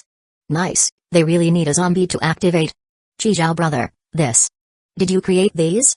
Chizhao pulled out his rifle and aimed at the zombie's crab leg joints, shooting at the eyes that opened on them. When he shot the first eye, that leg dropped to the ground. It worked. Taking advantage of the butter smeared on its face, Chizhao shot out the remaining 4 eyes, crippling the zombie's 4 legs. At that moment, the bespectacled man charged back, though this time his glasses were gone. He slashed at the zombie's crab legs, the metal of the knife clanging as sparks flew. Hit the eyes on the joints of its legs. Hearing Chizhao's shout, the bespectacled man switched to holding the knife with both hands and stabbed it into the eye of one of the crab legs. Brownish-yellow fluid spurted out, and another leg was rendered useless. Just as the butter disappeared, the zombie swung one of its legs, sending the bespectacled man flying again. Another buttered face, and Chizhao rushed in, pulling out his shotgun and firing it point blank. Boom. Boom. Boom. Boom. Boom. The shotgun with infinite ammo unleashed a storm of fire, and eventually, the last 3 eyes were blown to pieces. Chizhao raised his shotgun, pointing it at the zombie's head, which was now slumped on the ground. Don't get up again. Boom. Boom. Boom. Successfully killed the zombie king, received a level 3 treasure chest. Chizhao let out a sigh of relief, it was finally dead. He directly stored the treasure chest in the boundary bracelet, stepped on the zombie's body, and, holding the shotgun, looked down at Mew Mew. With the zombie dead, the plants stopped their attack. The surroundings instantly became very quiet. Chizhao brother, you're so handsome. Mew Mew clapped her hands and cheered. What's wrong, Chizhao brother, why aren't you speaking? Mew Mew lowered her hands and slightly furrowed her brows. You're staring at me like that, it's kind of scary. Chizhao let out a deep breath. Speak, what's your real purpose for following me all this time? Mew Mew looked confused. Chizhao brother, what are you talking about? I've been following you because I like you. Back on the rooftop, the door was blocked by the giant eagle's corpse. How did you get in? I crawled in from underneath it. Chizhao brother, are you tired? Maybe we should rest for a bit. The station forecast showed 5 other trains docking, with 8 people in total. Aside from the group of black people, the remaining 5 clearly didn't know each other. At that moment, Chizhao had already deduced that there was an insider who didn't belong to this group. Those who had arrived here, like Konyu, were from previous years. Then let me ask it another way, what do you do? I'm a college student. I just started university and suddenly ended up here. And you're still pretending to be a pure college girl? Which pure college girl has this much stamina? Chizhao sneered. What I injected you with wasn't adrenaline, it was zombie serum. Mew Mew instantly looked wronged. I thought the adrenaline was pretty effective, so I injected myself with one later. Is that so? Just as Mew Mew was hurriedly explaining, the cold barrel of a gun pressed against the back of her head. Mew Mew's face was filled with fear, her whole body trembling, and she looked at Chizhao with pleading eyes. With the crisp sound of high heels tapping against the ground, Konyu's figure slowly emerged from the shadows. She was still dressed as Ada Wong, with a smile on her face. Long time no see, Zai Yuan. Chapter 37, Orderly Kingdom and Free Organization. Bang. Konyu pulled the trigger, and a bullet shot out. Zai Yuan's figure disappeared from the spot, and the bullet missed. With a soft thud, a magazine fell to the ground at the place she had been standing. Where is she? As Chizhao was puzzled, his body suddenly sank. 2 arms wrapped around his neck, and a pair of white silk legs crossed in front of him. Chizhao turned his head and saw Zai Yuan's profile. At that moment, she was glaring fiercely at Konyu, her expression serious. Konyu, you really have that module? Konyu turned his gun towards them, and Zai Yuan quickly ducked behind Chizhao. Chizhao raised his hands high, waving them to signal Konyu not to shoot. He then turned to glare at Zai Yuan. Get off me, don't mess with me. Chizhao tried to pry her legs apart but found that the more he tried, the tighter her white silk legs wrapped around him. He reluctantly let go and looked up, only to see a man in black with a long knife suddenly appear behind Konyu. Before Chizhao could warn him, the man swung his blade with a fierce wind toward Konyu. Konyu sidestepped and narrowly avoided the slash. The man followed up with a high kick, and though Konyu quickly raised his arms to block, he was still kicked away. The glass shattered, and Konyu crashed into the street outside, motionless. Chizhao was stunned. Konyu was this weak? If that's the case, I should have been able to take him down as well. After confirming Konyu wasn't moving, the man raised the tip of his knife toward Chizhao. He frowned and spoke coldly, hand over the snake silver coin. When Qi Zhao heard snake silver coin, his pupils suddenly widened, and his brows furrowed. Silver coins, again with the silver coins. Damn, the way he's so sure, it doesn't look like he's bluffing. How does he know I have the snake silver coin? Qi Zhao glanced at Xia Yuan in front of him. So this whole journey was for this? You're crazy. That silver coin was taken by my brother Qi Zhao, and now you just want to grab it? Can you be a bit more polite? Please, right now, you're the one asking for help. Know your place. Xia Yuan slid off Qi Zhao and stood in front of him. It's fine, Qi Zhao, I'll teach him a lesson. Suddenly, a series of gunshots rang out. Bang bang bang bang bang bang bang. The man reacted quickly, immediately dodging sideways. Outside, Konyu was leisurely changing magazines. Hey, so it was all for the silver coin. Always talking about order and justice, but when it comes to doing things, those two words don't even apply to you. Aren't you always chasing fairness and justice? Why did you break your own principles first? Regarding Konyu's resurrection, the man showed no surprise. As long as I clear out people like you, it's justice. Bang bang bang bang bang bang bang. Konyu finished changing the magazine and fired another round of bullets. The man waved his long knife to block the bullets while charging toward Konyu in the street. Once Konyu ran out of bullets, he threw away his pistol and pulled out a dagger from his side, holding it in front of him to block the man's blade. As they fought, their bodies flickered and their positions constantly changed. The sound of their battle attracted a group of zombies, but within a 1-meter radius around the two of them, it was like a meat grinder. Any zombie that entered this range was instantly cut apart. The human eye could barely keep up with their movements, only catching glimpses of their flashing blade. Qi Zhao swallowed.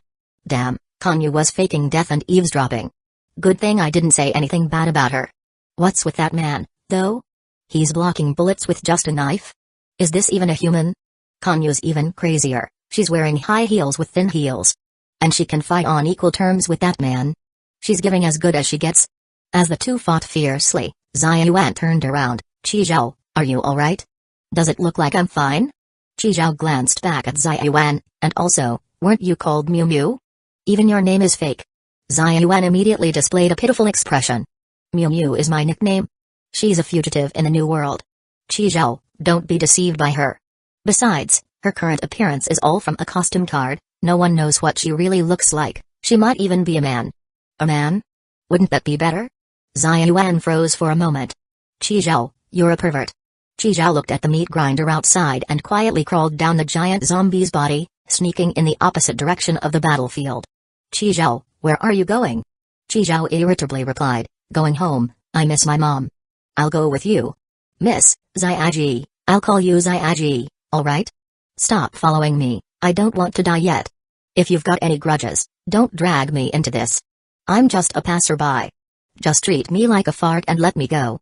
In the street, the man stood amidst the zombie remains, holding his broken long knife and wiping the blood from his mouth. So the Ada Wong costume card alone couldn't have been this strong. No wonder you're a level 1 fugitive, Konyu, you truly deserve it. I just like this short hair. Konyu flicked the bangs sticking to his forehead. It's easy to maintain. Hey, the man tossed the broken knife away. Don't you remember, Shiranui Yunshin? Konyu paused for a few seconds. No impression. Brother, you're truly useless, not even your opponent remembers your name. Well, considering how many people have died by your hands. He reached his right hand into the void and clenched it. A demon blade, Shiranui, enveloped in black and red flames, slowly appeared. Now, do you remember this blade? As the demon blade Shiranui fully manifested, an aura of evil spread rapidly. Chapter 38, this guy is definitely doing it on purpose. Xia Yuan seemed to sense something and suddenly turned to look in the direction of the fight. Qi Zhao also felt that some evil presence had appeared, an uncomfortable feeling as if his pores were all clogged. But the aura appeared quickly and disappeared just as fast. As the feeling faded, Xia Yuan frowned. Qi Zhao, remember, don't get too close to Kongyu. Don't have any contact with her, she's very dangerous. You don't have to believe me, but once you're in the new world, you'll understand, everything I said is the truth. Also, if the silver coin is with you, don't give it to her. Definitely don't. Qi Zhao, I'll find you once you're in the new world. With that, Xia Yuan vanished in an instant, leaving Qi Zhao standing there, stunned. Silver coin, that damn silver coin. It was used up a long time ago. Damn it, I'd better run away quickly. I don't trust either of you. Qi Zhao continued crawling on the ground. After crawling a few steps, a pair of high heels blocked his path. He looked up at Konyu, who appeared completely unfazed, showing no sign of having just fought a battle. Sister Yu, it's a good thing you came, or I'd be in trouble, hey hey. Qizhao quickly got up, smiling broadly at Kan Yu, rubbing his hands like a fly. As expected of my sister Yu, beating them was like child's play. Kan Yu glanced at him. Not bad, you've even got little fangirls now. Fangirls? That person just now? I don't know them, not familiar with them. Qizhao waved his hand to deny. You got the silver coin again recently. Silver coin? No. He asked me for a silver coin, I was confused. Do you think they got the wrong person? I'm really innocent. Qizhao said seriously, while Kan Yu's expression remained unreadable. I need the costume card from the treasure chest you just got. A costume card? So Kan Yu was here for that. Qizhao cursed inwardly and quietly took out the level 3 treasure chest, throwing the costume card to Kan Yu. After putting the chest away, Qizhao also retrieved the plants into the boundary bracelet. Having done all that, Qizhao's tense body suddenly relaxed. The exhaustion from the earlier fight washed over him, and he had to sit against the wall. Kan Yu took the costume card and glanced down at Qizhao. Now that you know I'm a fugitive, aren't you scared? You're the one being hunted, why should I be scared? Qizhao reached under himself to pull out a stone and tossed it aside. I mean, only powerful people can be fugitives. This just proves I'm with the right person. Kan Yu smiled slightly. Is that man dead? Kan Yu shook her head. He was taken away by that woman. She raised her hand to remove her contact lenses, a blue light shot from her eyes as she looked Qizhao up and down. Take off all your clothes. Qizhao, huh? 3 minutes later, Qizhao was completely naked, covering his vital parts with his hands. No wonder she always grabs my clothes. Turns out she can swap places with the objects she touches. Is this considered a superpower? That zombie bodyguard of yours, the bracelet he's wearing, isn't that supernatural power too? Thinking about old Master Ren, Qizhao felt a pang of sympathy. Can I still wear these clothes? Kan Yu immediately set them on fire, answering Qizhao's question. By the way, help me check these things too. After confirming that the guns, long knives, boundary bracelet, watches, and those few plants were not marked by Ziyuan, Qizhao let out a sigh of relief. The blue light in Kan Yu's eyes faded, and she put her contact lenses back in. Let's go. Wait, hey. What is it now? What should I prepare before the wind season comes? Kan Yu glanced at Qizhao. Stick your hand out. Huh? Qizhao held out his hands and Kan Yu gave him several train coins, at least a dozen of them. These should be enough for the wind season. Kan Yu lowered her eyes and glanced at Qizhao below, her lips curving slightly upward. Stop staring there. A flash of white light passed, and Kan Yu vanished. This woman is definitely doing it on purpose. Now she's seen me completely naked. Looks like I'll need to keep a few extra clothes in the boundary bracelet for emergencies from now on. She was able to pull out so many train coins with her bare hands, she must have some sort of storage item. Qizhao stored the 16 train coins in his boundary bracelet and stumbled past the rubble and glass shards on the ground, making his way to the bespectacled man. He's still breathing, didn't die. This guy looks skinny, but seems tough. Brother, sorry, but I'm borrowing your pants. Just as Qizhao was halfway through taking the man's pants off, the bespectacled man woke up. Qizhao met his gaze and smiled slightly. Woke up? Qizhao was topless, wearing the bespectacled man's pants and shoes. The bespectacled man followed behind, wearing the glasses Qizhao had found, now only a deformed frame. He seemed like a nice guy. After hearing Qizhao's explanation, he even handed over a few clothes for Qizhao and gave him his shoes as well. Isn't your glasses broken? It's fine, doesn't affect much. The bespectacled man adjusted his crooked frames. Thanks for helping me earlier. By the way, that woman, did you save her? Save her? She was already. Qizhao paused, destroyed by that big zombie. Qizhao was speechless. This guy really had a unique way of thinking. You saved her, and she treated you like that, aren't you mad? Still thinking about saving her? Saving a life is better than building a 7-story pagoda. She had her reasons for treating me this way, I didn't consider it and neglected her feelings. I was imposing my own judgment on her. The one who was wrong was me. This guy really is something. Qizhao gave him a thumbs up. The bespectacled man thought Qizhao was praising him and scratched his forehead awkwardly. Qizhao sighed. Today, he had truly witnessed the diversity of human nature. Where's the girl who's been following you? Her? She left because she forgot to turn off the gas at home. Huh? With a gunshot, the head of the zombie blocking the road exploded, and Qizhao entered the safe house. 10:50, in 10 minutes, he could return to the train. Qizhao breathed a sigh of relief. He looked at the bespectacled man and spoke first. Give me your supplies. Chi Zhao took the bespectacled man's bullets and grenades and opened the door to leave. What are you going to do? Can't you tell? Killing zombies. Chi Zhao held the shotgun, firing one shot per zombie, their heads exploding like watermelons. In the last 10 minutes, he killed dozens of zombies. When he returned to the safe house, the bespectacled man was gone. It seems he was teleported back to the train. 973 regular zombie, 1 basketball zombie, 1 giant corpse eagle, 1 zombie king, comprehensive evaluation, 99, rewards, 10 train coins, a high-quality life potion, due to breaking the highest record for first-time entry into this world, 93, received an additional module card, rewards distribution complete, preparing to return to the train, a flash of light passed, and Chi Zhao's figure disappeared. Chapter 39, New Special Module, Anchor Point Reversal 20 minutes ago. Xia Yuan sensed that Bu Zihuosheng had passed out and quickly spoke to Chi Zhao for a few moments before switching positions to be beside Bu Zihuosheng. Yo, Zhao Wan, it's been a while. Xia Yuan stared at the man in front of her, clearly stunned. Yun Sheng. Why have you turned into a blonde? Bu Zihuosheng grinned and showed his teeth. What do you think? Handsome. So ugly. You look better with black hair. You're just not appreciating it. Well, you're still young, so I won't blame you. Xia Yuan pointed at the unconscious Bu Zihuosheng on the floor and asked, Did you do that? Nope, it was Kong Yu who did it. Bu Zihuosheng raised both hands. I swear I didn't touch him. Yun Sheng, you. Bu Zihuosheng interrupted Xia Yuan. He flipped his bangs, turned around, and walked away. Tell my stupid brother that I borrowed the knife for a couple of days.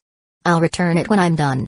Looking at Bu Zihuosheng's retreating figure, Xia Yuan opened her mouth but ultimately didn't ask anything.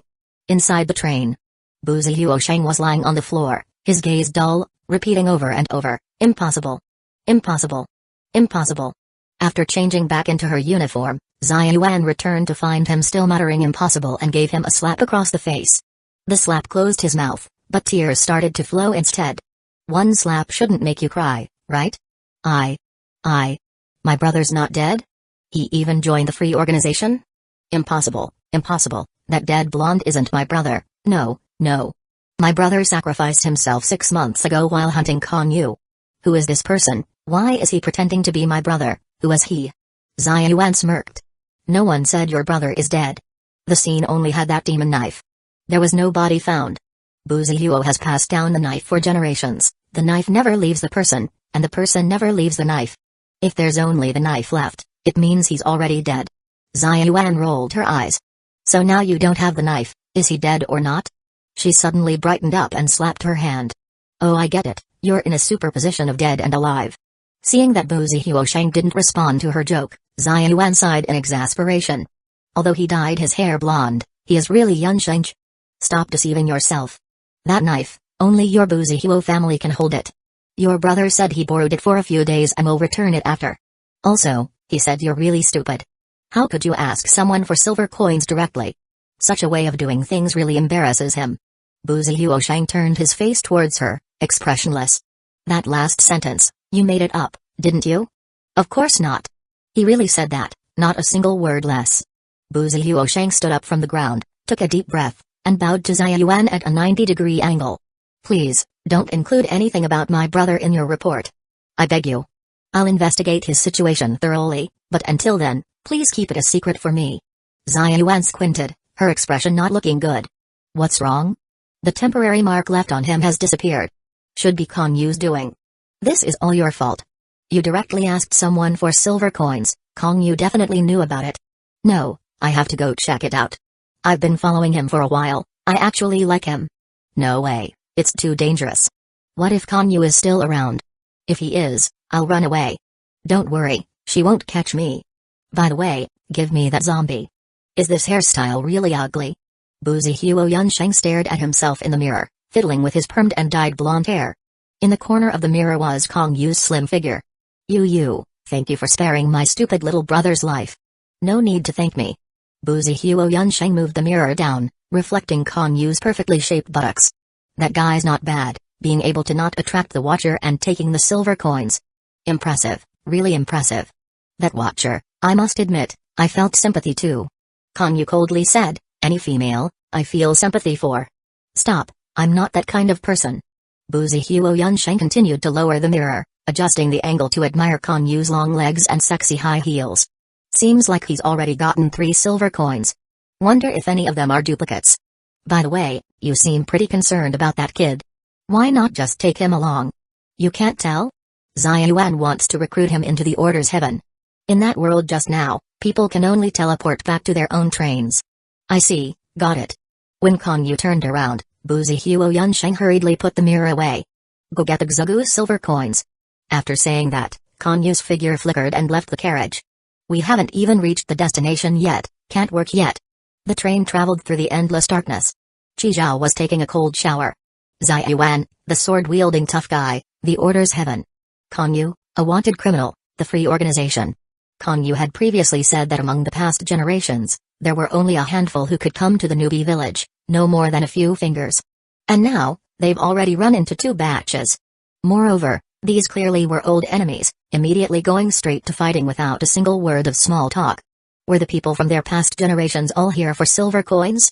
What exactly are these silver coins for? Is it only the newbie village where you can get silver coins? Also, how did Xia Yuan and the others know I took the sea snake silver coin and managed to find me so accurately? These old players are really annoying. Qi Zhao wiped his face and turned off the shower. He dried himself off and changed into a fresh set of clothes.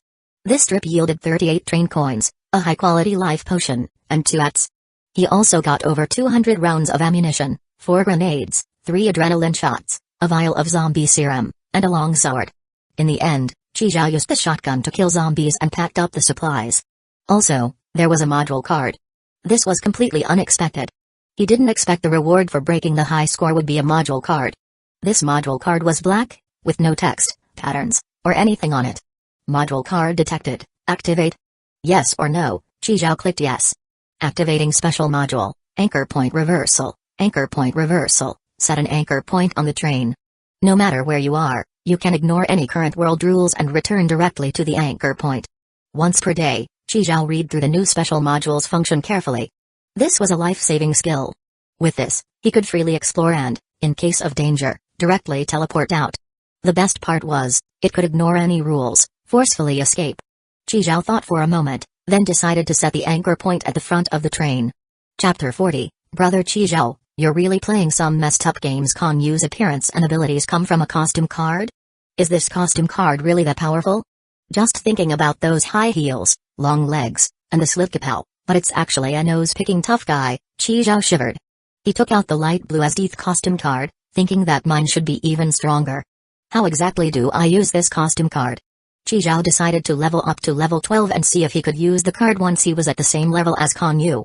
And if I become female, it would mean that Kong Yu might really be a guy.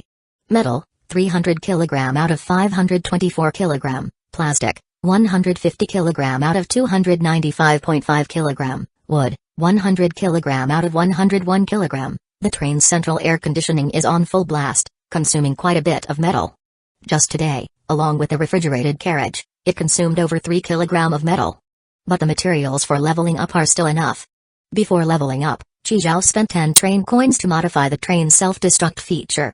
This time, there really is a self-destruct. Level up, level 10. You have obtained a regular carriage. The maximum stop time has been extended by 1 hour. You can still choose to depart at 10:50. Activated free door opening module. Free opening, all carriages can open a door, but only the train conductor can control the switch. The level 10 train stop time was extended by another hour. Now the latest departure can be at 14:00. The new module, free opening or closing, turns out that the ability to open doors anywhere, like Kong Yu, wasn't a modification. Nice, from now on, I won't have to run to the front of the train to get on and off.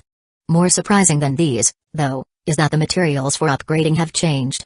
Metal, 600 kg out of 224 kg, plastic, 300 kg out of 145.5 kg, wood, 200 kg out of 1 kg, train coins, 10 out of 0. Not only has the amount of the 3 resources doubled, but now it also requires 10 train coins. After level 10, the difficulty of upgrading has drastically increased. Qi Zhao rubbed his temples. Train coins are fine, but the resource quantities are far from enough. All the blankets and old clothes have been sold, and the food is still easy to get rid of in winter. Qi Zhao went into the trading platform. As expected, due to the low temperature, The trade prices for food and wood began to rise. Qizhao went to the refrigerated carriage, grabbed some pumpkins, and headed to the kitchen. After cleaning them, he scooped out the pulp and put it in the oven. He was going to trade the roasted pumpkin as materials. After all, there were more than 500 pumpkins, he could never eat them all. While waiting, Qizhao checked the updated modifications.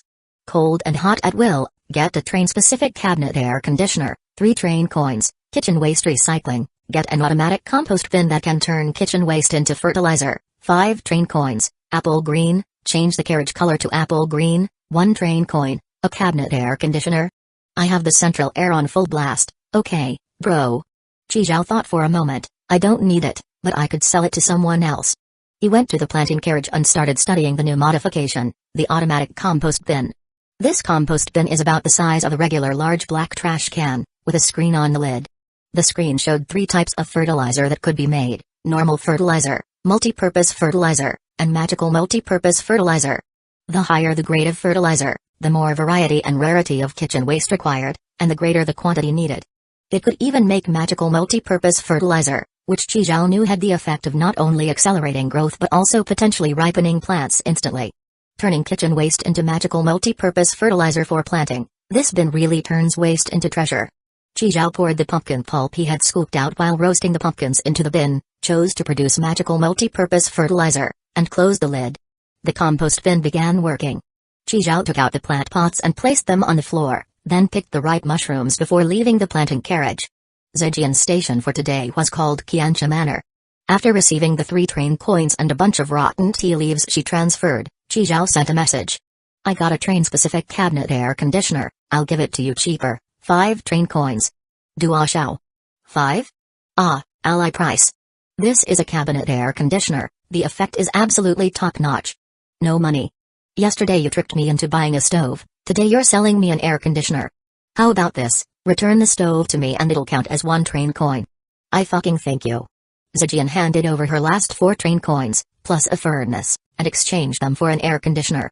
Qizhao felt a little guilty, he was always tricking her and it was starting to feel awkward. He thought for a moment and sent Zhejian half a kilogram of metal as compensation. Taking back the furnace, Qizhao put in some firewood and roasted 2 pumpkins. The furnace and the oven were both working now. Qizhao boiled some water and cooked 3 packs of sauerkraut beef noodles. He served a bowl to Zhejian and ate directly from the pot. Why's dinner so early today? This sauerkraut beef noodle actually has beef. And big chunks. Wanted to eat something good? That's beef canned food I added in. Alright, I was overthinking it. The soup was sour and appetizing, the beef soft and flavorful, and the noodles chewy and smooth. Phew. Qizhao ate with beads of sweat on his forehead, then turned the air conditioner to cooling mode. After finishing the last bite of noodles, Qizhao picked up the pot and slurped the soup. Ah, so good. Instant noodles are still delicious when you have them once in a while. In the chat room. 10,000 out of 1,413. Family, Quilt Bro has new stuff. Pumpkins, pumpkins? How do you eat them? Just bite into them raw? No, Quilt Bro roasted them for us. When I got them, they were still hot. Huh? What if I don't have train coins? Don't need train coins, just metal. And only 10 kilogram. Is Pumpkin Bro starting to do charity again? I love Pumpkin Bro. Holy crap, there were so many trade links earlier, how did they all disappear in the blink of an eye? If you see it, don't hesitate to make a move, what are you waiting for? The next time, Qizhao kept roasting pumpkins, trading materials, chatting, and training in the gravity carriage. After knocking down the mannequin with a punch, Qizhao jumped on top of her, breathing heavily. Huff, huff, huff, huff. With 3 times the gravity, even a normal punch became incredibly difficult. Konyu, Ziyuan, Knife Man. Those freaks from New World, especially that Knife Man, still wants to steal my silver coins and chop off my hands. Qizhao suddenly got up, riding on the mannequin, choking her neck, and shouted angrily, I'm going to fucking kill you one day. Ziyuan stood behind him, covering her mouth with her little hand, eyes wide open. Brother Qizhao, you're really playing some messed up games. Chapter 41, Kingdom of Order. Hearing Ziyuan's voice, Qizhao's heart skipped a beat. All the things on me have already been checked by Konyu, so how did she find out? Did I miss something? Qizhao turned around, and Ziyuan tilted her head, her smile bright.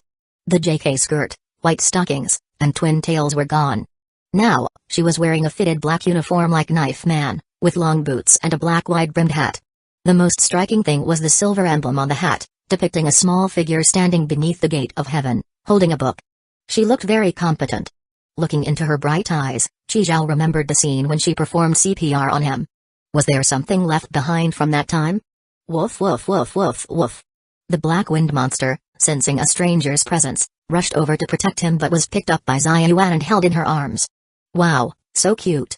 Xiaoyuan stroked the dog's head while playing with its little paws. Brother Qizhao is so loving, you even have a little dog. What's its name? Black Wind Monster. Qizhao replied. So, it's called Black Wind Monster. The name is really Qizhao's style. Xiaoyuan walked into the gravity carriage with the Black Wind Monster and sat next to Qizhao. Looking at the mannequin Qizhao was sitting on, Xiaoyuan clicked her tongue. Brother Qizhao, so you like playing with things that don't move. 3 times gravity, and yet you act like it's nothing? The Black Wind Monster didn't react either. Does she have something on her that can counteract the gravity? What's wrong with that? I can move, that's all that matters. Qizhao rolled his eyes at her, helped the mannequin up, then adjusted the gravity back to normal. Didn't we agree to say goodbye to New World? You're already looking for me so soon. Of course, I have something to find you for, Brother Qizhao. Xiaoyuan put down the Black Wind Monster, took a note from her pocket, and seriously began reading. Ahem. Qizhao, I apologize for my rash behavior earlier today. I'm sorry. It's my first mission, and I was a bit impatient, thinking only of myself and not considering how you felt. I sincerely apologize once again. But I really need that silver coin, and I hope you can give it to me. I will properly repay you when the time comes. P.S. Next time we meet, I'll treat you to the best ramen as an apology. Shinra Subaru, signed.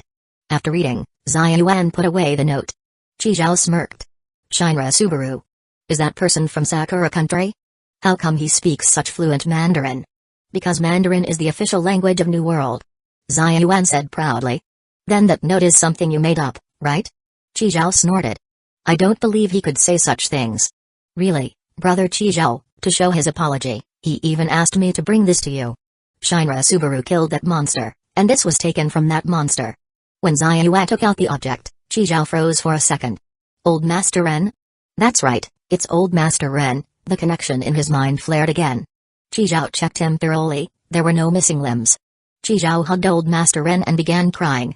The feeling of getting him back was so overwhelming. He actually killed that monster in Happy Neighborhood and got Old Master Ren back, but couldn't defeat Kon Yu. How strong is Kon Yu, really? Also, Xiaoyuan is so elusive. My home has practically become her backyard. Qizhao glanced at Xiaoyuan, who appeared harmless, but this woman was dangerous. With someone like her around, it's hard to sleep soundly at night. Qizhao pretended to wipe his tears and turned to grab Xiaoyuan's hand. Comrade, thank you so much. You have no idea how I've been surviving without Old Master Ren. I've been thinking about him day and night. But that silver coin. You used it up? Yeah, while I was browsing the chat room and playing, something popped up asking if I wanted to activate it, so I clicked. Once I clicked to activate it, the silver coin disappeared. He wanted it, but now I can't help. After hearing this, Xiaoyuan smiled brightly. It's fine, anyway, that silver coin was obtained by Brother Qizhao's own ability, so it already belongs to you. Use it if you need to. That thing is useless, right? After it got activated, I still haven't figured out what it does. To be honest, I don't know either. Qizhao. By the way, after I left, did she do anything to you? Don't even mention it, you guys ran off, and I've been suffering. She pinned me to the ground and kept asking where I put the silver coin. I swore on my life I didn't have it. Even then, she didn't believe me. She stripped me and set all my clothes on fire. My innocence. Qizhao grew more agitated as he spoke, his voice cracking with emotion. Xiaoyuan's eyes were watery, and it was unclear whether she was truly moved by Qizhao's story. It's fine, Brother Qizhao, as long as you can see her true nature. I was just afraid she would deceive you. She's a killer who doesn't blink when murdering. Wait, why didn't she kill me then? Could it be because I'm handsome? Xiaoyuan. Not it? Then, because I'm kind? No, because she didn't see your train. Xiaoyuan explained, she's insane, with her own set of theories. She has an obsessive, pathological fixation on the color of trains. She believes anyone with a black train is a bad person. So, if the train is black, no matter who is on it, she'll kill them. She keeps saying it's justice. Until now, who knows how many people have died at her hands. Xiaoyuan clenched her little pink fist, seriously saying, this freak of a killer, We'll catch her sooner or later and send her to the order tribunal. Combining Xia Yuan's words with the details Qi Zhao recalled when interacting with Kong Yu, he couldn't help but suck in a cold breath. Qi Zhao patted his chest and said with relief, "Good thing my train isn't black." "So, you really are from the official organization of New World?" Xia Yuan adjusted her hat and said seriously, "Of course, humans cannot exist without order. That's why we exist. Anyone who violates order must be punished." Xia Yuan then took out a badge from her pocket and handed it to Qi Zhao. "Brother Qi Zhao, when you get to New World, show this badge, and people from the Kingdom of Order will come to take you." Qi Zhao took the badge, which had the same emblem as Xia Yuan's hat. "So, does this mean I've joined the organization? If Brother Qi Zhao is willing, you can join at any time." "Then I'm definitely joining." Qi Zhao accepted the badge and asked, "What's the treatment like in our organization? What benefits do we get? How about insurance and pension? If I do a good job, are there bonuses? Do we get weekends off? When do we get paid each month? What are the promotion channels like? Are you my direct superior? Are there many girls in the organization? Is it easy to find a partner?" Xia Yuan looked confused by his questions. "It's getting late, I'll head back now. Brother Qi Zhao, see you in New World." Xia Yuan winked playfully at Qi Zhao before disappearing. This time, nothing fell to the ground. Chapter 42, Zijian's Ice Lake Journey. "The train is about to arrive at the station, please hold on tight." Zijian was woken up by the broadcast, reluctantly poking her head out of the blanket. She sleepily threw off the covers, shook her messy hair, got up, and headed to the initial carriage. Air conditioning is really humanity's greatest invention. Zijian left the door open. The first two carriages were very warm. She looked out the train window and saw a vast ice lake outside. "Wow, an ice lake. I don't have to go out today."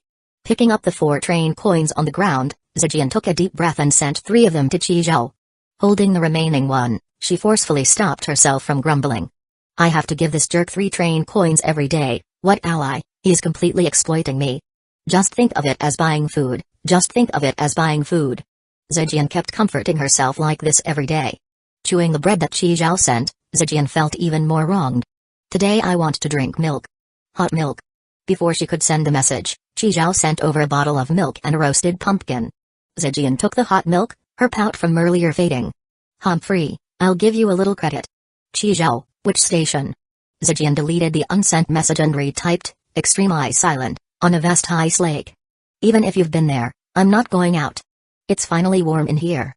Besides, there are no resources, I can't just go dig ice, can I?" Zijian poured the hot milk into the roasted pumpkin and dipped the bread into it. "I've actually been there. There's a level 3 treasure chest in the center of the lake, and it can open up to 12 train coins. PFFT. Zijian saw Qi Zhao's message and spit out a mouthful of milk. She wiped her mouth with the back of her hand. "You're not lying to me, are you? Please tell me, what reason would I have to lie to my ally? You can also stay on the train, someone might pull the treasure chest right up to you soon. Do you think I'm an idiot? There's no way something like that would happen." Zijian curled her lip, quickly finished her breakfast, changed into the thick clothes Qi Zhao sent her, grabbed her revolver, and walked out of the train. 12 train coins. And I don't have to share with this big guy, they're all mine. "Ah, let's go." "Hiss, it's so cold." Zijian hugged her arms tightly. The center of the lake, where exactly is the center? After walking a few steps, Zijian saw something box-shaped under the ice. She crouched down to take a look. Sure enough, it was a treasure chest. "I'm truly the chosen one, this treasure chest is right next to my train." Zijian knocked on the ice, and instantly deflated. "The ice is thicker than my life." Zijian immediately returned to the train and told Qi Zhao that she had found the treasure chest, but the ice was too thick. Was there any way to deal with it? Qi Zhao sent her a shotgun. "Unlimited bullets, but the recoil is a bit strong, you can try it first." "Unlimited bullets? Where did he get this from? Is it even real?" "Ah!" Suddenly, a girl's scream came from outside, and Zijian hurriedly took out the shotgun and ran out. A little girl was being relentlessly chased by a polar bear. Seeing the distance between the polar bear and the girl getting shorter, Zijian pulled out her revolver and shot. The girl fell in fright, while the polar bear turned and charged towards Zijian. Roar! Zijian raised the shotgun and fired again. The recoil knocked her back, and she fell onto the ground. The polar bear didn't fare much better, it took a shot to the chest, its fur soaked in blood. This enraged it, and it raised its paw to strike Zijian. Zijian rolled out of the way, clutching the shotgun just in time to avoid the blow. She leaned against the carriage to brace herself against the recoil of the shotgun and took another shot at the polar bear. This time, It hit the bear's stomach. The polar bear staggered, tried to escape, but after a short distance, it collapsed onto the ice and died.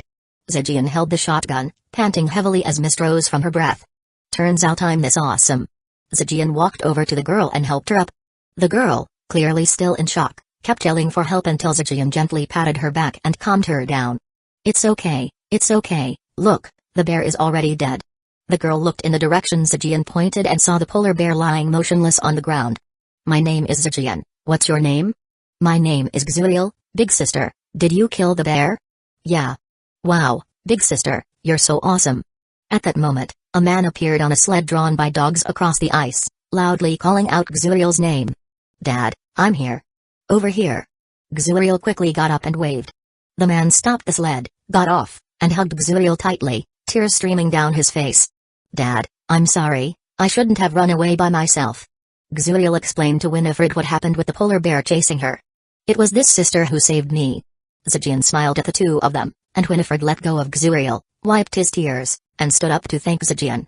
Winifred invited Zhejian to his home, but she quickly refused. I have things to do, I appreciate your offer. After saying that, Zhejian walked back to the treasure chest.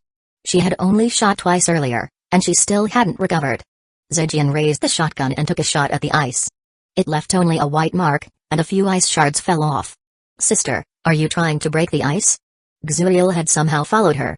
At that moment, Winifred also dragged the polar bear over to Zhejian. He seemed to be offering it as the treasure she had hunted, so she could take it with her. Dad, can you help sister break the ice here? Winifred nodded repeatedly, saying it was no problem. He just needed to go home and get some tools. Really? That's great. I don't want this bear, you can take it back. Just help me break the ice. With that, Zhejian returned to the train to wait for Winifred to come back with the tools. Sister, your train looks so unique. And it's so warm, it's really comfortable. Xuriel really liked the train, running around inside. Wow, this hat is so pretty. Do you like it? It's yours. Zhejian put the red knitted hat on Xuriel, and it looked great with her rosy cheeks. Thank you, sister. Xuriel happily hugged Zhejian. An hour and a half later, Winifred's sled appeared in Zhejian's line of sight. He had returned with the ice-breaking tools. With the professional tools, it was different. In just an hour, the more than a meter thick ice was broken. Zhejian saw the treasure chest in the water and clenched her fist in excitement. Yes, it's mine. But just as Winifred was about to hook the chest up to lift it, a sudden undercurrent surged beneath the ice, and the chest was swept away by the current for over 10 meters. The chest was once again blocked by the thick ice. Zhejian froze for a moment, and then deflated like a punctured ball. To recover the chest, they'd have to break the ice again, but the train was leaving in half an hour. 12 o'clock. The train is departing, please hold on tight. Zhejian lay on the spring mattress, trembling from crying, tears falling non-stop. My treasure chest. Not long after Zhejian left, Winifred broke the ice again. This time, he successfully hooked the chest up. It was strange, though, the chest was unlocked, but it just wouldn't open. Dad, can we come back tomorrow? Maybe Sister Zhejian will be back by then. Winifred lovingly patted Xuriel's head, and they tied the chest to the sled and dragged the polar bear home. The next day, they dragged the chest back to the ice lake. This time, a red train was parked by the ice lake. Chapter 43, Treasure Hunter's Big Surprise in the Dense Forest. Sunlight streamed down to the ground, forming circular patches of light. Qizhao wiped the sweat from his brow and glanced at his watch. The time was almost up. Anchor point retrogression. A flash of white light passed over Qizhao, and he retrogressed from the forest back to the front of the train. He threw the branches he had chopped into the material input zone, collecting a total of 210 kilograms of wood. It had been 3 days since returning from Dawn City, and during this time, Xia Yuan had not suddenly appeared again. This made Qizhao feel a little more at ease. It seemed she had indeed left the newbie village. What bad luck, after encountering them, the next 3 stops had all been wilderness with no resources, and to make things worse, there were no treasure chests. What a bunch of unlucky stars, even the treasure hunter has been worked dry by them. But what was interesting was that Zhejian had actually stopped at the extreme ice lake yesterday. Although she didn't manage to get the treasure chest in the end, this also meant one thing: treasure chests do refresh.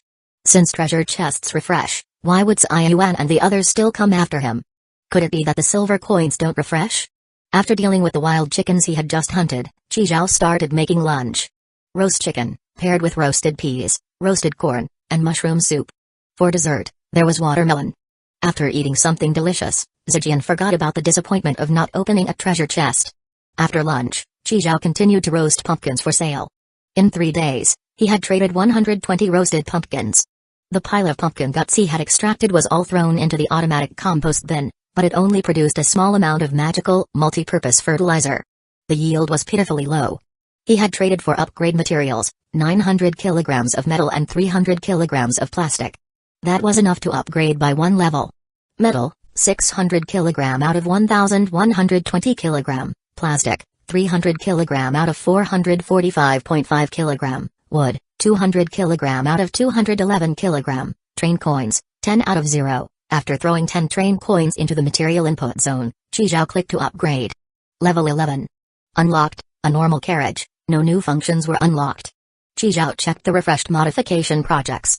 Hands-free, get a train-exclusive drum washing machine, heat pump dryer, and hidden external water tank, 6 train coins. Relax, get a train-exclusive fully automated massage chair, 3 train coins. Lightning speed, get a train-exclusive motorcycle, with a driver's license, 8 train coins. What kind of mystical motorcycle needs 8 train coins? Can it really run as fast as lightning? Although it was expensive, with a transportation tool, the range of exploration would definitely increase. The motorcycle could be customized in color, and Qizhao hesitated for a while between red and green. In the end, he chose red. A sleek, brightly colored red motorcycle appeared in the carriage. A driver's license with Qizhao's photo and a helmet were placed on the seat. Qizhao casually put the license into the boundary bracelet, swung a leg over, and got on the motorcycle. Although he was inside the carriage, he could already imagine the feeling of speeding through the air. After Qizhao entered his fingerprint and voice print, the motorcycle could only be unlocked and started by him. Wait, is that the coins lot? This motorcycle actually consumes train coins? It doesn't burn fuel, it burns coins. Qizhao immediately felt like he had been swindled. It better be able to run for a year on 1 train coin. Washing machine, dryer, and an external water tank? This modification also sounds tempting. I definitely have to get the external water tank. And the fully automated massage chair, aside from being a little expensive, has no problems. After running in the gravity carriage and doing some strenuous training, my back, legs, and waist are sore, cramps everywhere. A massage chair is a must-have. Not short on money. Qizhao waved his hand and threw in 9 more train coins. After moving the water and instant noodles from the 4th carriage, Qizhao installed the washing machine opposite the bathroom. He got the 4th external water tank, bringing the maximum water storage to 12 tons. He placed the massage chair in the bedroom. Qizhao sat on the massage chair and chose the highest end real person mode. The sensation was incredibly soothing, as if countless soft little hands were gently rubbing, kneading, and massaging him. The fatigue from the past few days of training and tree chopping quickly faded away. Qizhao twisted his neck and shoulders, the real person mode was definitely comfortable. He called up the light screen and checked the station scheduled for tomorrow. Next station, Wuxing Mountain, Solo Station, at the foot of Wuxing Mountain, Sun Wukong is suppressed, no danger. Note, only Tang Seng can remove the seal suppressing Sun Wukong. Sun Wukong has not had a drop of water in hundreds of years. Giving him food can significantly increase his favorability. There is a level 8 treasure chest beneath Sun Wukong. It can open 500 train coins, 3 strands of life-saving hair, and 1 module card. No way. The Monkey King? A level 8 treasure chest, my heavens. How many train coins? 1 0, 2 zeros, 500. 500. Oh my god. The treasure hunter took a 3-day break, and now it's holding back something huge. Let me think, I need to prepare something. Qizhao opened the chat room and sent a few messages. Great sage, great sage. My Qi Tian Di A Sheng. At the foot of Wuxing Mountain, Qizhao shouted loudly the name of Sun Wukong. Damn it, where exactly is the Monkey King suppressed? Qizhao's voice was almost hoarse from shouting, and he couldn't take it anymore. It was time to use that trick. Sun Wukong had no idea how long he had been trapped here. Didn't the Bodhisattva say someone would come to release me? Where are they? He was about to fall asleep when he suddenly heard someone shouting the 3 words he hated most. He bared his teeth and lifted his head. I am the Qi Tian Di A Sheng Sun Wukong. Who is calling me, the Bima Wen? Who? Soon, a figure pounced in front of him. My great sage, I finally found you. Influenced by the movies he watched as a child, Qizhao immediately started looking at the foot of the mountain. Unexpectedly, the Monkey King was pressed under a small mound of dirt that looked like a grave. A seal was pasted on the dirt mound. The Monkey King's head was exposed in the front, and his butt was showing in the back, making it look extremely unseemly. Did you just call me Bima Wen? Who? Who dares to be so rude to me, the king of the water curtain gave, the great sage equal to heaven, Sun Wukong? I'll be the first to not spare him. Oh, you recognize me? Great sage, your fame is known everywhere. The Monkey King nodded, quite pleased after being flattered. Unfortunately, you're not the person the Bodhisattva mentioned who can release me. Great sage, I can't try. Qi Zhao reached out, ready to remove the seal from the dirt mound. Huh? It won't budge? He gritted his teeth, stepped his foot against the mound, and pulled down hard. His face turned red, but the seal didn't move at all. It was just a small seal, and it seemed like it could easily be blown away by a gust of wind. As expected, only Tang Seng can remove it, huh? It's no use, great sage. I can't get this off. Qi Zhao wiped the sweat from his forehead, panting as he spoke. This treasure chest isn't so easy to get. It's not your fault. Once I'm free, I'll smash the flesh tumor on Tathagata's head for sure. Gurgle. Great sage, what's that sound? Your stomach growled. Ever since I've been trapped here, I haven't eaten anything. Great sage, look. Qi Zhao had already prepared, he had a bunch of food in his boundary bracelet. What's this? It's cold and refreshing, so tasty. Burp, it even bubbles. This little black drink is fun. Oh.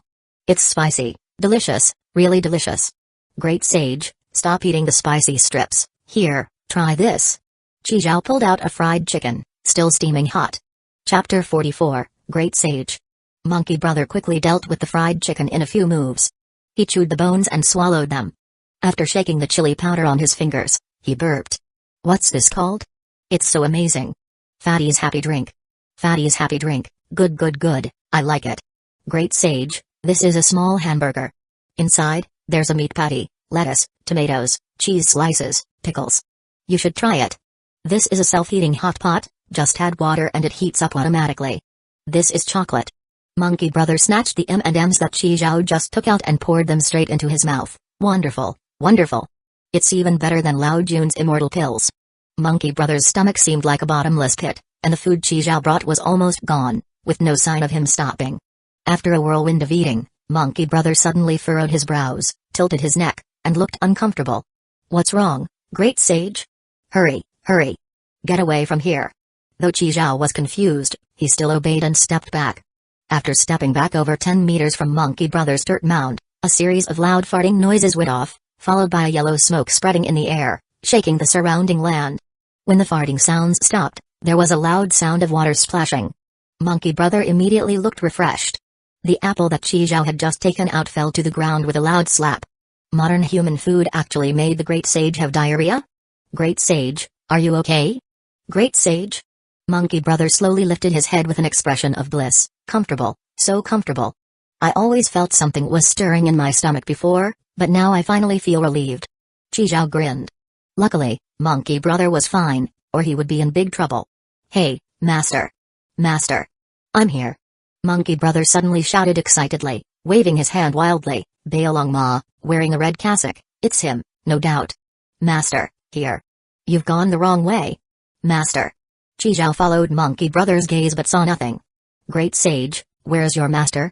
I don't see anything. 100 miles. 100 miles to the east. Qi Zhao twisted his head. Damn, Monkey Brother's 1,000-mile eyes actually work. Looking at the time, it was 10:30. There were 3.5 hours until the train would leave. 100 miles. Bailong Ma's legs would be broken before he could make it here.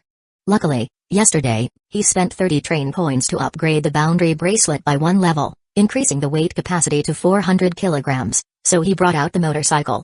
Qi Zhao took out the motorcycle, raised his leg, and hopped on. After unlocking it, Qi Zhao inserted a train coin, and the energy value was shown at 20%. Energy value over 50% can activate beast mode, doubling performance. Qi Zhao gritted his teeth and put in 2 more train coins. He put on the helmet and turned to Monkey Brother. Great Sage, wait here, I'll bring your master over right now. He twisted the throttle, and the motorcycle roared, heading toward the direction Monkey Brother pointed. Though the road here was fairly flat, it was still a mountain path. Qi Zhao tightly gripped the motorcycle to keep himself from falling off. After an hour, he finally saw the white horse and Tang Seng. Qi Zhao stopped the motorcycle, knelt in front of Tang Seng with a loud slap, and hugged his legs. Master, help. Saving a life creates a 7-level pagoda, and that's your future disciple, you know. There's no time to explain, get on the bike quickly. Chi Zhao dragged Tang Seng onto the motorcycle. My bike is fast, hold on tight. The motorcycle roared and suddenly shot off, kicking up dust. Chi Zhao tightened the brake, performing a perfect dragon's tail drift, stopping in front of the dirt mound. Tang Seng got off the motorcycle, spinning around, dizzy. Master. Master. I'm here, Master. Tang Seng wobbled toward the dirt mound. A gentle breeze blew, and the seal on the dirt mound fluttered and flew away. Chi Zhao stared, stunned. What? Doesn't Tang Seng have to do anything? Just showing up was enough? Hurry, take my master far away. I'm coming out. Chi Zhao glanced at Monkey Brother's small dirt mound, holding back a laugh. He pulled Tang Seng back a little distance. With a bang, the dirt mound exploded, and Monkey Brother shot into the sky, disappearing into the clouds. Then he was gone. Damn, Chi Zhao's heart tightened. Monkey Brother wouldn't really be going to do something like that, would he? The original story didn't go like this. About 10 seconds later, Monkey Brother returned on his cloud, holding Tang Seng's white horse. Chi Zhao breathed a sigh of relief. Thankfully, he was overthinking it. While Monkey Brother was busy with his master, Chi Zhao stashed the motorcycle and went to open the level 8 treasure chest that had been crushed under Monkey Brother's weight. The level 8 treasure chest was exquisitely made, with a material resembling jade, smooth to the touch. Requires level 8 treasure chest key to unlock. It needs a key to open? Damn, how could this be? At that moment, Monkey Brother poked his head out. Oh? I still have this thing under me? Chi Zhao turned back and his eyes lit up. Great sage, this chest contains something I need. Can you help me open it? Piece of cake. Monkey Brother pulled out his golden cudgel from his ear, grew it to full size, and slammed it down. Not only did it not shatter the chest, but it didn't even leave a mark. Interesting. Ada. Monkey Brother swung his cudgel, leaving after images, but the chest was still fine. Damn, even Monkey Brother's golden cudgel can't break it. Do I really need the key? Where the hell am I supposed to get this damn key? What's that? Chi Zhao covered his nose. After Monkey Brother had finished his business, a sapling suddenly emerged from the ground. The sapling was glowing faintly. Chi Zhao took out his military shovel, dug up the sapling, and brought it to Monkey Brother. Great sage, what is this? Monkey Brother was still smashing the treasure chest with his cudgel. He turned his head and glanced over. Oh? A peach tree. Monkey Brother suddenly seemed to realize, so it's this thing causing the stir in my stomach. It seems that when I was in the peach garden, I ate too hastily and accidentally swallowed the pit. A peach tree? This is a tree that can bear the peach of immortality. Great sage, this. It'll take a long time to grow into a tree, and who knows when it will bear fruit again. Do you want a peach of immortality? Wait for me to climb up and pick one for you. Chi Zhao quickly stopped Monkey Brother. He didn't want to change the course of the original story again. Seeing that it was getting late, Chi Zhao put a level 8 treasure chest into the boundary bracelet. Great sage, you've really saved many people, many industries. Especially the gaming industry. We finally have our own AAA masterpiece. Industry? AAA? What's that? Monkey Brother scratched his head, looking puzzled. Chi Zhao didn't know why, but suddenly a mist appeared in his eyes. Great sage, goodbye. Anchor point backtrack. A flash of white light, and Chi Zhao returned to the train. The train started. Chapter 45, Planting the Peach Tree. Chi Zhao quickly walked into the planting carriage and carefully planted the peach tree sapling. Chi Zhao recalled the journey to the west he watched as a child. This was how the land described the Monkey King's peach trees. There were a total of 3,600 peach trees in the garden. The first 1,200 trees had small fruits and flowers, maturing once every 3,000 years. Eating one would make a person immortal and their body light and healthy. The middle 1,200 trees had layers of sweet flowers and fruits, maturing once every 6,000 years. Eating one would allow a person to ascend to immortality, never aging. The last 1,200 trees had purple veins and delicate cores, maturing once every 9,000 years. Eating one would make a person live as long as heaven and earth, with the same age as the sun and moon. He didn't know which type the Monkey King had brought out. Wait, no matter which type, it's just a sapling right now. It doesn't even know how long it'll take to grow into a tree. Chi Zhao suddenly hung his head, thinking, I won't be able to eat one of these peaches before I die, will I? The next moment, the peach tree suddenly released a visible green light, and it absorbed all the magical, multi-purpose fertilizer Chi Zhao had previously scattered. It then grew taller by a visible amount. From 3 centimeters, it grew to about 10 centimeters. The magical, multi-purpose fertilizer could actually promote its growth. No wonder it's the peach tree. The mushrooms and plants he had grown in the mushroom garden used up so little fertilizer after several harvests, But the peach tree absorbed it all at once and only grew this much. Qizhao was overjoyed and quickly took a small handful of fertilizer from the automatic compost barrel, sprinkling it near the sapling. As soon as the fertilizer hit the soil, the sapling emitted green light and absorbed it cleanly. Great, as long as there's enough magical multi-purpose fertilizer, there's still hope in my lifetime. Qizhao took out the lingzi he had obtained in the mushroom garden. He had studied it for a while before realizing it was useless and left it in the boundary bracelet to gather dust. Now, he could use it to make fertilizer to help the peach tree grow. He broke it into small pieces and threw them into the automatic compost barrel. He looked at the sapling glowing faintly, his affection for it growing. The black wind monster crouched there, sniffing wildly, looking incredibly content. You little brat, pay attention. I hereby appoint you as the guardian of the peach. Protect it well. Woof woof woof. Leaving the planting carriage, Qizhao returned to his bedroom, took out the level 8 treasure chest, and flipped it over repeatedly. TSK TSK TSK. The Monkey King knocked for so long, and not even a mark was left. Where am I supposed to find a key for this? Ding dong ding dong ding dong. Come on, it's already 1 o'clock, why hasn't the food been served yet? Where is everyone? I'm starving, starving, starving. If you don't serve the food soon, I'm going to take back the train coins. I'm really taking them back now. Forget it, there's half a loaf of bread left from breakfast, I'll just eat that for now. Coming, you cry like a baby over missing one meal. Qizhao took the train coins and went to make lunch. He turned on the tap, but no water came out. Looking up at the water meter, it showed the water storage was at 0. Wait, what happened to my 600 liters of water? Did my external water tank leak? No way. Qizhao went to the refrigerated carriage, filled a bucket of water from the water tank, and poured it near the peach sapling. In an instant, the water was absorbed cleanly. The sapling's leaves turned an even more vibrant green. Hiss. As expected. The planting carriage could automatically adjust humidity because it was connected to the external water tank. Man, is this tree a bottomless pit? That's 600 liters of water. Although the sapling absorbs nutrients and water, it doesn't seem to take from other life forms endlessly. This could be seen from the fact that the mushrooms and plant pots in the carriage were still growing normally. It seemed to be able to automatically identify the surplus moisture and nutrients in the environment, absorbing only those. Qizhao held his forehead, feeling a bit overwhelmed. How many resources would it take to fully grow this peach tree? For lunch, he had instant noodles. In the afternoon, Qizhao continued to roast pumpkins for sale. Tomorrow would be the last day of winter, so he needed to take advantage of the high prices while he could. He still hadn't gathered enough supplies to upgrade to level 12. He might as well check the station where the train would stop tomorrow. Next station, Shanfushi, single-player station. There are a few infected dogs at this station. Attacking them will lead to infection. Danger level 2. There is a level 2 treasure chest on the 3rd floor of the Shanfushi police station. It contains 6 train coins and a pair of running shoes. Creak. Creak. Creak. Qizhao fully equipped himself and got off the train. It was very quiet, with only the sound of crows. On the street, cars with shattered windows looked like toys carelessly discarded by kids, scattered all over. Various guardrails and electric poles were toppled everywhere. The wind carried the rusty, desolate scent. Shops on both sides of the street were looted, leaving only shattered glass. Qizhao casually entered a store. As expected, there was no water or electricity. First, he went to the police station to open the treasure chest. 10 minutes later, Qizhao successfully found the police station. Qizhao got off the motorcycle and stowed it away.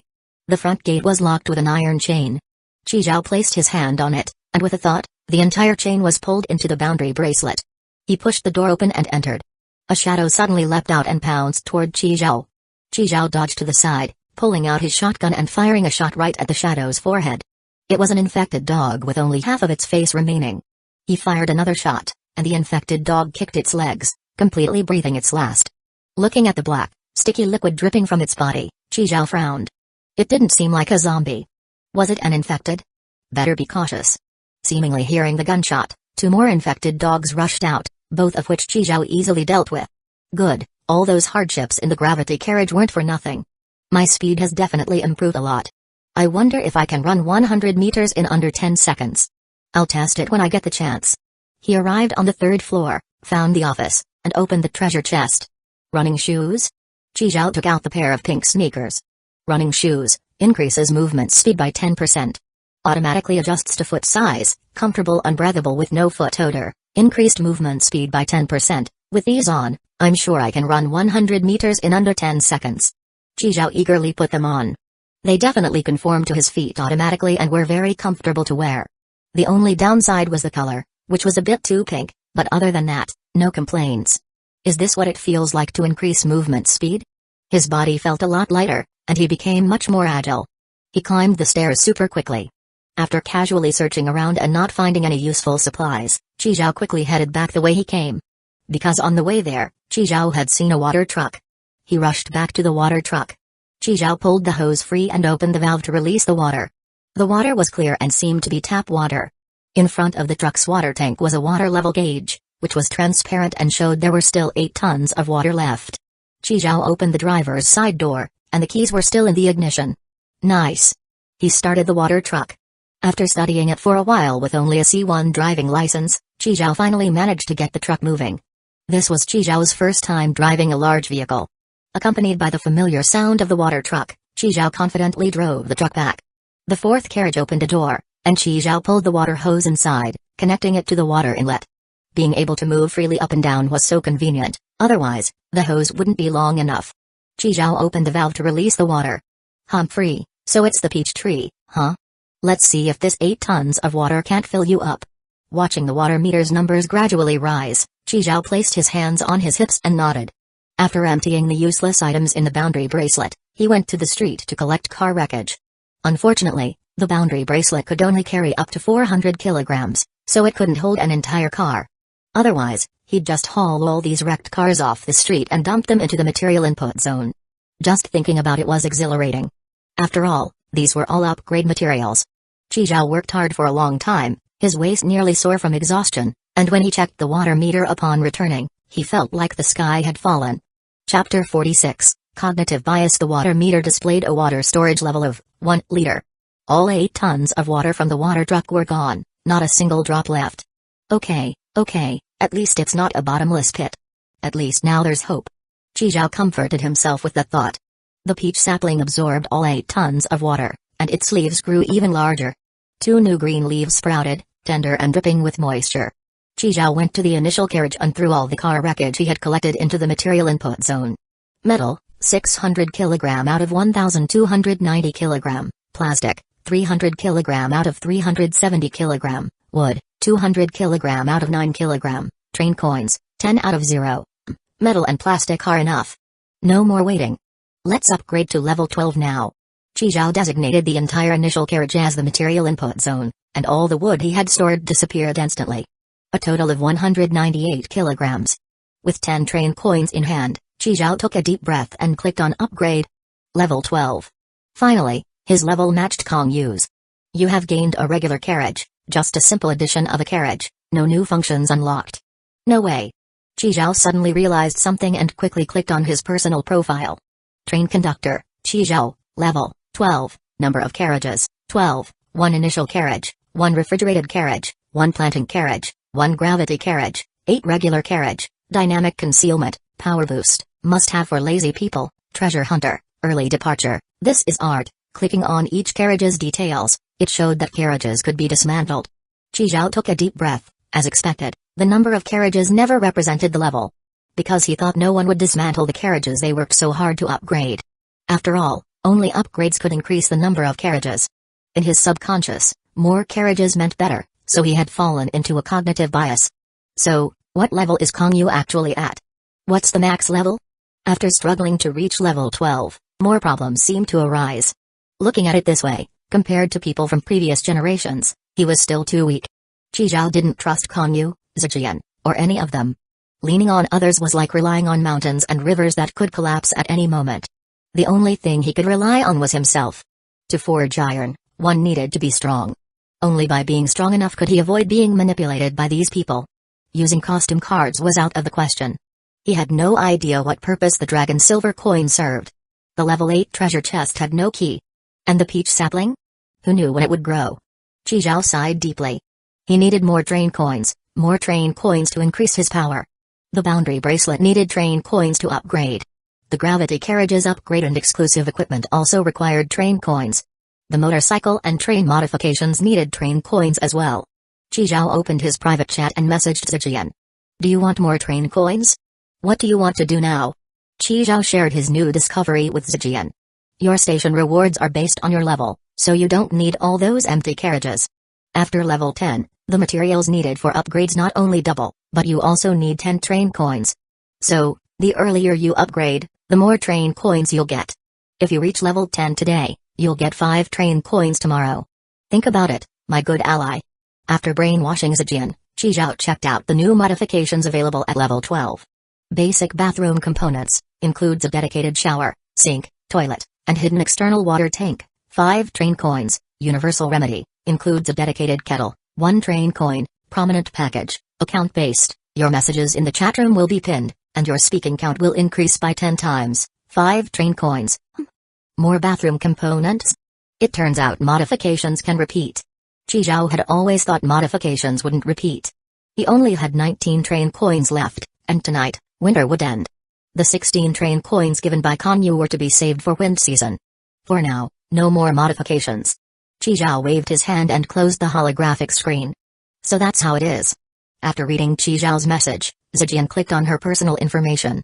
It really could be dismantled. Zijian understood Qi Zhao's meaning and decisively clicked on dismantle. After all her belongings were in the first 2 carriages, and the last 2 were empty. Carriages cannot be dismantled while the train is moving, huh? Upon seeing Zijian's message, Qi Zhao slapped his forehead. He had forgotten that she was level 4, and her train had already departed at midnight. He pulled the hose out of the water truck and closed the car door. He transferred 2 packs of instant noodles to Zijian and continued to go out to dismantle cars, gathering materials for upgrades. At 2:00, the train started moving. Qi Zhao used the oven to heat up some bagged roasted chicken, eating it with lemon water and canned food. He took the plastic he had traded and threw it into the material input zone. The long-awaited broadcast sound rang out. Good afternoon, train conductors. Tonight at midnight, there will be a season change. The season change will be to wind season. During wind season, departing requires train coins, and the number of train coins needed varies by station. Here it comes, wind season. So it works like this. Train coins are required to depart. But what if they encounter a world with no resources or a dangerous world, and there are no train coins for departure? Would they just have to stay there and wait to die? Different worlds require different amounts of train coins to depart. TSK, will the 16 train coins Konyu gave be enough? Tomorrow, I'll help Zijian level up to 10, so she can get 5 train coins every day. In the chat room. Online users, 793. Though there were few people, the chat room was still lively. What's going on? Another season change? Will the temperature rise again? My feet are frozen to bits. We need train coins to depart? Damn, I've used the last one for food. I'm done for. Whoever gives me train coins, I'll be their dog.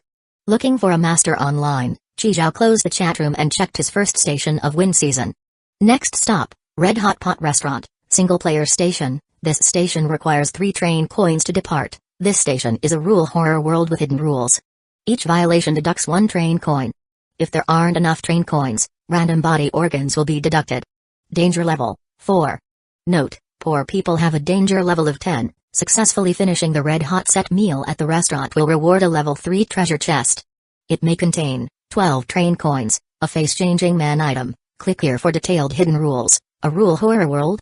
Each time you break a hidden rule, you lose 1 train coin? This is outrageous. Qi Zhao clicked to see what the hidden rules were. Rule 1. Don't add water yourself.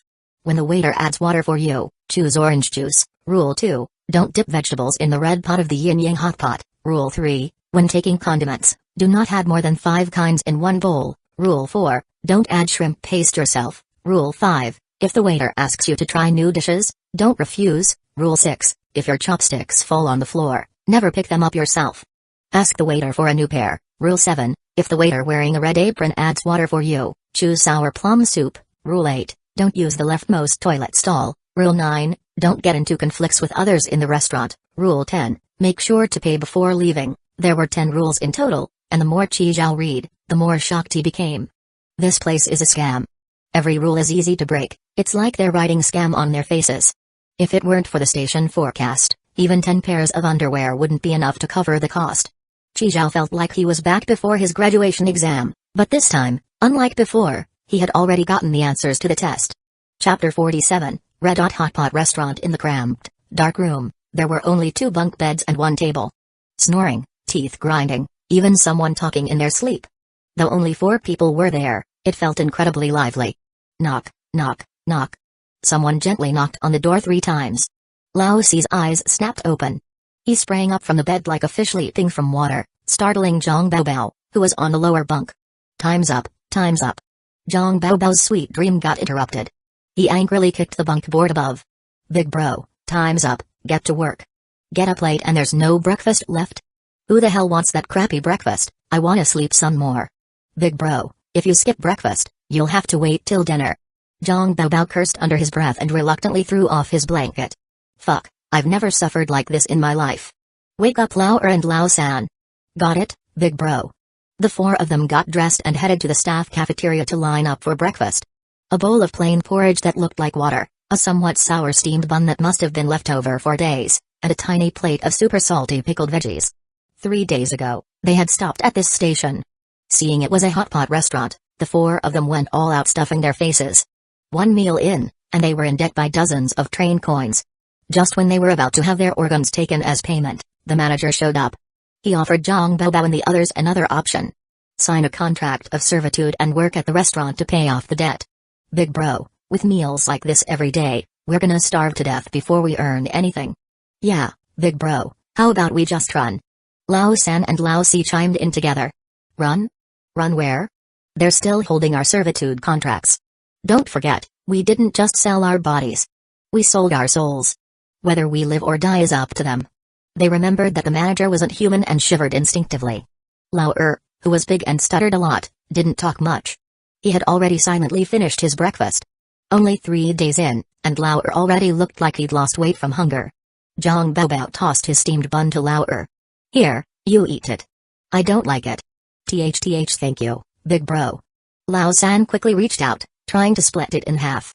But after getting a glare from Zhang Baobao, he pulled his hand back. Just then, the supervisor walked in and pointed at Lao. Short on prep cooks. You'll be transferred to the kitchen for prep duty. He then looked at Zhang Baobao. There's a guest in a private room on the 2nd floor today. You'll be serving them. Alright, finish up and get to work. With that, the supervisor left. Big bro. Lao looked a little nervous about being assigned alone. Zhang Baobao patted his shoulder. Go ahead, it's fine. I trust you. If it were Lao San going, I'd be worried. Lao San pouted. Yesterday, a woman in the kitchen got caught sneaking food during prep. Her fate was tragic. Could have made mapo tofu out of her. Lao San, Lao Si, keep your eyes open in the main hall.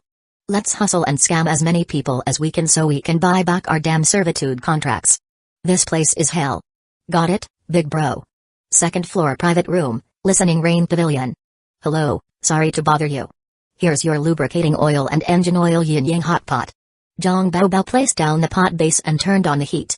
Here are the cold dishes, screws with nuts, 5 spice button batteries, and cold display screens. The hot pot ingredients will be out shortly. He poured 98-octane gasoline into their cups, wiped his sweat, and smiled as he left the private room. Fuck me, the customers are getting weirder and weirder. Just had a bunch of octopus head people the other day, and now it's robots. Gasoline, engine oil, batteries. This shit better not explode. Fuck, that supervisor's trying to kill me. Big bro. Lao Si stumbled and tumbled all the way over to Zhang Baobao. What the hell are you panicking for? How many times do I have to tell you? Keep calm, keep calm. Chi Zhao. Chi Zhao is here. No shit? That guy? Zhang Baobao walked over to the stairs and looked in the direction Lao Si pointed. Sure enough, it was Chi Zhao. What do we do, big bro? What do you mean what do we do? That guy used to sell frozen water and blankets. He's gotta have a ton of train coins on him. Scam the hell out of him. Whether we can buy back our servitude contracts depends on him. You and Lao San be sharp. Take turns working him. I can't leave this spot, it's all up to you guys. Don't worry, big bro. We'll scam him so hard he won't even have his underwear left. 7:50, the train stops. Chi Zhao opens the door. Everything around is pitch black, not even a hint of light. Only the hot pot restaurant in front is lit. Red hot pot restaurant. A pair of stone lions stood at the entrance, with red lanterns hanging above them. At the door stood a female server in a black apron, a professional smile on her face. Chi Zhao stepped forward and approached the entrance. The female server bowed deeply. Hello, welcome to the red hot pot restaurant. Hey there, pretty. Would you like to dine with us, sir? Chi Zhao smiled. Of course. He followed the server into the restaurant. Inside, the furniture was all wooden, lanterns hanging from the beams, and the decor had an old-school vibe. Chi Zhao casually picked a spot by the wall and sat down. What's in this red-hot hot pot set, and how much is it? Hello sir, this set includes free condiments, 1 portion of yin-yang hot pot base, 12 kinds of meats like beef rolls, lamb rolls, beef tripe, duck gizzards, shrimp paste, etc. 12 kinds of vegetarian items like frozen tofu, crispy bean curd rolls, enoki mushrooms, spinach, glass noodles, and more. As a new customer, you get half off your first order. Just 1 train coin. Nice, 1 set and it hits every trap imaginable. Genius. Chi Zhao nodded. I'll take it. Alright sir, please wait a moment while we serve your dishes. While waiting for the food, Chi Zhao went to the condiment section to get some dipping sauce. Gotta say, the selection was impressive. Even had some he hadn't seen before. Rule 3, when getting condiments, no more than 5 types per bowl. Chi Zhao scooped a bowl of beef sauce and added some chopped celery. Hey there, little bro. You look new. First time here? You gotta try our house specialty sauce. A man wearing a mask and holding a wooden bucket stepped up to Chi Zhao. Exclusive flavor of red hot hot pot. Can't get it anywhere else. Chi Zhao glanced at the sauce in the bucket. Chili bits, cilantro, celery, minced garlic, dried shrimp, black vinegar, beef sauce. Just a glance and it was already more than 5 condiments. Come on, let me scoop you some. Lao Si's eyes sparkled as he scooped a ladle full of sauce and went to pour it into Chi Zhao's bowl. Chapter 48, Store Manager. Just as the sauce was about to be poured into Chi Zhao's bowl, he flicked his middle finger upward and sent the bowl flying. Lao Si was dumbfounded. The whole scoop of sauce splattered onto the floor. Sorry, hand slipped a bit. The supervisor rushed over upon hearing the noise, quickly apologized to Chi Zhao, then ordered Lao Si to clean it up. What a fucking shady shop, always trying to trick guests into breaking the rules. Chi Zhao glanced at Lao Si, who was crouched on the ground cleaning, then went to get another bowl of sauce. When he got back to his seat, the soup base had already arrived. 1 red, 1 white. Yin-yang hot pot. Rule 2, do not cook vegetarian ingredients in the red side of the yin-yang hot pot. All kinds of hot pot ingredients were served in turn. Chi Zhao gave them a quick look. Good, this amount was manageable. If it were too much, he'd have to consider using the boundary bracelet. The station forecast said you had to finish the set meal to get the level 3 treasure chest. Best not to risk it. No time limit anyway, he could take his time eating. Hello sir, would you like something to drink? Rule 1, do not add water yourself. When the server offers, choose orange juice. Orange juice, thanks, pretty lady. You're welcome. Call me if you need anything. There were quite a few others dining in the restaurant too. Chi Zhao couldn't tell if they were real people or NPCs. Chi Zhao picked up a plate of lamb rolls and dumped the whole thing into the pot. Hey, second bro, what's today's sample dish? PPP. Forget it, I'll go see for myself. Lao San headed to the kitchen and saw a dish that looked like sea cucumber, covered in a thick yellow sauce. When he got closer. Holy shit, candied rebar? The criminal department minister came up with a new dish again? Lao San remembered the day they arrived. A server had brought them a plate of raw pig intestines and said it was a new dish for tasting. Naturally, they refused, and boom. Lost 4 train coins. This candied rebar was brutal too. Zio, quick, today's new dish is ready. Help your big bro out, take it to table 10. Tomorrow I'll split my steamed bun with you. Really? Don't lie to me. If I'm lying, I was raised by a dog. Lao San patted his chest in assurance. Zio happily picked up the plate and headed for table 10. Lao San and Lao Si crouched in the corner, peeking at Chi Zhao. The store's hidden rule number 5, if a server offers you a new dish to sample, don't refuse. How do you even eat rebar? He'll definitely refuse it. Then he'll break the rule, hey. Just as Zio walked off, Zhang Baobao burst into the kitchen. What the hell? Why isn't the candied rebar ready in listening rain pavilion?